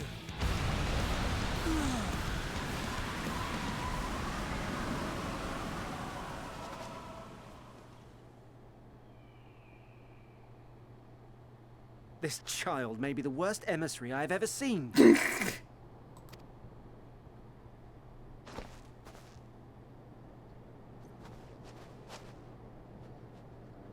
We received an urgent communication from the Grand Company of Eorzea. Envoys from the Imperial Army, led by members of the 10th Legion, came to Alamigo and requested an audience.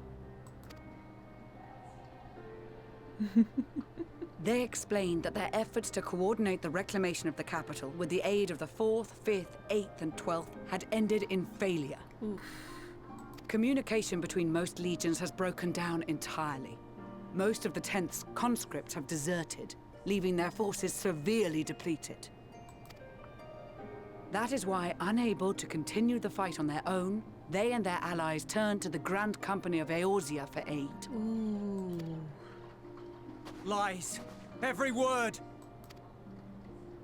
It is the truth, and I have not finished. The 10th has requested that we deliver a message to Lord Quintus. Oh, okay then. Have the ill stand down. Have the... Oh. You have been listening, my lord? What are your orders? Have the ill stand down. The cold word.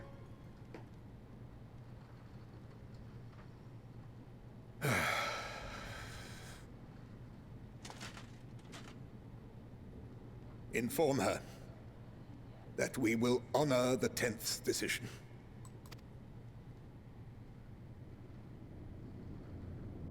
Bereft of hope, and now dignity.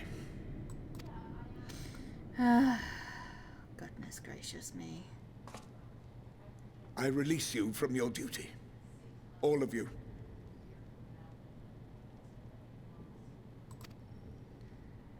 Oh, God.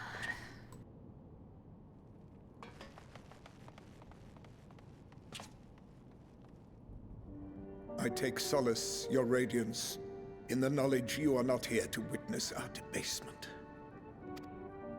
'Twas a grand, glorious dream we shared. Of a world united, of peace and prosperity.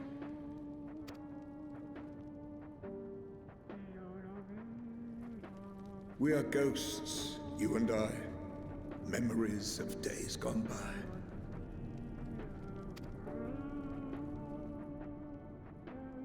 Bonds forged in blood that I will not see tarnished.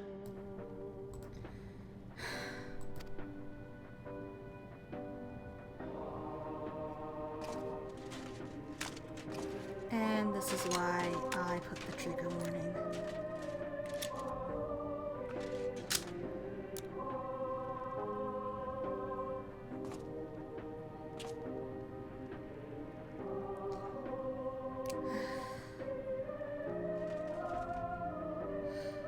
Oh my god.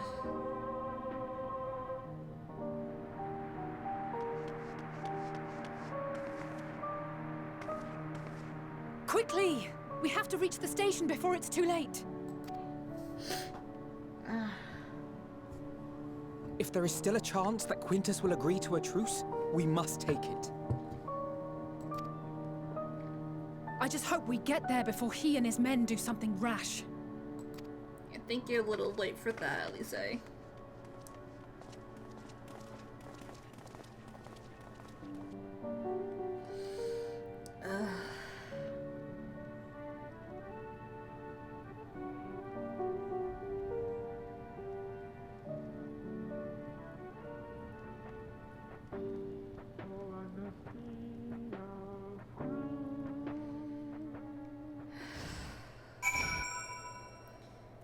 I think you're a little late to do that, Elise.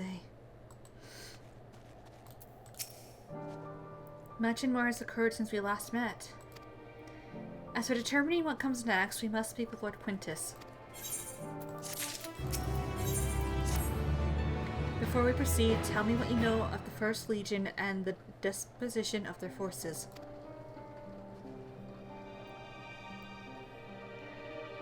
They are preparing for war while refugees in their cave are left to go hungry? A reckless, short-sighted plan that risks the welfare of the people they are sworn to protect. Nevertheless, we cannot compel them to accept our aid. If we were to arrive in force with the intent to do so, we would only incite panic, but perhaps they can be persuaded to follow one of their own. With Ulysses back to the station, go with Ulysses back to the station and have him lead the refugees here.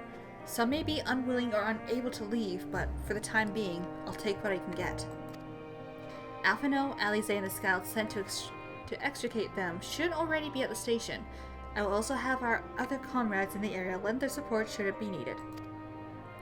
Understood.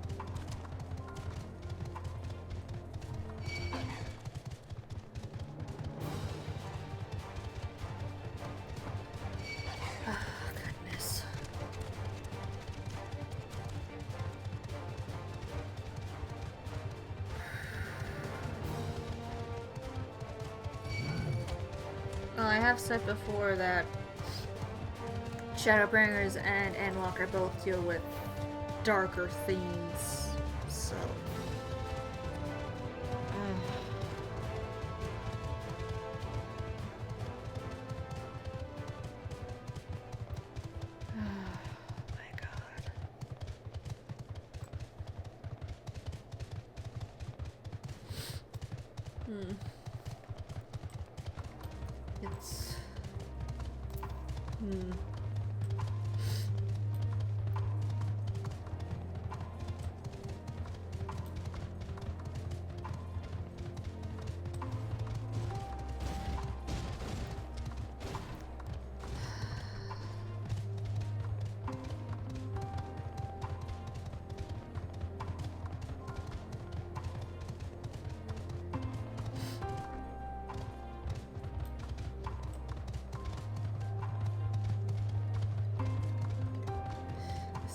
more that we could have done to prevent it, unfortunately.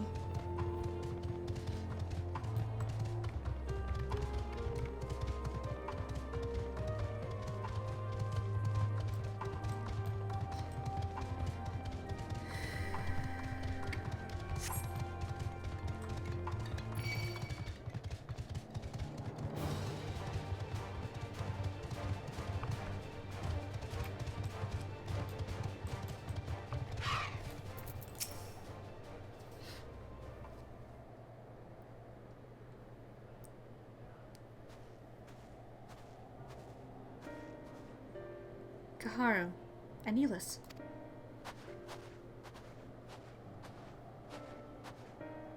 We arrived just before you did, and too late. Too late for what? What's happened? It's Lord Quintus. He took his own life. After the news about the 10th, he relieved us of our duties. Then, when he was alone, he... No, he wouldn't.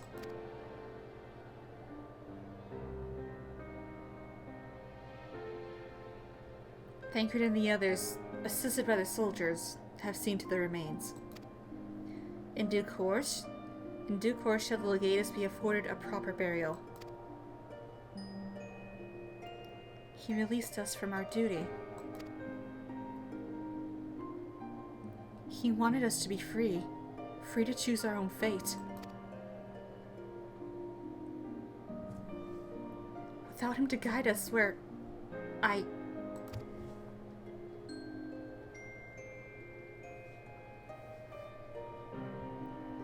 have just this moment spoken with Lucia. We are ready to commence and the transfer of the refugees here to Camp Broken Glass, should they be willing to accept our aid. Some would rather die. But most of us just want to live. Songs and standards be damned. We just want to live.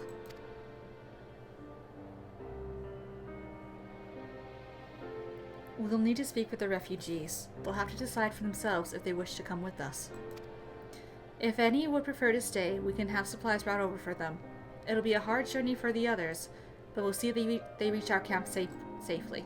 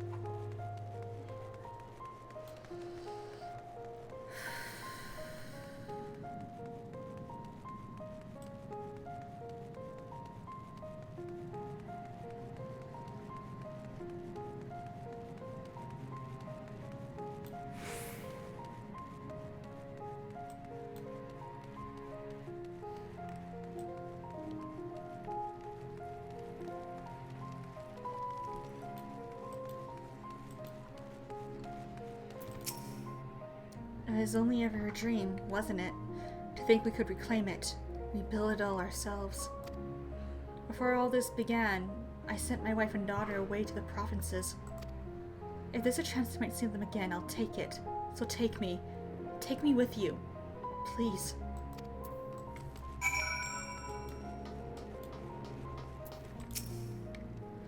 Well, got the aetherite sorted in the end. All it took was a few adjustments, and now it works as well as it ever did. From what I can tell, the one in Lanternum is also functioning as normal. That's where you lot are staying, isn't it? Now that most of us are packing up and leaving this place, I reckon there'll be more use for me and my skills over at your camp. And now I can enter into the aetherite.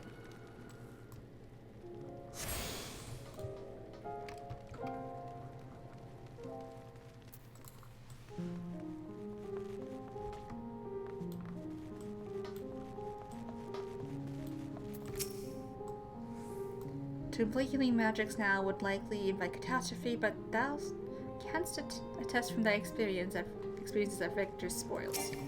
Okay. Ah, it's you.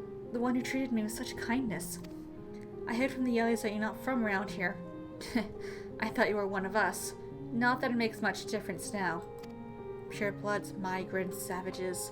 After a while, the words start to lose meaning, until all you're left with is anger and fear and hate, and I'm too tired. If you and yours have come to offer aid, I'd be glad to accept.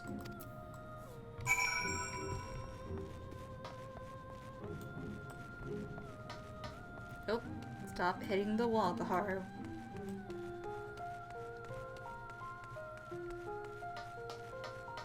Oof. We have much to discuss. Our rescue, the attack on Camp Broken Glass, what we'd hoped to talk about with Quintus. But all that can wait. More urgent matters demand our attention. Are any other refugees willing to come to our camp? Thank the 12. Thank the 12. You and I should go first and secure the route back to Camp Broken Glass. With all the creatures and tempered skulking about, I expect we'll have our hands full. This should come in handy. Conqueror's Chain. Could save our Lominsian friends. I'd say it for the tempered, though. I'll mark a few points that need surveying on your map. Once you've taken care of the riffraff, we'll meet back at our camp.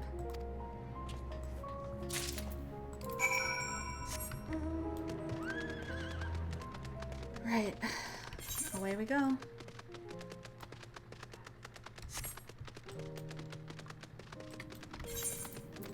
I'm just going to put that on my hotbar because it'll just be easier.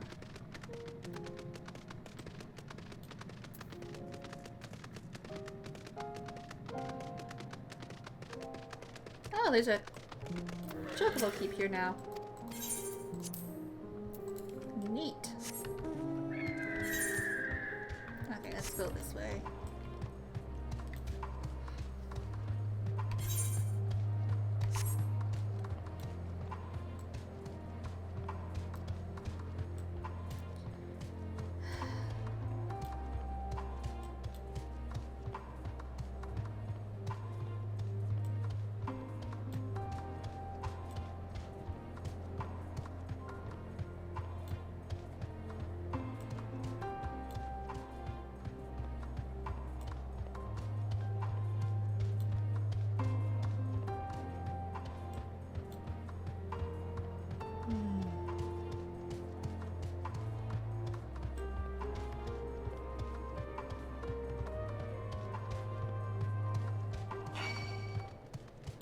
Oh, go away. Nobody cares.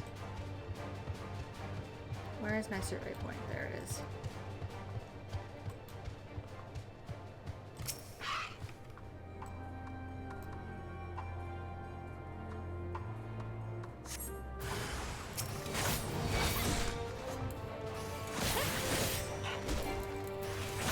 Come on, go down.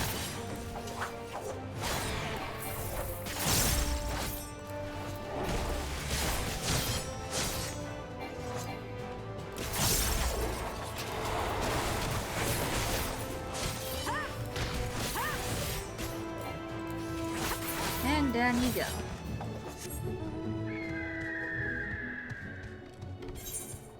Okay, next spot.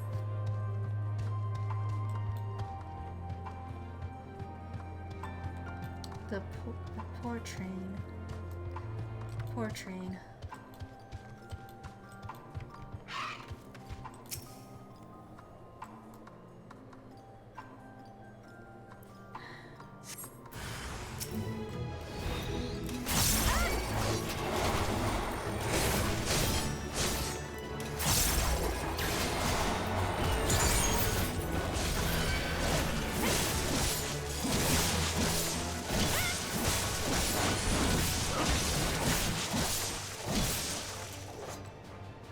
Ooh, spooky!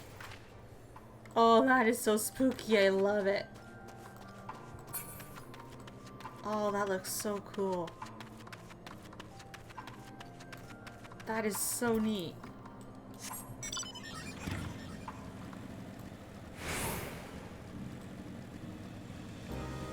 Amazing.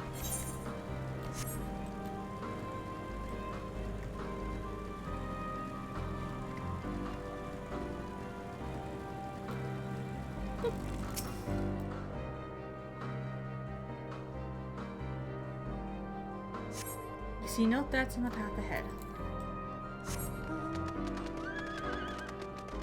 Okay, that just leaves that red area down there. I'll risk it. It's not gonna follow me for very long.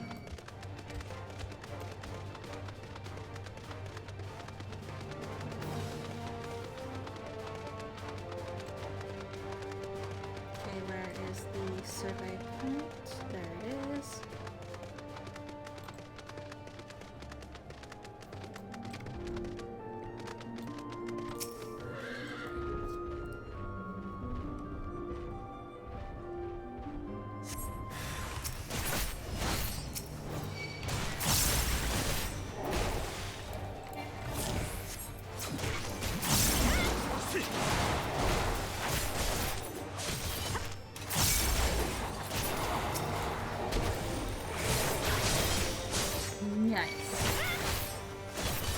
Come on, go down. Conqueror's Gem. And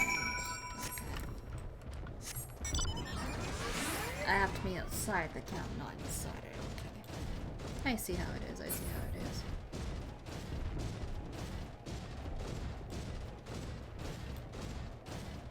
is. Ether current. Hold on, Thancred, I spotted an ether current. Give me a sec. Ether current, ether current, ether current, ether current. Gotcha.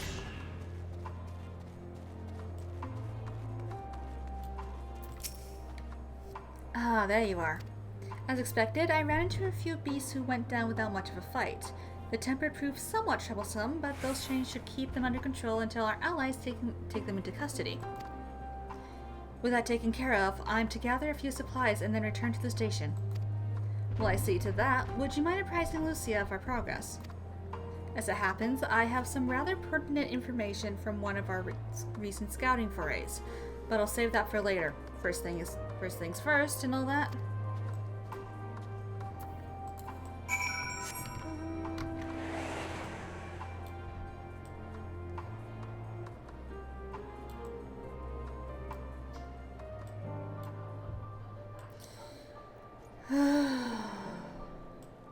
Yep. Ah, Karu. I was informed of Quintus's suicide. It must have come as a great shock to his men.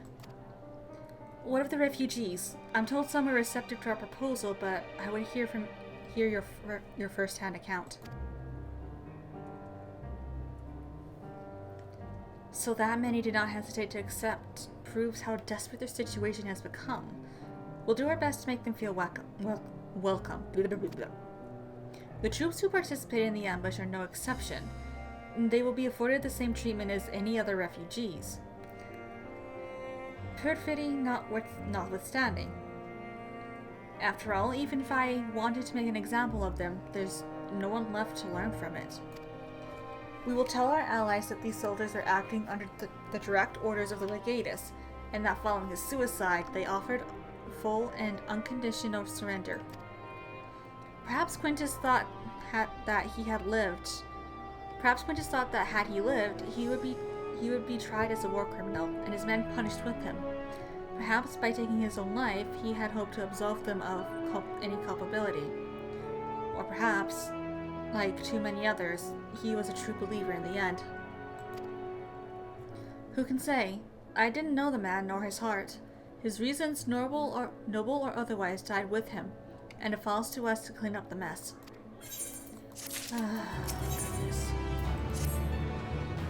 I assume you're curious about how matters have progressed here in your absence. Quite well, as it happens. Now that we've procured ceruleum from Traveler's Den, the recently repaired heaters can provide much-needed warmth. Furthermore, we prepare sufficient food for everyone. Those from Tertium shall find a hot meal waiting upon their arrival. There's one for you, so go ahead and get some well-earned rest. I believe that we're capable of wielding a ladle or two without your assistance. On your way, might I ask you to seek out Ishtola? She was but recently attending to the wounded, but she's meant to be taking a rest herself. See that she is.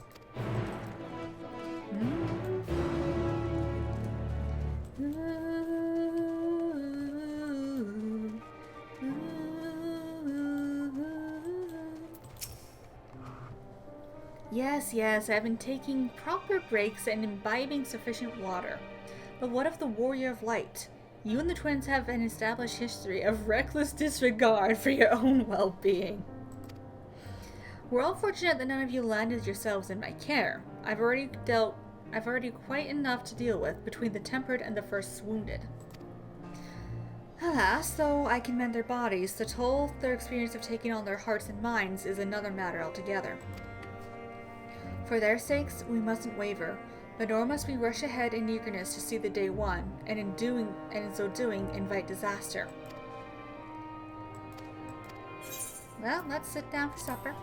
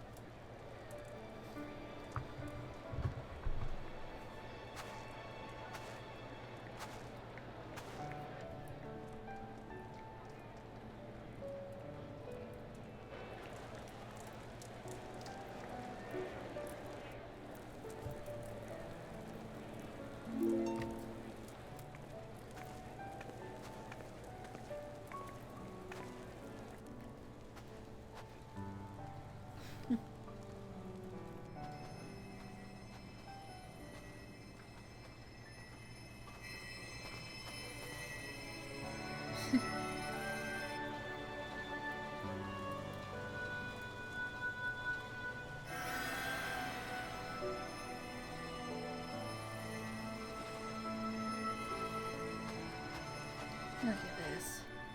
Is that all of them? The last of those who agreed to join us, yes. We left heaters and provisions for those who wish to stay behind. They won't last forever, but hopefully they'll last long enough. For now, I think everyone's earned a rest.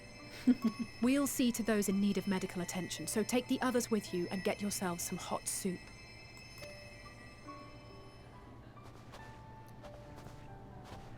Oh,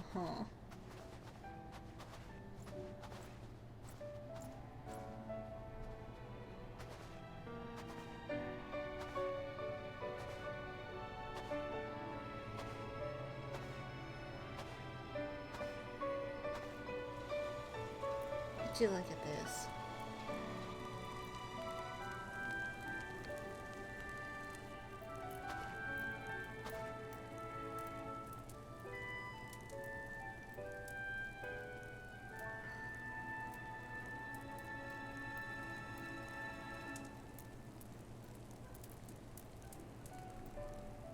You're just kind of on autopilot right now, aren't you? Oh, Euless. Warmth. At last. Marvelous, isn't it? All thanks to the resourceful machinists of Ishgard, I might add. On their behalf, I bid you warm yourself to your heart's content. Hold on. Your people might have scribbled a few things on a piece of parchment, but it was our Leminson Smiths that put the bloody things together. Well, be that as it may, we single-handedly got the interior heating up and running again, didn't we? The hells you did! We were there every step of the way. We? You barely raised a finger to help, you ale-sodden reprobate. I did a damn sight more than you, you lily-livered bilge rat. Take that back. Make me. I will not stoop to your level. Here.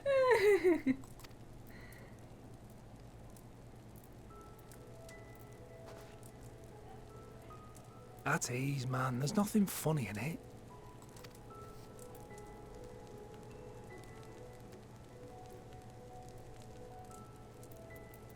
I'm from Alamigo, but was a conscript until recently. Used to eat this with the officers. Apparently, it's adapted from a steppe recipe. This is my first time trying it, and I have to say, it's not half bad. It's a bit too flavorful for my liking. Perhaps compared to what you're used to.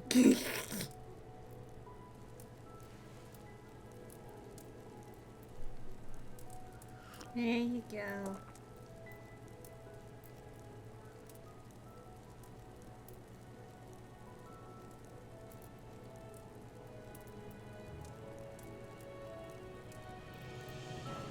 It's the little things that make life worth living, don't you think?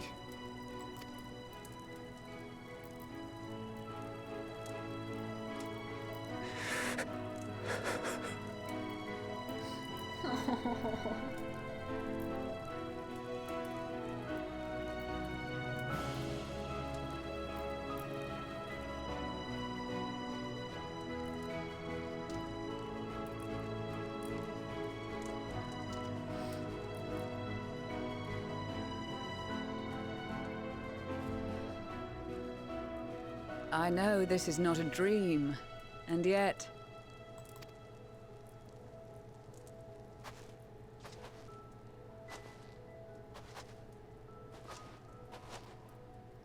I felt the same way at the Dragon Song War's end.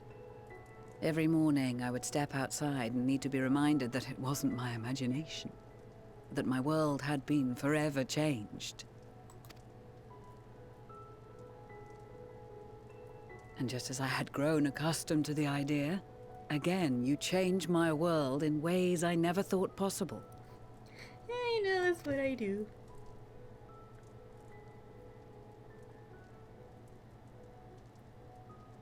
Were it not for you and your fellow scions, the rifts between man and dragon and myriad tribes might never have been bridged.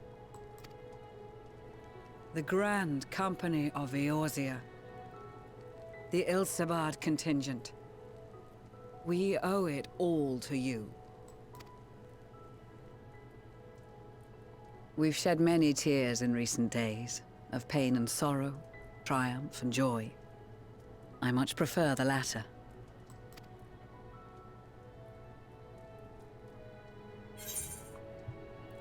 As do I.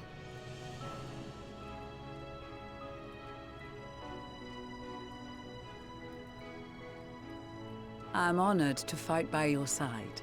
As an Eorzean and Garlean both, I shall do all in my power to bring my peoples together.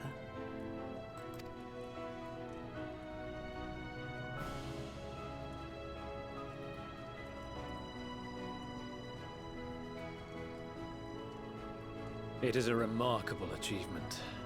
Everything that I and the Populares had hoped for, and more. Would that it had come sooner.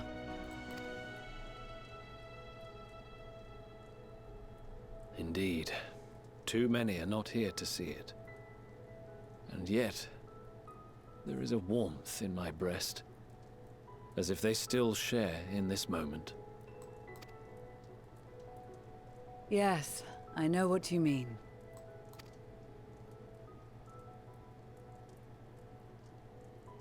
On a night like tonight, the wind and cold seem to pass me by.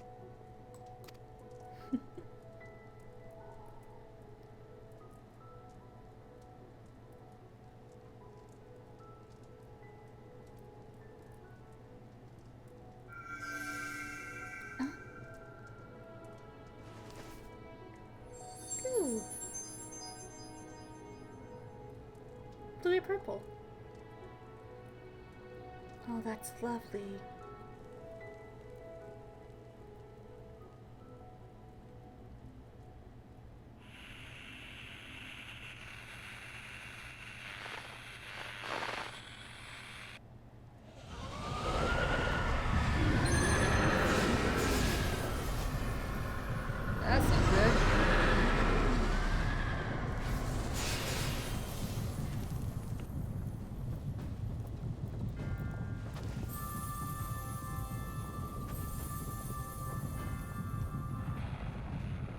behalf of the Garlemald Empire, thank you for inviting me today.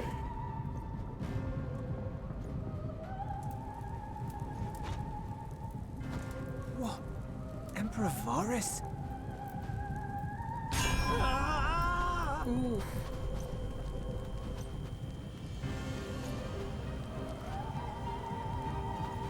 They are being tempered. The talismans! Quickly!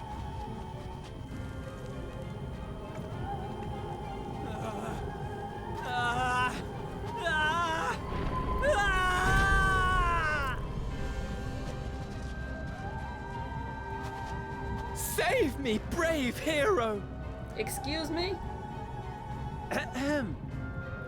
My lord has requested your presence, and I would hate to disappoint him. Oh, Lord.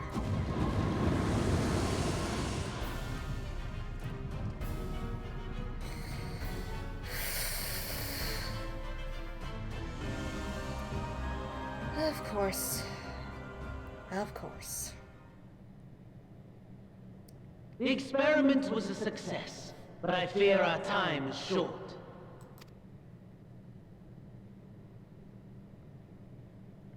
I shall begin the preparations. Now, it is time for you to awaken.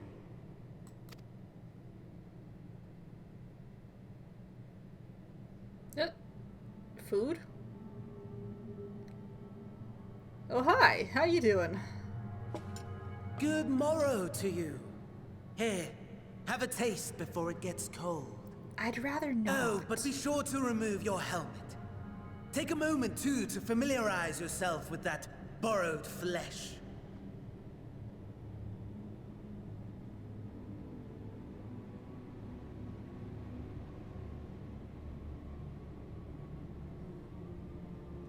Oh, this is weird. So, how does it feel? I, for one, find those first moments within a new body to be most refreshing. We had a Magitech engineer by the name of Aulus to thank for this method of soul extraction and implantation. I believe the two of you met briefly in Alamigo. Ah, yes. Yes, we did. His was a rather sticky end, wasn't it? Thankfully, he was thoughtful enough to leave behind his mind-jack technology. I took the liberty of making some improvements and selecting you as my esteemed test subject. This is such a pain in the arse. Come now. To us Asians, it is no different from trying on new clothes. Why not make the most of it by partaking in this fine cuisine? I must say, I have gone to great lengths to reunite you with my lord. When I discovered that his friend was in this neck of the woods, I suggested inviting you over for dinner. Of course you did. He never deigned to respond, but I took his silence as a resounding yes.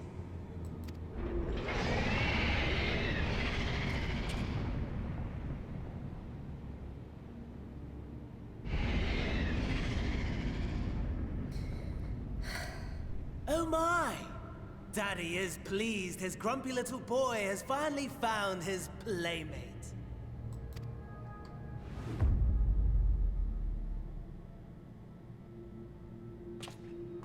Ah, exposition is in order. The Garlean Empire has long outlawed all forms of religion. No gods to worship, no risk of summoning. Brilliantly simple. But people being people must turn to something or someone in their hour of need. Who then? Why, His Radiance the Emperor, of course. Of course.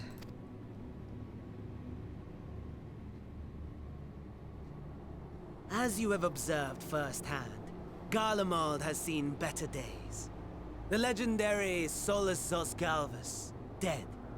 Provinces near and far in open rebellion. Our bold new emperor assassinated. And that last one even sparked a civil war. What rotten luck. The people cried out for salvation. Their earnest pleas, one might even call them prayers, a supplication united for the Empire to reclaim her former glory. And so their will did manifest, channeled through the corpse of none other than Emperor Varus himself. And lo, the Savior was born, the embodiment of the Garlean spirit, their anima.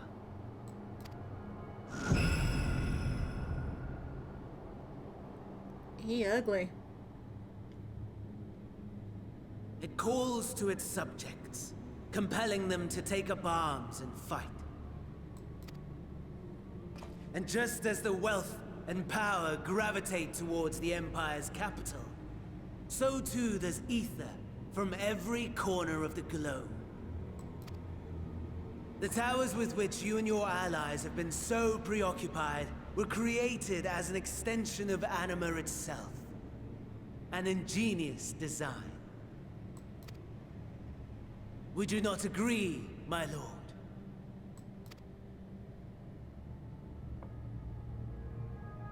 I don't think Xenos cares, dude.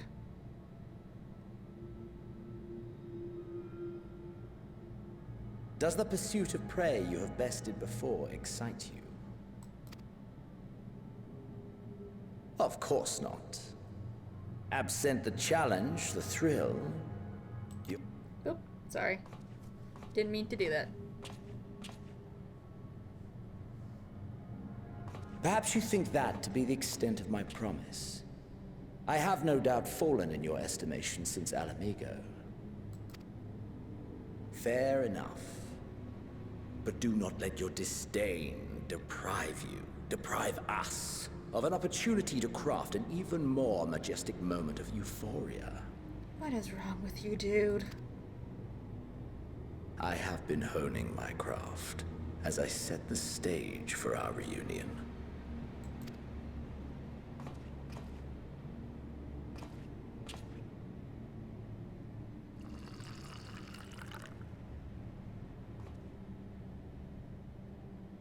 Wheresoever there is suffering and despair, you appear to fulfill your duty as defender of this star.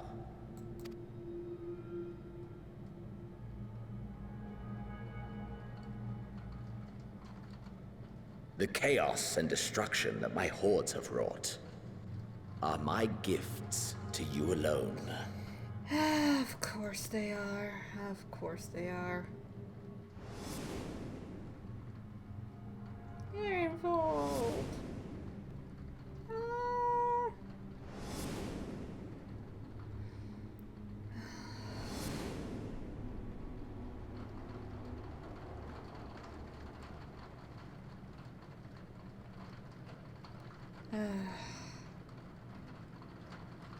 At a loss for words? No matter. As you will learn, I have only just begun. Of course you have. Oh, will you not finish your meal? There is only one thing that can sate my hunger. And it would seem my friend has lost her appetite. I hoped this display of civility might prove an entertaining diversion. But clearly we are above such pretensions.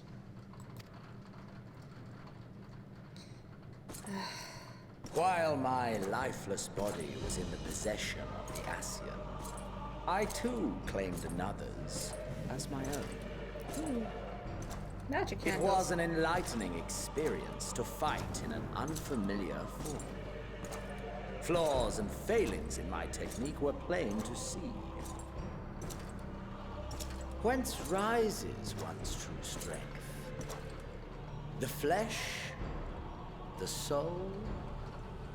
Perhaps you should like to discover the answer for yourself.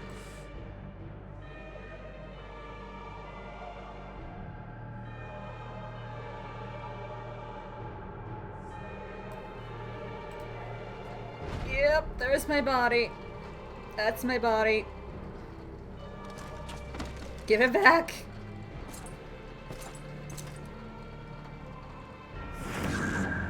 Or together. Oh, Lord. Oh, Lord.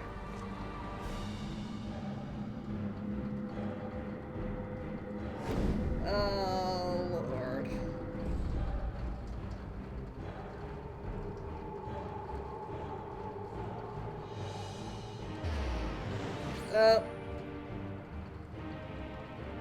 Oh dear! Whatever would happen if my lord were to greet your friends as you? I shudder to imagine what carnage he would wreak. Shut up, friend Daniel. We'd better hurry if we want to avert the bloodbath. You can thank me later for my generosity.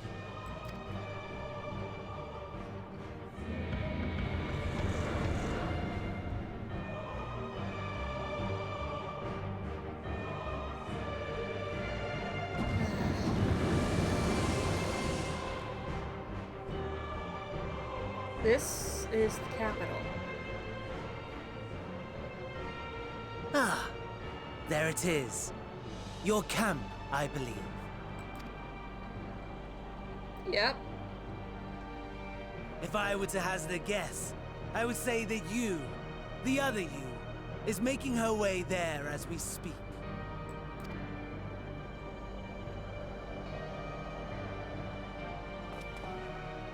Alas, this you will have to walk from here. Or run, if you can manage it. My lord would be cross if I made it too easy. Such ingratitude. I'd not squander this fighting chance. After all, you've obstacles enough to overcome. Right on cue. What?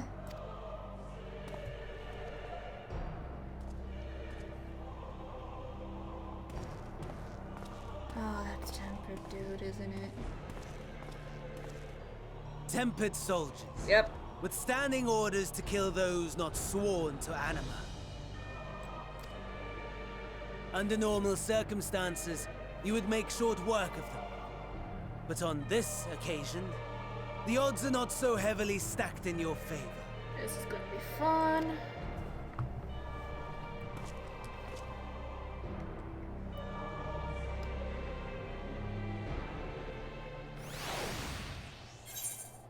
Proceed.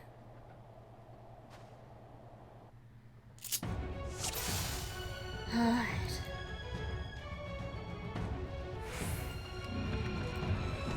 Okay, I have 24 minutes. Shut up, I'm doing what I...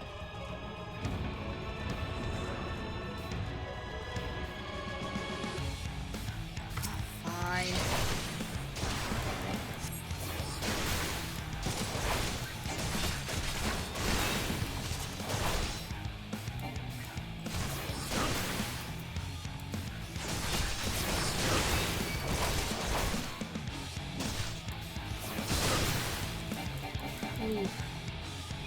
Nope, get out of that. Not bad at all, Oof. given your diminished capacity. I'm down. Nevertheless, 'twould perhaps be prudent to keep to the shadows. No shit. Scurrying about like a rodent. Shut up, Vandano. The Tempered Imperial has breathed his last. Pay your respects. We offer our silent prayer to the deceased. When in possession of your own body, you may have had the capacity to subdue rather than slay this tempered soldier. In this battle, you are unable to use the full extent of your powers to reach camp broken ties quickly. You should avoid combat whenever possible. If you are discovered, your foes will give chase. Magic units are especially powerful, and your chances of defeating them in your current state are slim at best. Hey, medical kit! I will use that now.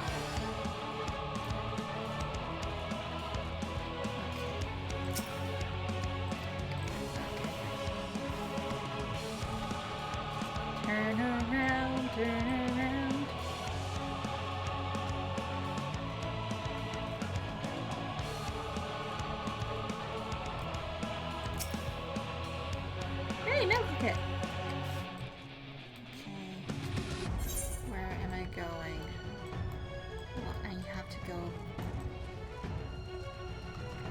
some way. Ooh.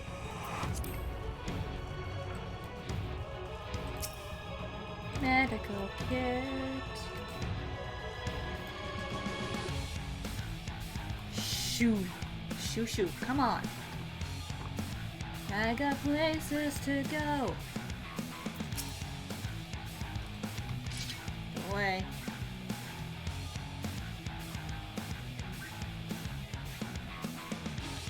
You're just gonna stare at that, aren't you?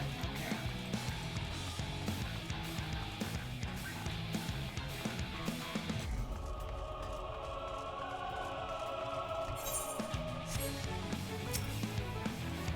Take this.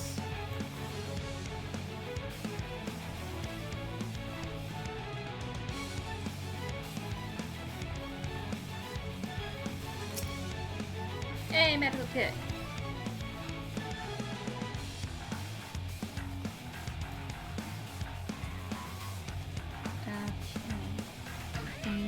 Ooh. Hello. Logitech.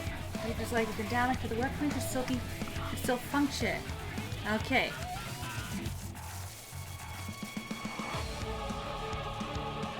Oh, hello. You've not been turned? Thank goodness. I thought I was the only one left. The bastards got my hand when they took down my Magitech Reaper. If you can repair its light though, it should still work. Here, take this key. If it's run out of ceruleum, you may be able to find more in the wreckage. Okay.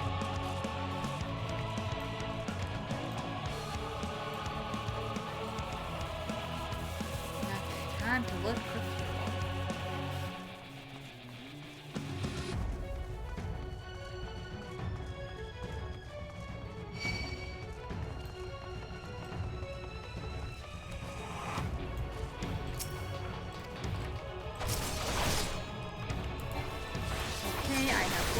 Kits. At least that clears up that half a little bit for me.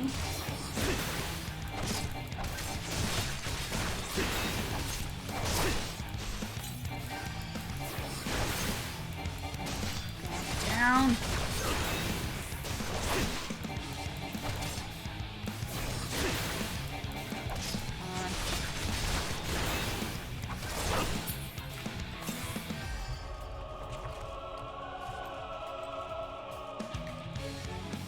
Small sack. What's in here? Medical kit. Thank you.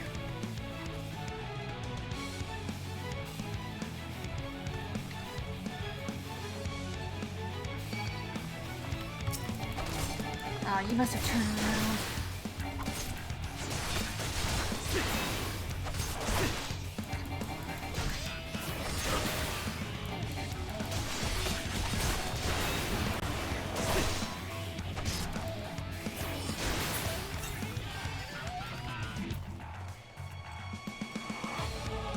I see one over there.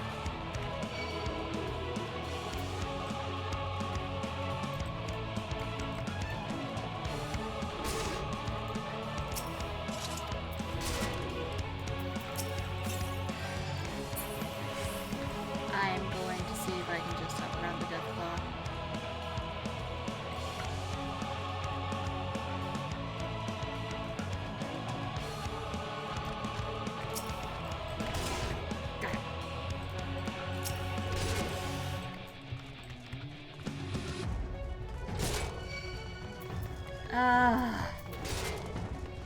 No, I'm not gonna do this.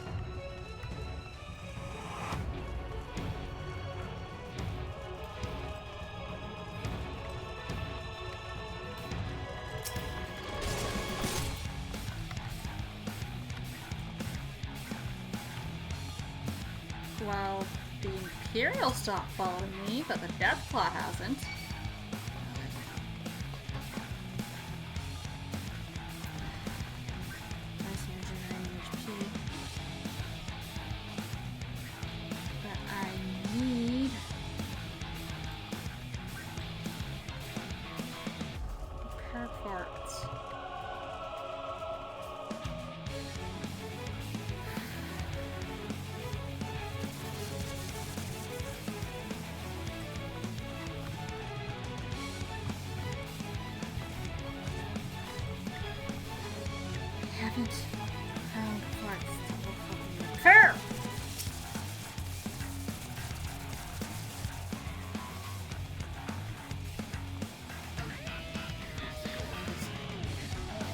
my chances.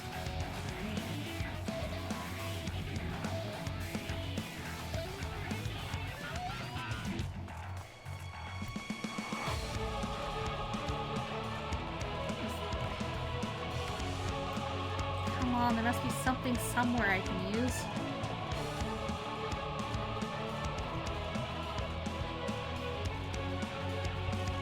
I see sparkles.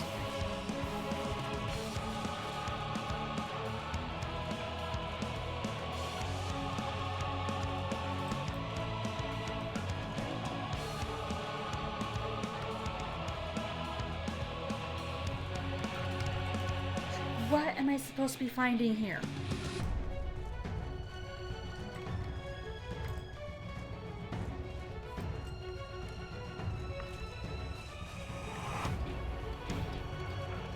Oh, I see something there.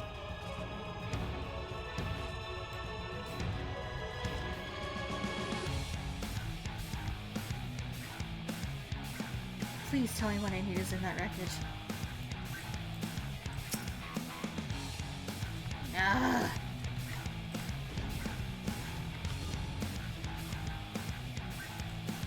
This is more than a little frustrating. Please. Got it. I got a medical kit.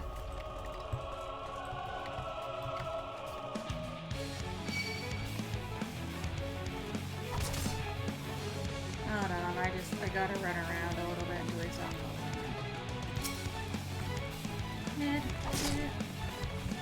I'm not taking all three of them at once. Come on, get bored.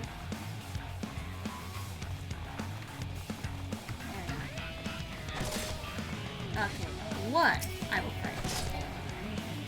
Come over here. Come on.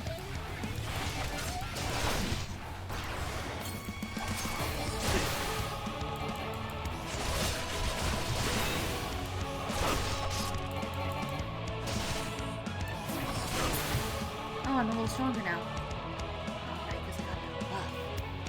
That's going to last for 1 minute.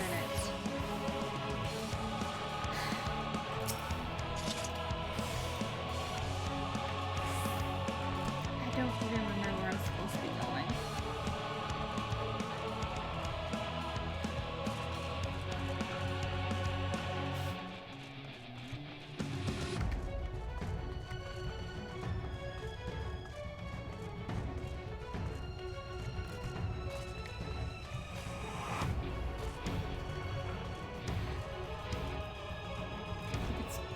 Here somewhere? Yeah, I see it, I see it.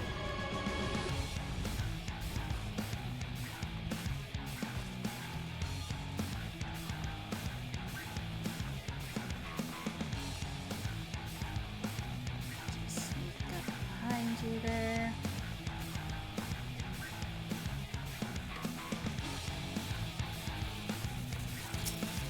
Like this.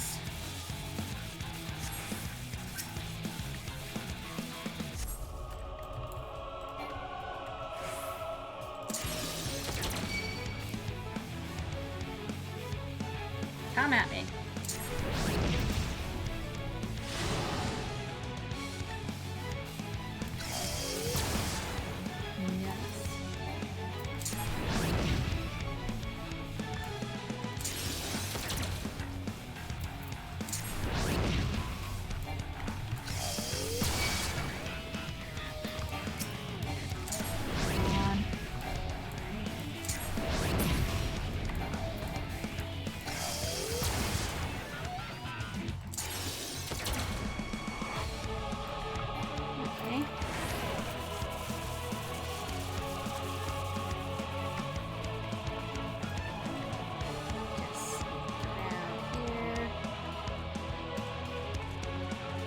There.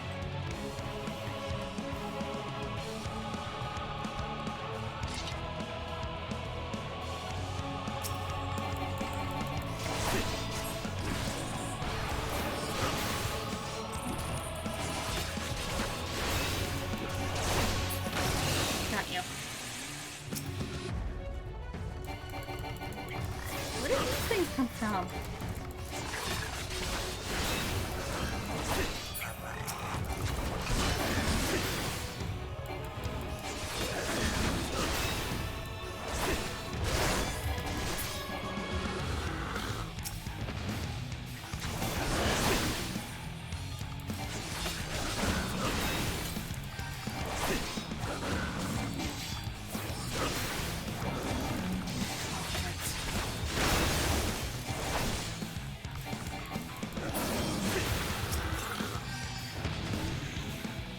I mean, we're sort of, right?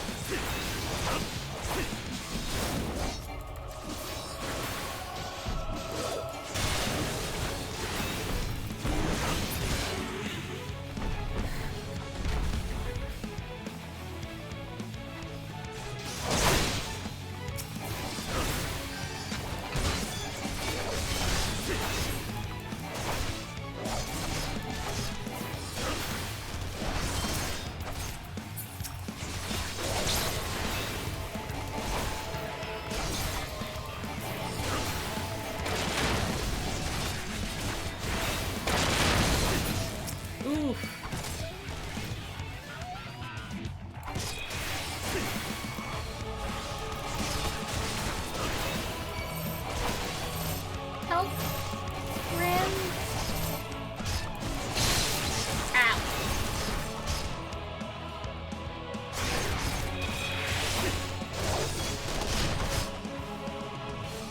I am behind the armor.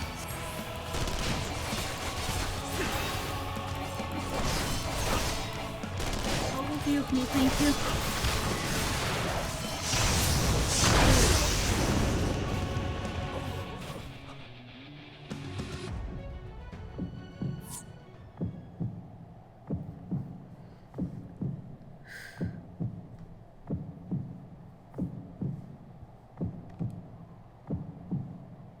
Unable to escape the blast, you begin to lose consciousness.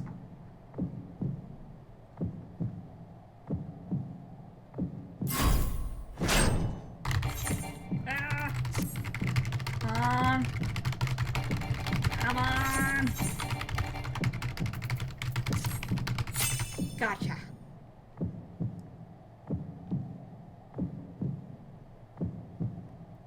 You crawl to safety and begin to regain consciousness.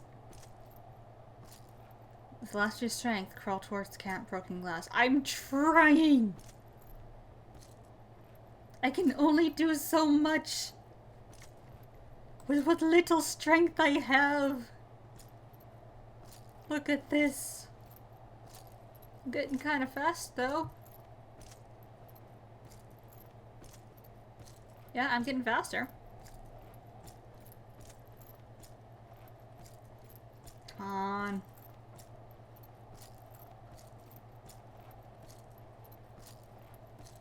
Getting faster. Come on, you can do it.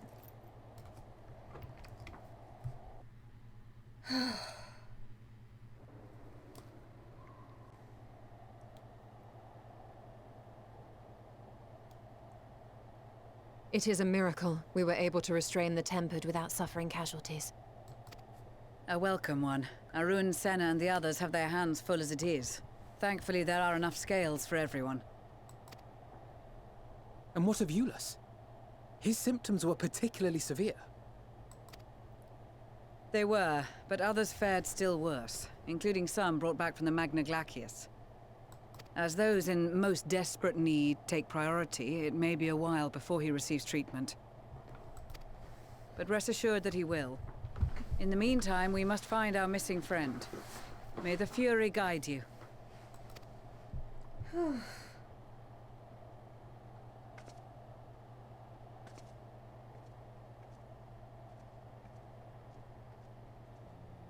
Of all the bloody times for a disappearing act. Hey, it's not my fault.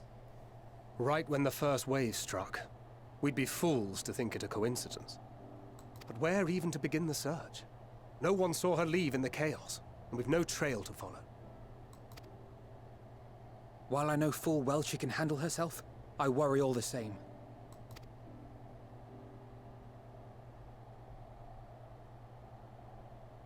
Ah, speak of the devil. That's not me, guys. Well, time to call off the search. That's not me.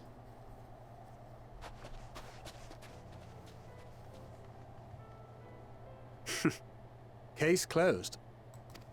Guys, no. That's her, over there. Aye, 'twould appear so. Thou art struggling to perceive her presence? I am. Perhaps In the aftermath of the wave, there is some residual effect interfering with my faculties. But...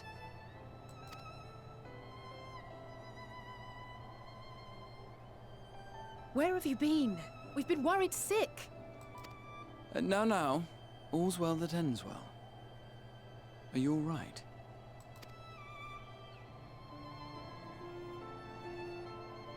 Are you all right?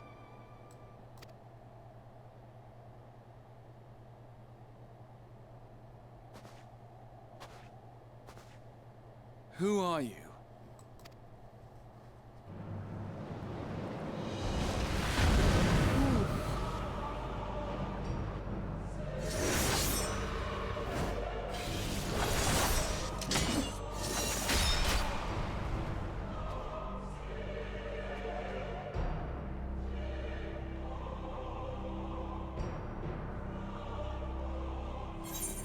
Get away from them, you bastard!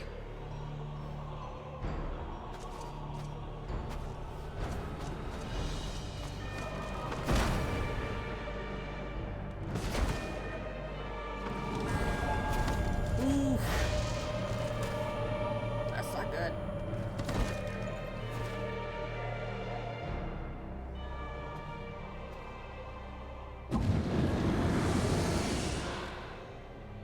Sadly, that is all we have time for today. The effect has run its course, and back to your own bodies you must go. Go to hell, Fan Daniel.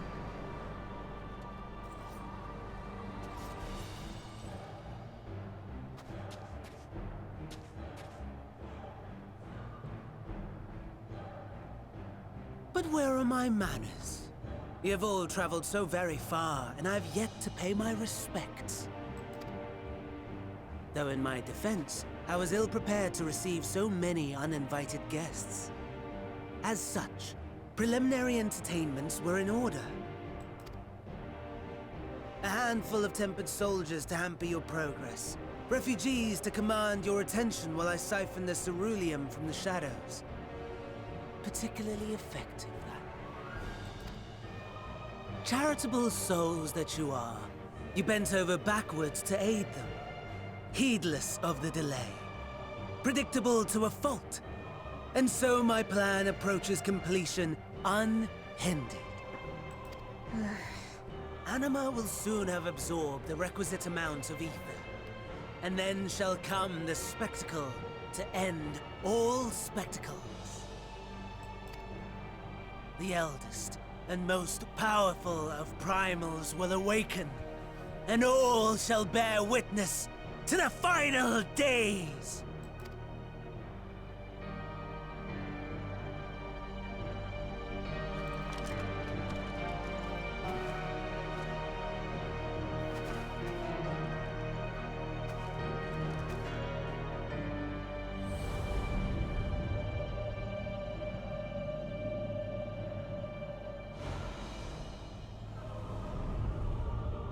The gods themselves will be my meal.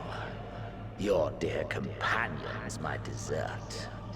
Upon this world I'll feast, and death shall follow in my wake.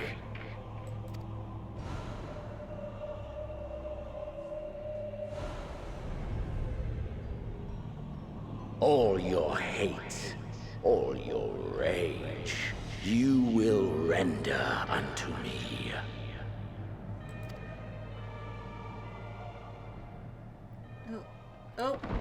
Oh, I'm down. I'm down.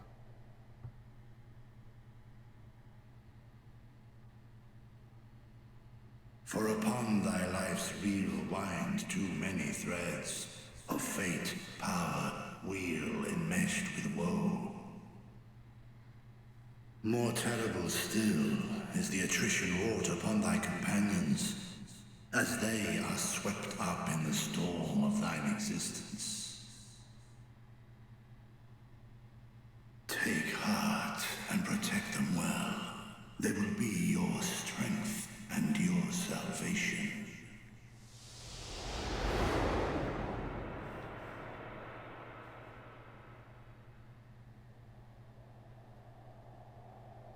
Thank goodness. She's awake.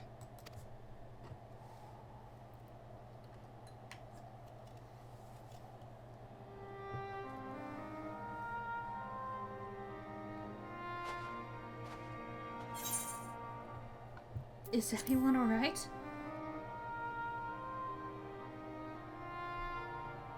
Perfectly fine, yes. I hope the same can be said of you.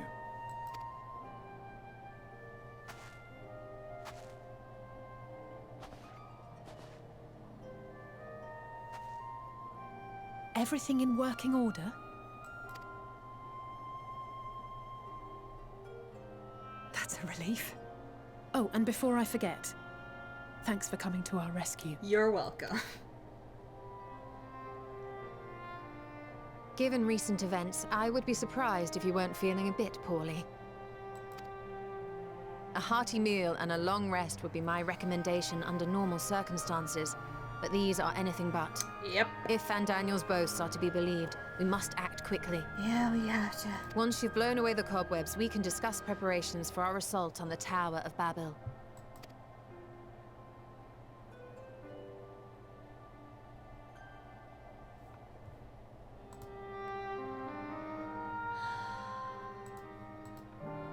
So that happened. You're certain you're well? Nothing out of place? No missing bits? Good, though I won't promise the same for Vandalion and Xenos after I'm through with them. How much must these people suffer before they're satisfied? How many cruel, pointless tricks must they play? Prelude to the final days or no, this ends now.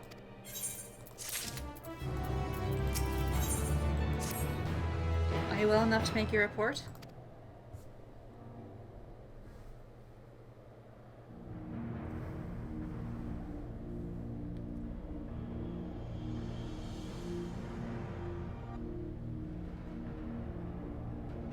This anima was summoned with the corpse of Emperor Varus. Does their depravity know no bounds? It seems not. More to the point, we can surmise that the wave either issued not from the Tower of Babel, but from the primal lurking within it. A primal whose cry rang out rather more loudly in your ears than ours. If you're taken to the tower itself, then this proves beyond a shadow of a doubt that it is the beating heart of the Telefari's machinations.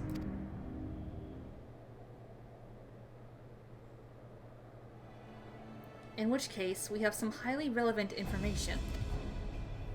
As you may know, ever since we dispatched troops to free the Leveilleurs, we've been developing a plan to infiltrate the tower. According to Thancred and his scouts, the main structure is lousy with tempered and enemy magtech. Furthermore, the road leading to it has collapsed, making it difficult to approach in numbers. Thus do we propose dividing our forces into two parties, one to distract and one to infiltrate. The diversionary force will be comprised of the Ishgardian, Gridanian, and Lumensian delegations. They will begin the construction of bridges to make the Telefari believe we are marching upon the tower. Meanwhile, the best suited of Alamegan, Ildan, and Eastern comrades will use a different method of ingress.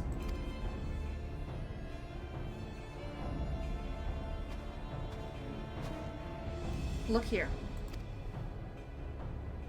The facility marked in red is the Incelidium, a vast magitech manufactory. In ruins now, of course. But the freight tunnel connecting it to the erstwhile Imperial Palace remains intact. While the Telefari's attention is elsewhere, our infiltration force can use it to enter the tower undetected. Be aware, however, that the underground rail network remains very much operational. The Tempered are using it to bring supplies to the tower even now. If it can carry their material, it can carry us too, providing we sneak aboard unseen.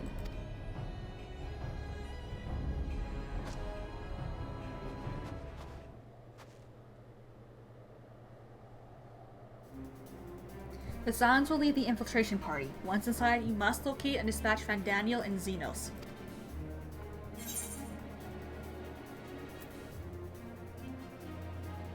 It's time we ended this, once and for all.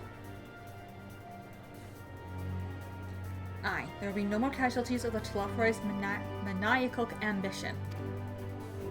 How quickly can we enact this plan? Van Daniel made it quite clear that haste is a priority. Of paramount concern even, assuming he didn't name the tower Babil on a whim. In Amon's time, it meant gateway of the gods. Zonda used it to refer to a void gate, but in this case, it almost certainly alludes to something altogether greater. The eldest and most powerful of primals. All the more reason to act now. The rest of the contingent is aware of the plan and are ready to move at a moment's notice. You are to proceed north to the Forum Patons. Lisa's group will meet you there. As ever, we are grateful for your foresight. This is the moment we've been waiting for. Spare no effort in your preparations.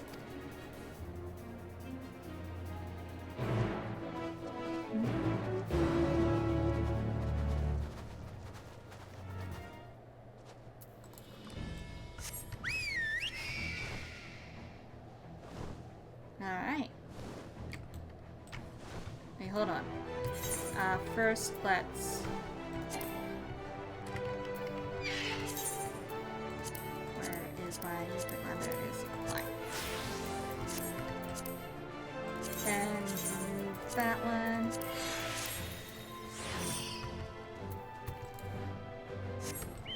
Away! Let's go. As I said, this... I should have honestly expected the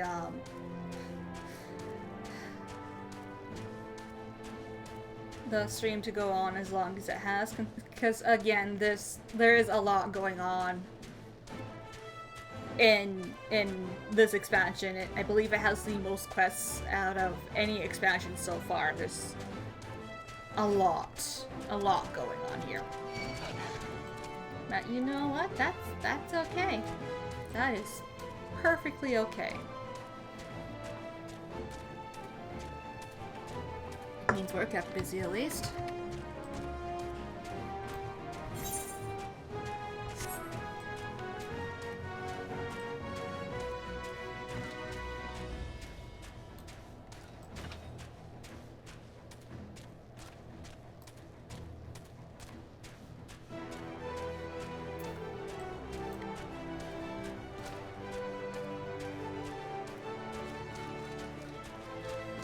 Let's go into the gateway of the gods, I guess. Ah, here we are.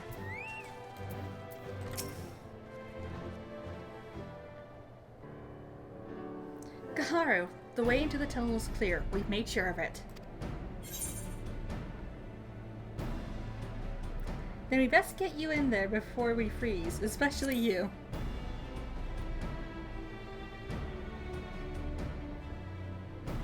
Oh, the shoe will be on the other foot once a win. Believe you me, a good fight should warm us right up. Barely enough cloth to swaddle a newborn. Clearly you've spent too long around this feral dog of a Dotharl. Watch your tongue, fool, lest I feed it to the crows. We will see who is the fool when you freeze to death. Expect me not to warm your ill-prepared hide. These furs are for myself and my Nama alone, should I be blessed to meet her this day.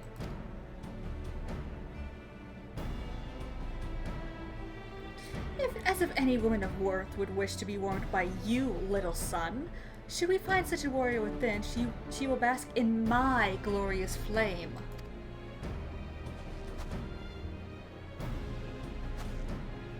Stop, both of you! Save your fire for the enemy. As for extra furs, I have plenty to spare. As do we.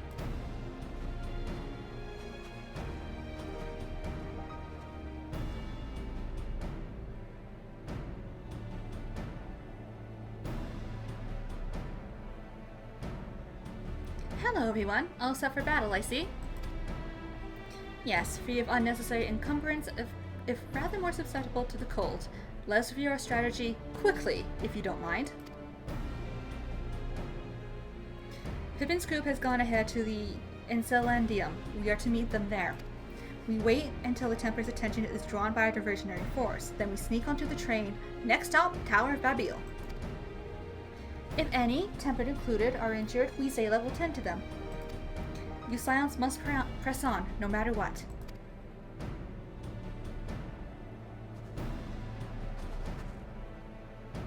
We should avoid moving as a group until we're underground, so we'll need to make our own ways to the Enceladium. See you there. Good lord, that's a word.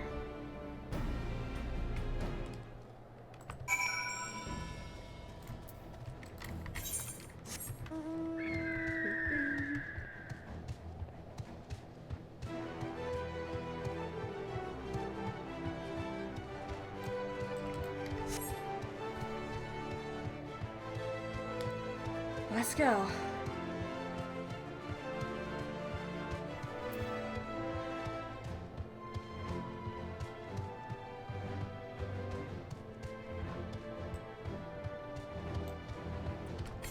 There you are, this is the way inside.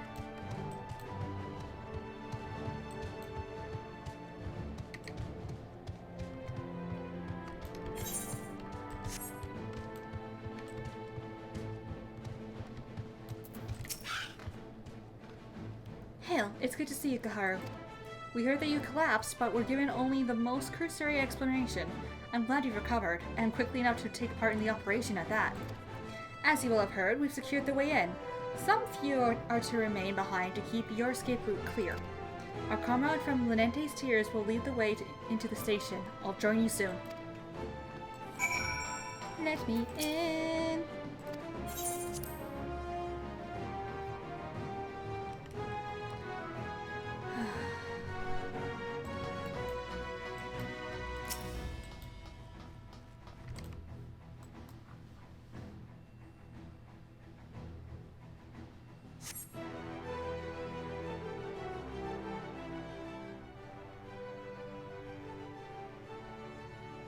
And now we wait.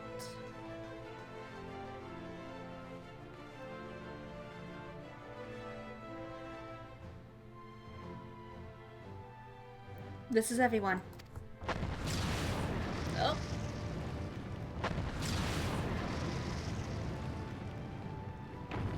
I believe that is our cue.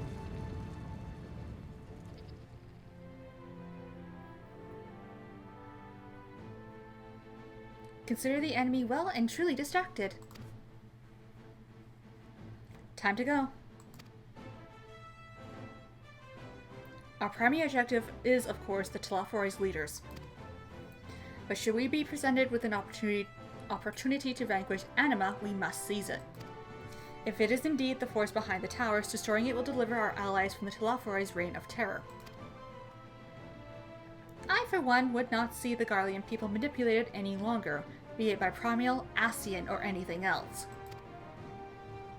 Here, there's been enough of that. We came to help the people of Garlemald, and that's what we're going to do. Together. Till the very end. The train should be along any moment now. Prepare to board, everyone.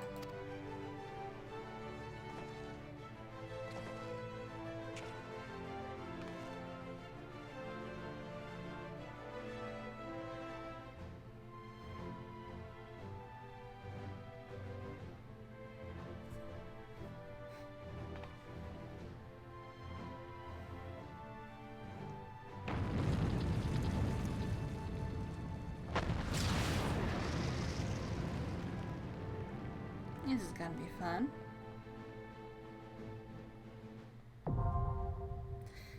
Let's get in, shall we?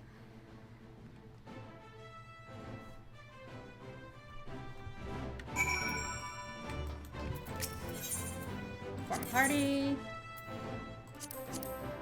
I stand Right there. ever ready. I'm taking my boys. My boys.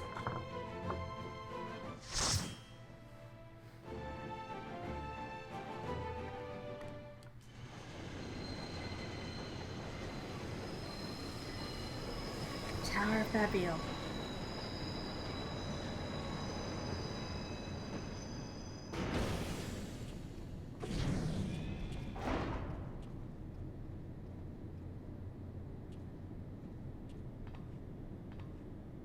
Now or never.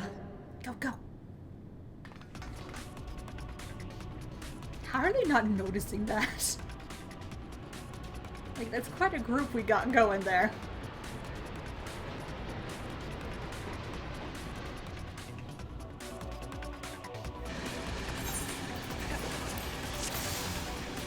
Excuse me while I eat.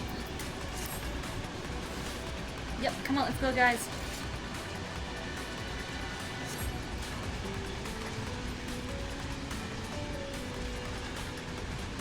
Hello.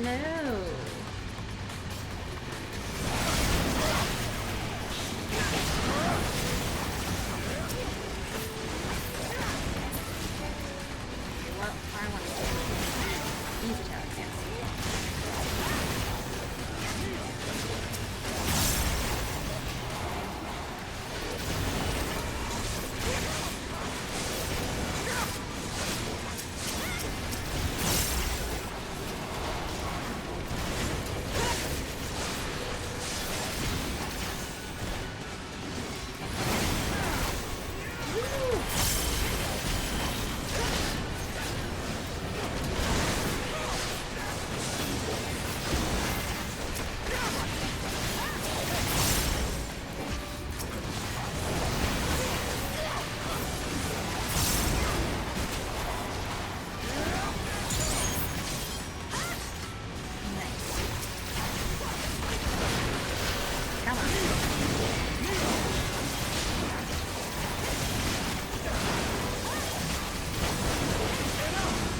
Beautiful. Whoa! Let's get you all there. Wait.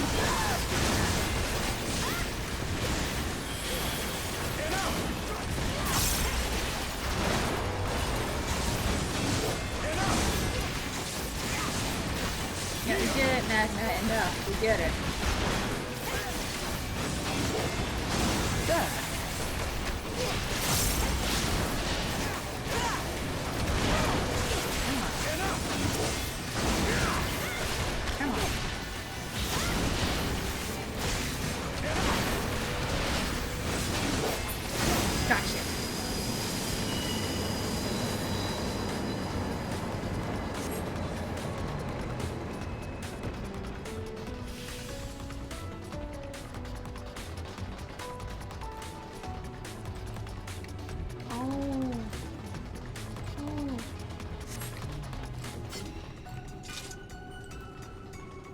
Got it.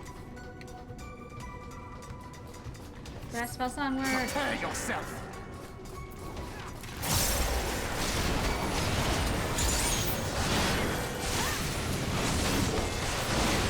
You're mine.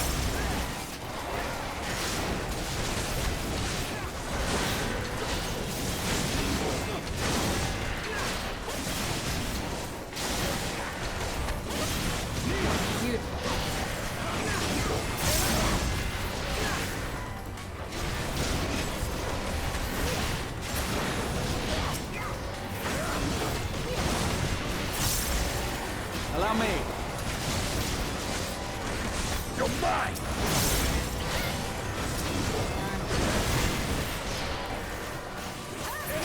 Got it.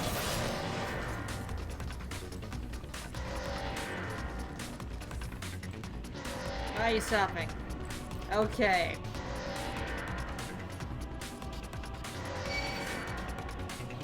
Okay then.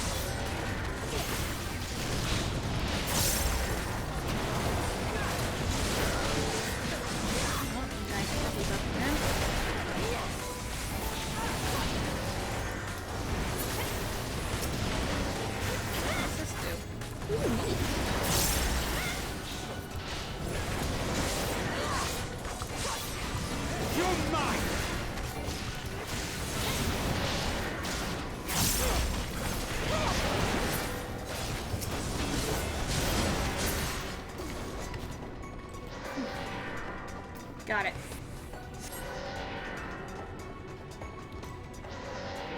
Hi guys. We got this. Oh, you ugly.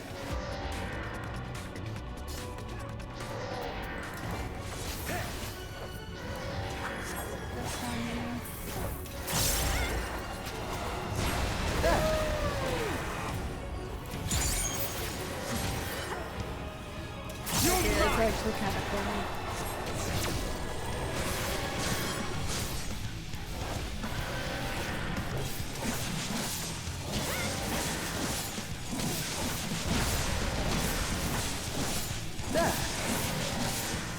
Gotcha.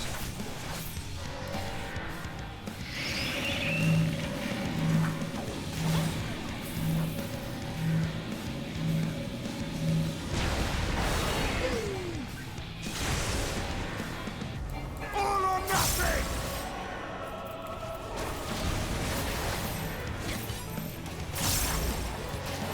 Destiny and his friends.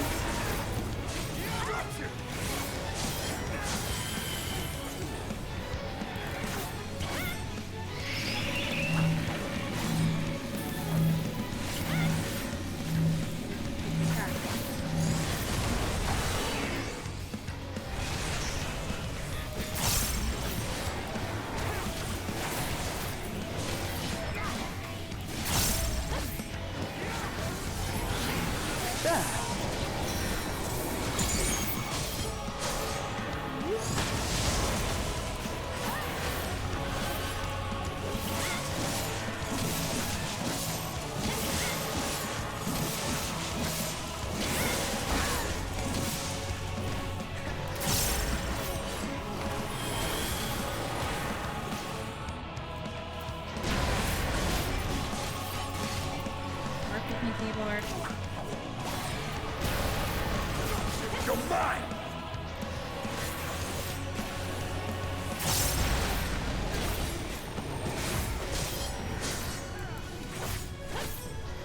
Almost done.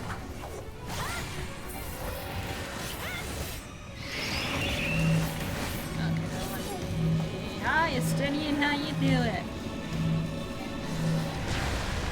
Whee!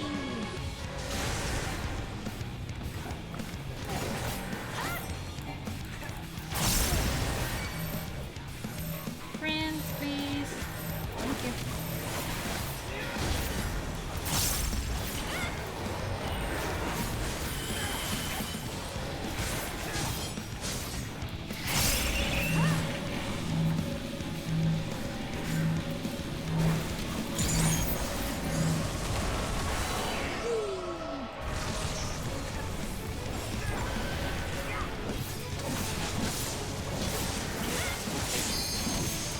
Go, Estinian!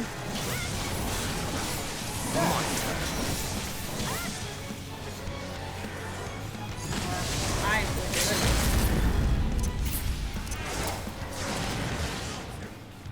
There we go. Continuing on. Oh, I can wear those. Hold on. Got it. That looks interesting.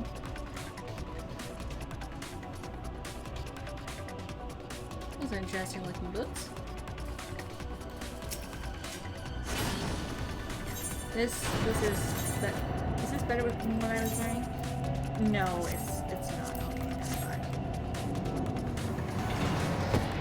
It is not better than what I was wearing, but I should use it. There.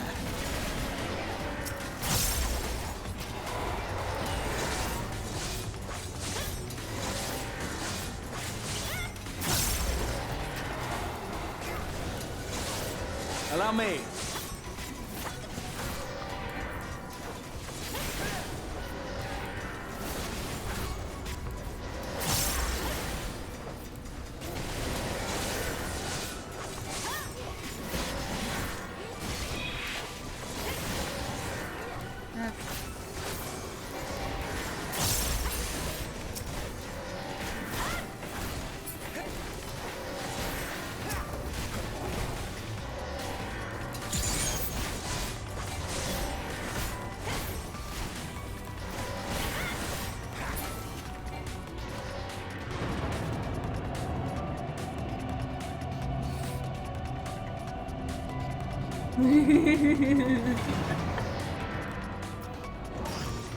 Even working together, they have to pick on each other. Those two will never stop fighting, will they?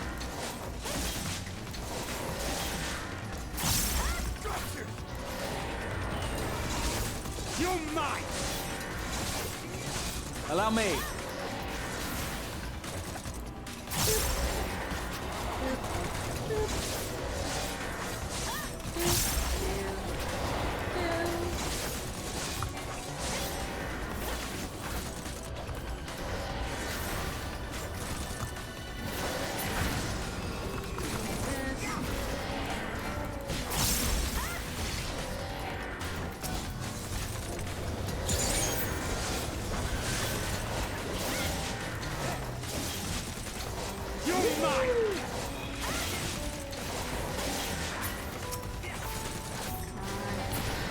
There we go. Go.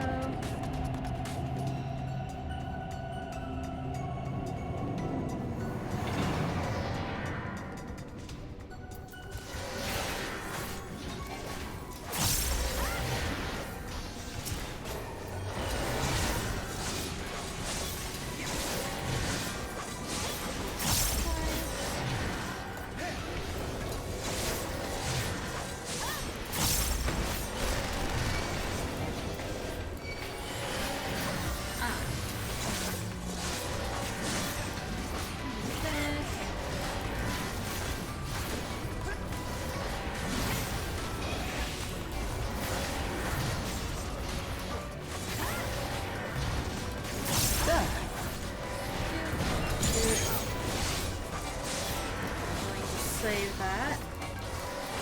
If I'm going to get the next boss.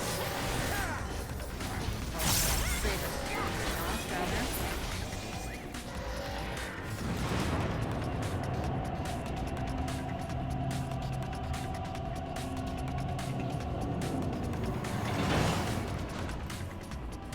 See you guys later.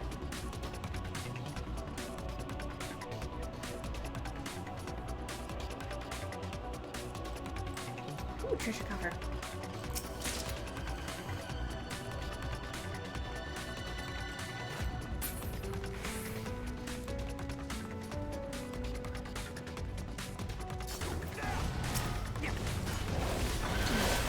I thought we would have reached the boss after that, but apparently I thought wrong.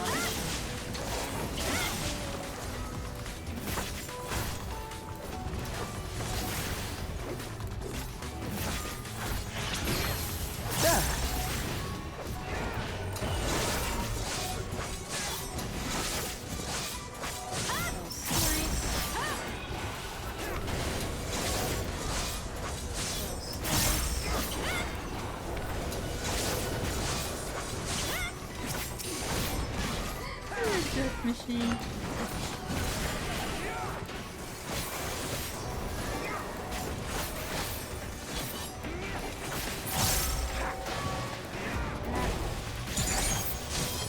Saving that. This is nice and die soon. There. Get him, Grandma. Get him. Beautiful.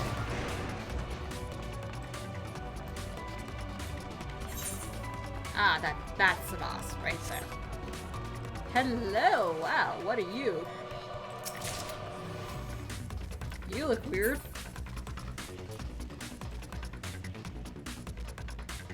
This whole place looks weird.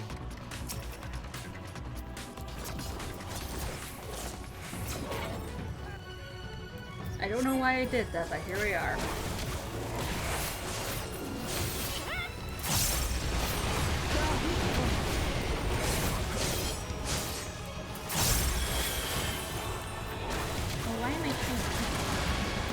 More than usual. What? There. You're mine! Woo! How's this?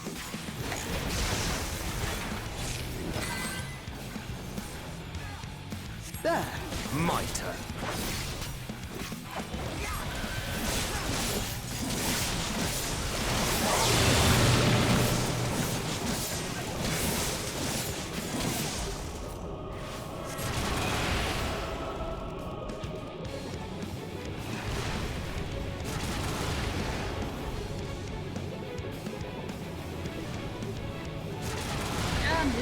my own froggy days. There!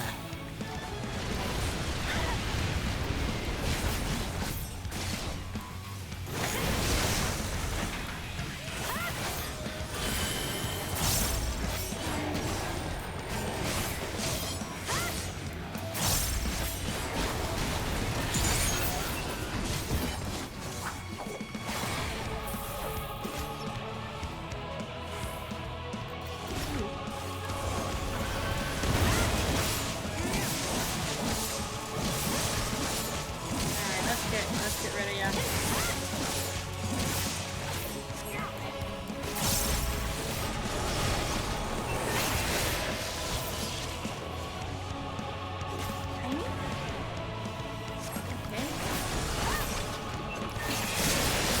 Oh, because they were hovering above us.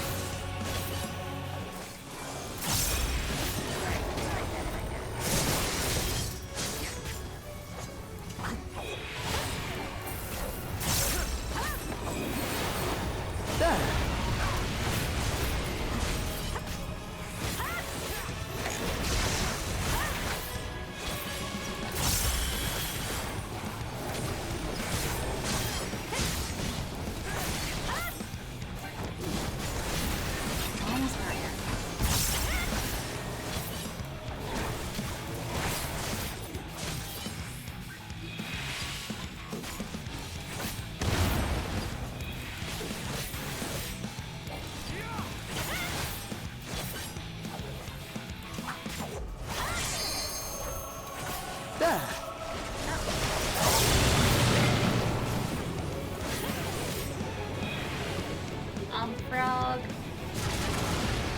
I'm a frog.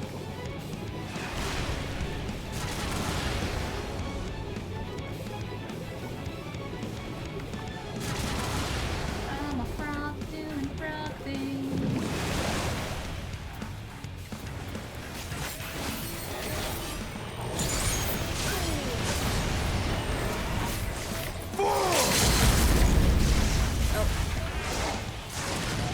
Okay then, that happened.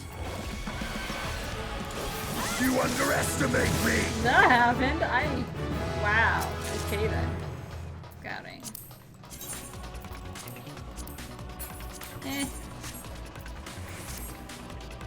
I going I am going the right way. We're almost there. Hello, you two.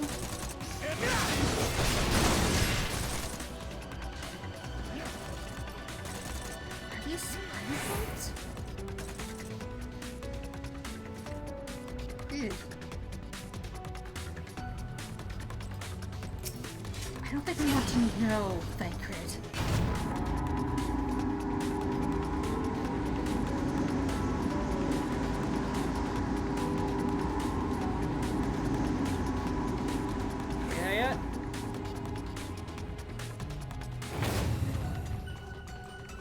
There he is.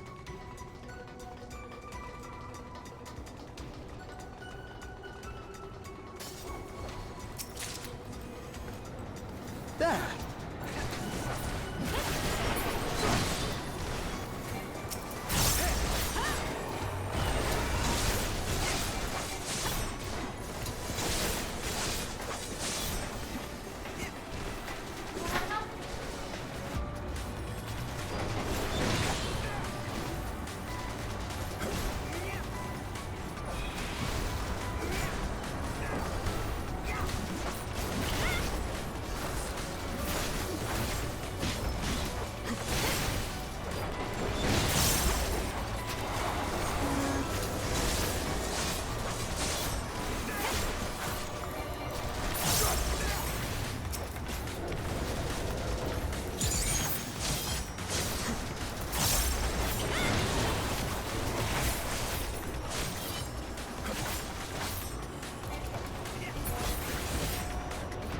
Gonna drop again?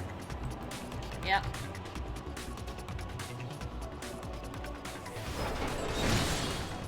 Graha!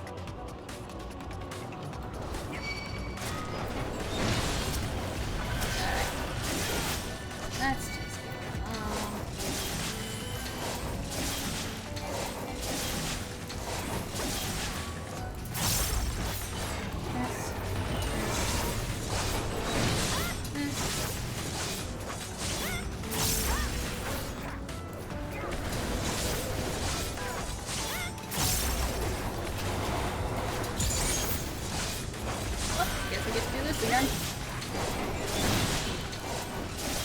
Allow me. You're mine! Amazing.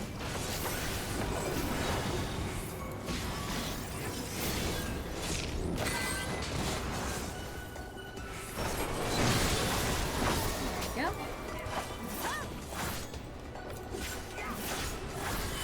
Almost there, almost there. You underestimate me! Oh, thank it. Could you do your thing, please? Where are you bringing them? Thank you, that's such a... Okay. Well, I guess this is what I get to do. Thancred, that's it. Thancred! Thancred, what are you doing? You underestimate me! Thancred being a dumbass. Okay, this is better. Somewhat.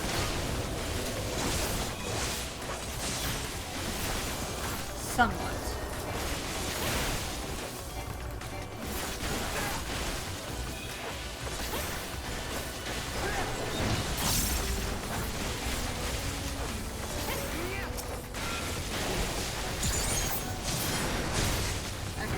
Come on, let's go, before these things come down our heads again.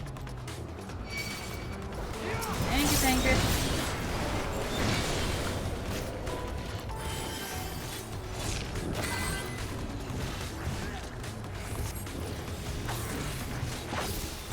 Beautiful. Oh, let's just do this. This is my favorite thing to do. Woo! Okay, let's do all that.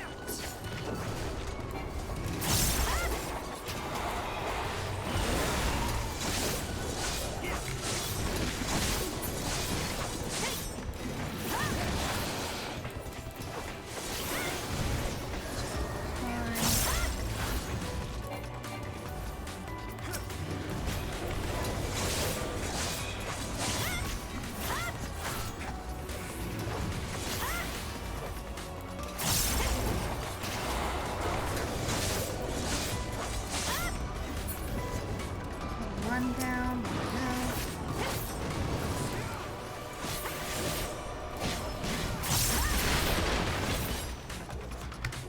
Here we are. Hello, Anima. Nice to see you. Not really, but you know.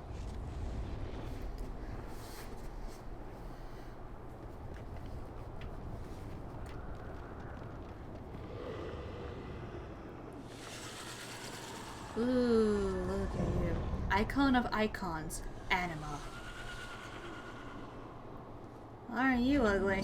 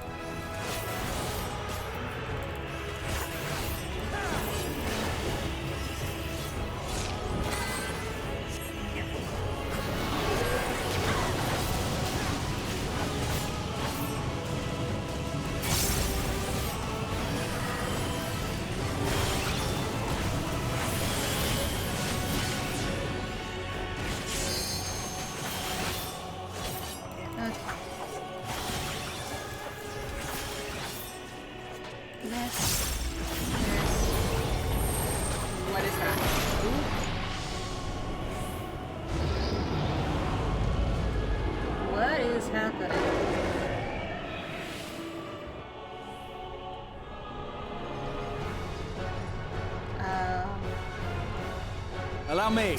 Okay then.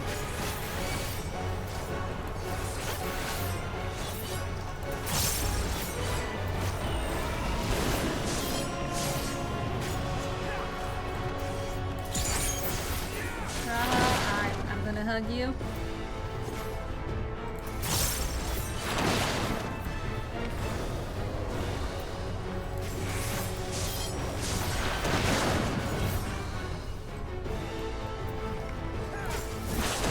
Thank you.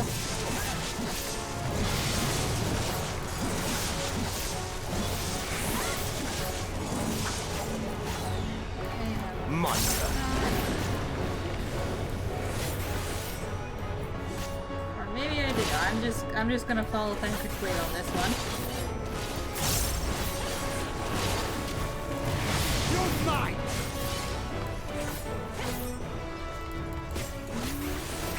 You're mine.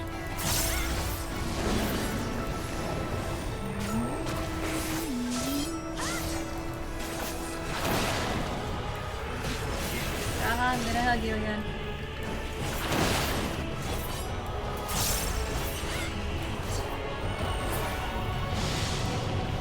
Oh. Okay.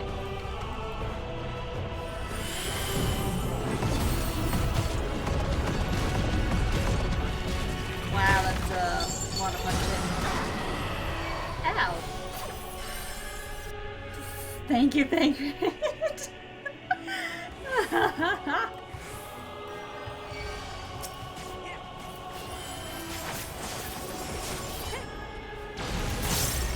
There. All or nothing.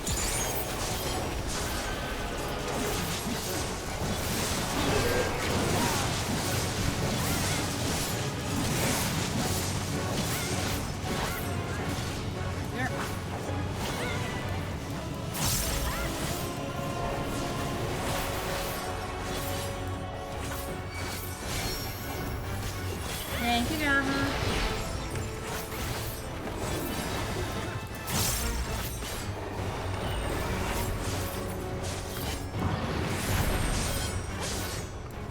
This will hurt. There. Yeah. Yeah, I see it, Grandma. I see the safe zone.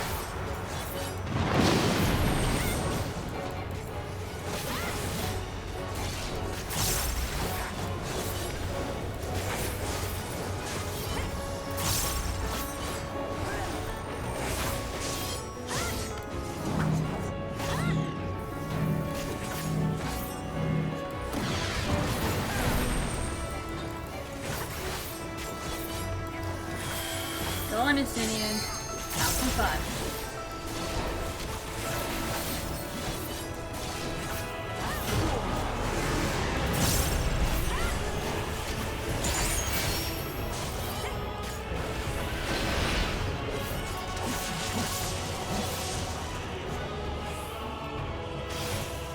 Time to end this!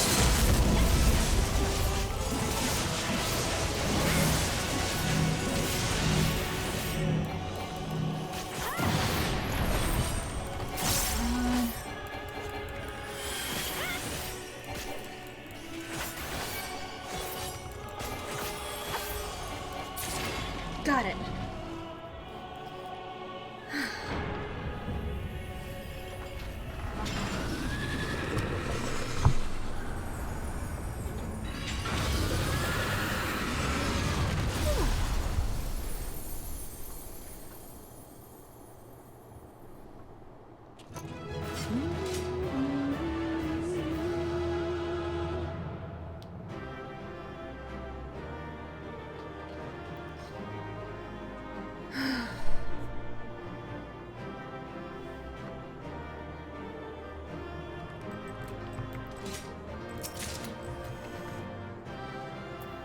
Does it? Oh, that actually doesn't look that bad. I might keep that. Might keep that.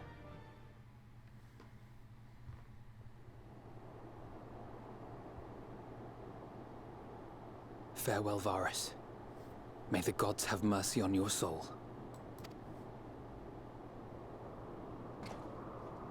Come. The other two await. Hmm.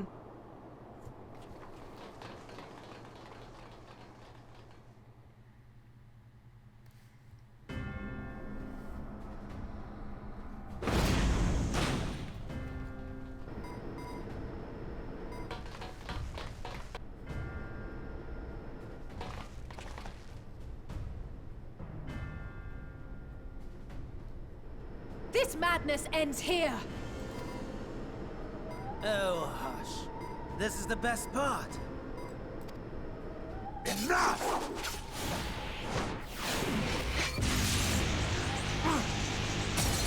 Oof.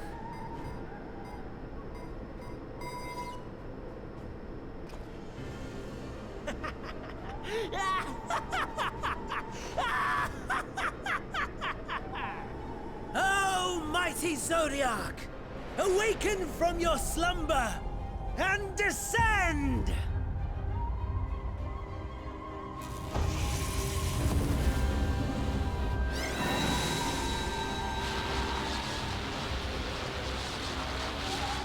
Some manner of magical defense?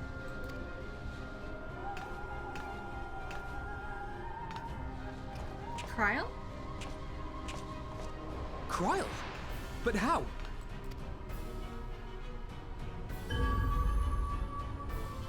The shackles that bind my adversary will not be so easily broken. Hydaelyn! Feeble relic of a forgotten age! Hark! Victory is mine!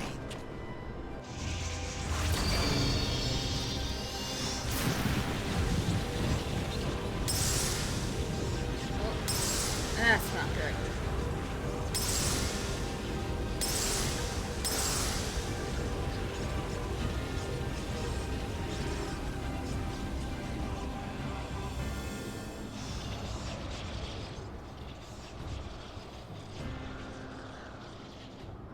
No more ether. And I was so close. My lord, a slight change of plans. We shall travel to the moon and break this wretched barrier ourselves. Whatever it takes.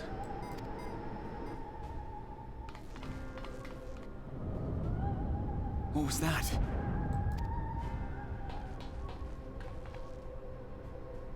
The final order issued by Anima to the Tempered Thralls. Should the Empire fall, the world must share her fate. Of course. Father lacked the conviction to give such a command. The abomination born of his flesh was but a puppet, and I the puppeteer. You madman! You monster! There's a funny joy in watching your flailing attempts to fight the inevitable. You're all going to die, and are powerless to prevent it. Says you.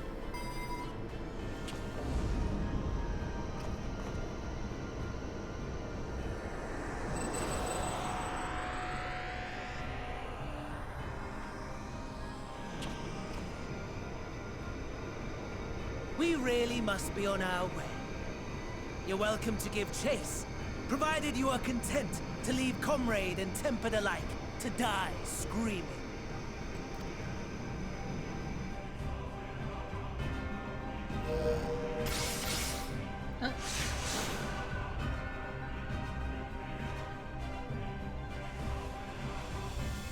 And off they go.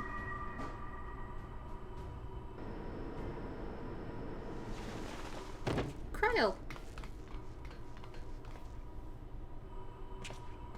I have asked too much of this child. Tend to her.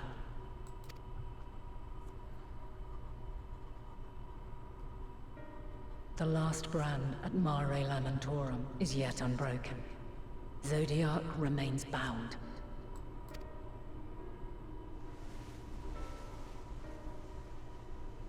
I have shifted the flow of ether and sent the enemy far from their destination. Now, I shall divert it once more. An ally awaits, and I will deliver you unto him. Seek his aid. Restore the seal. Zodiac must not be set free.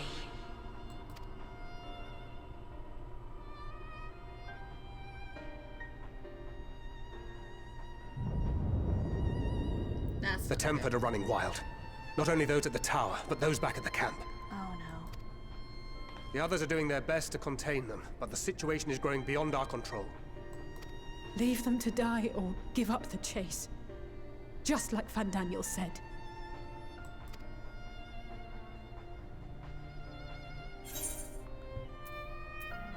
I'm the one Xenos wants.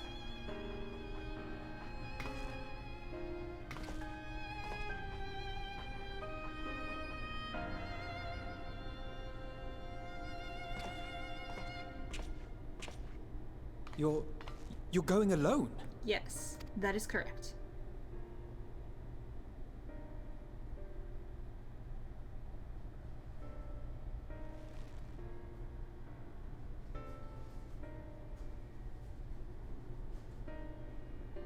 You have our trust and our faith. I pray we have yours.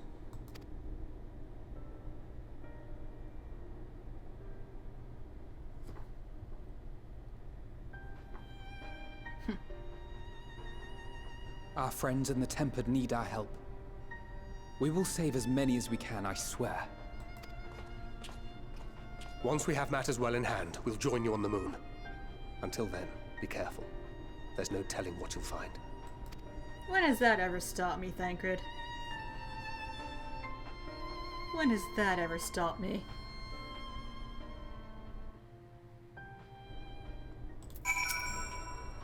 If all the Tempered are affected, Euless and his comrades likely put up quite the struggle. We'll find a way to save them. We must. I only pray we're not too late. In the meantime, may the 12 carry you to victory.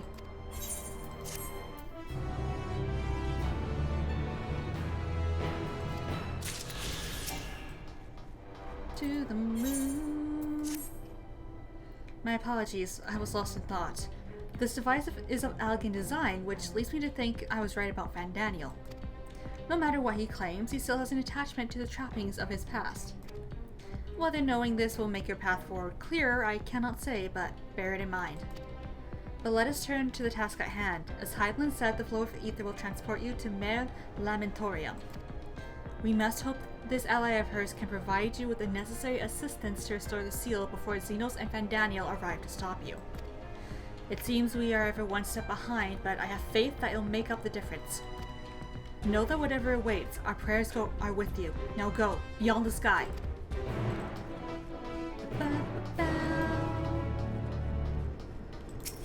Let's go.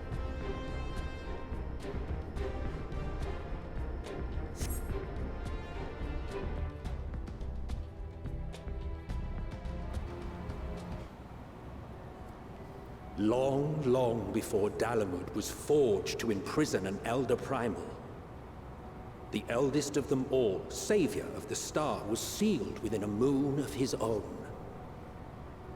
Souls sacrificed to grant him life still slumber and dream of the day he and we will be made whole.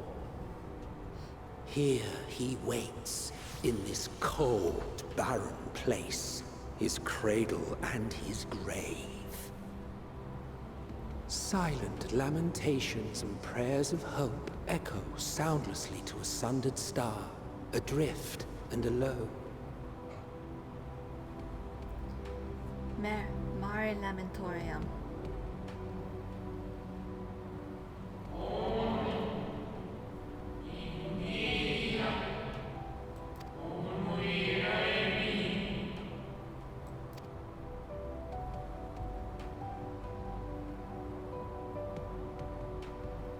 That's curious.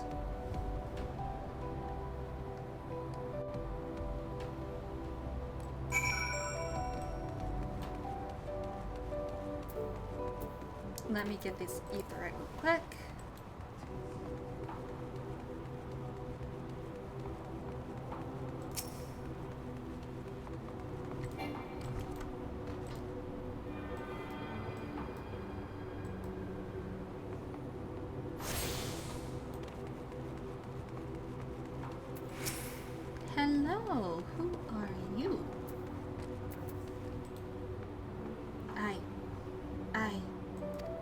Return. I must return. Why? Why? Why?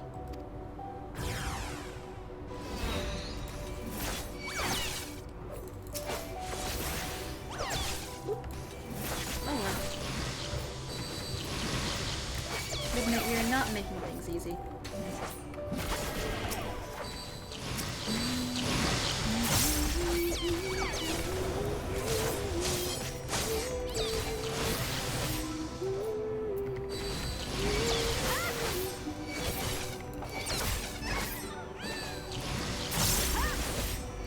Now you can try to hit me, but it's not gonna work.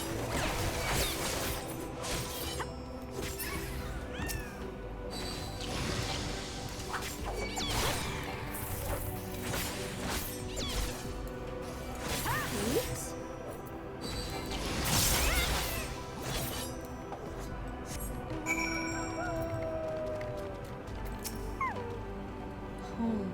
I want. I need.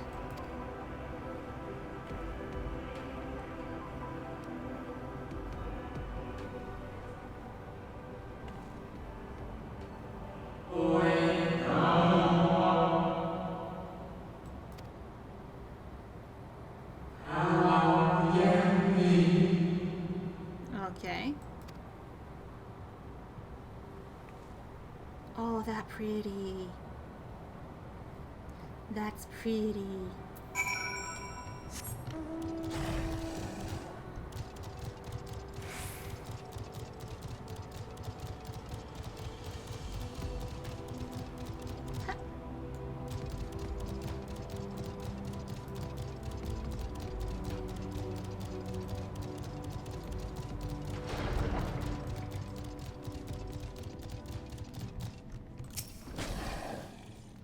Surveying, surveying.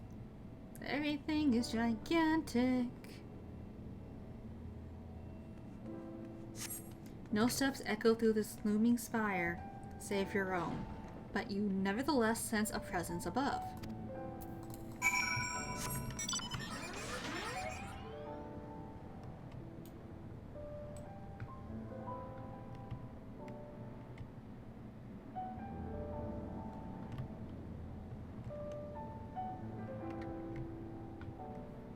Oh, just gotta keep going, going. Just keep going, just keep going, going, going.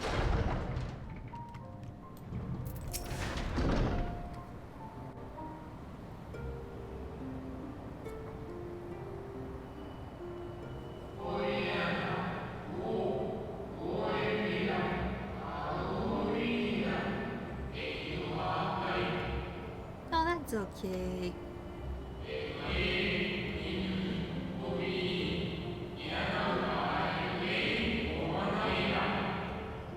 The Watcher. Okay. You have pretty robes.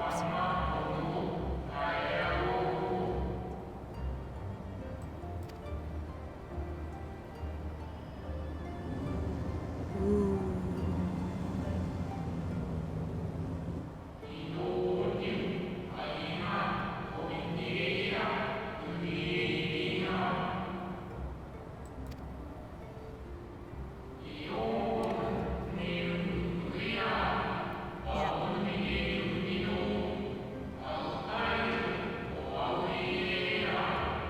Yeah, because he keeps regaining shards of himself with each rejoining.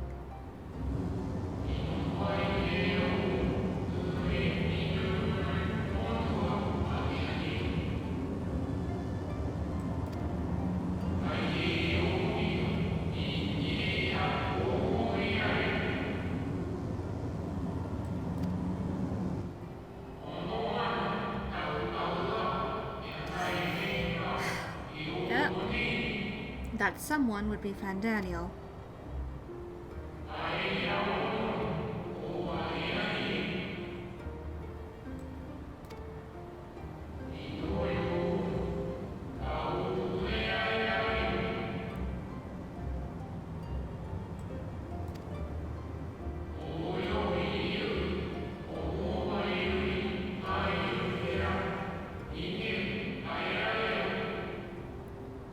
So we have 2 left.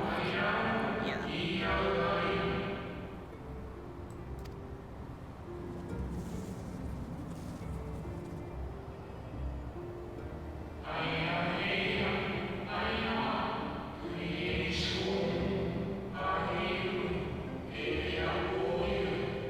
Yeah, okay.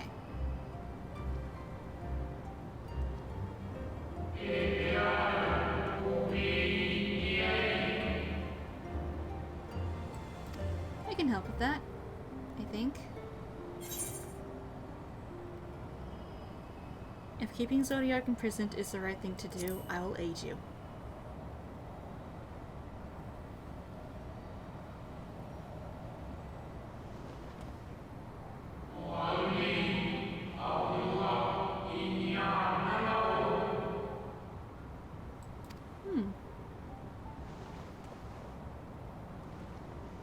Oh, you're so tall.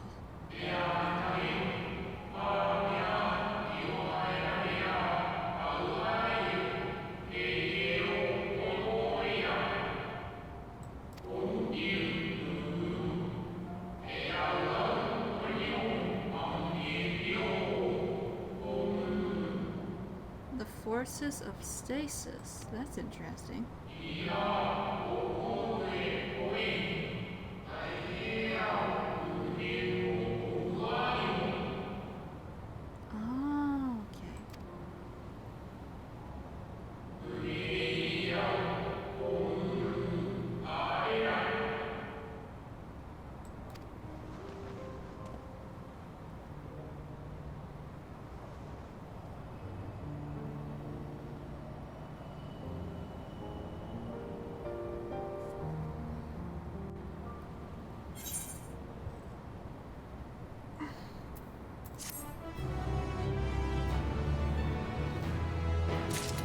Okay, I'm going to call it here. I have been streaming for 6 hours. I need to stop. I need to take a break. But we got through Garlemald, and we are now, as you can see, on the moon of all places.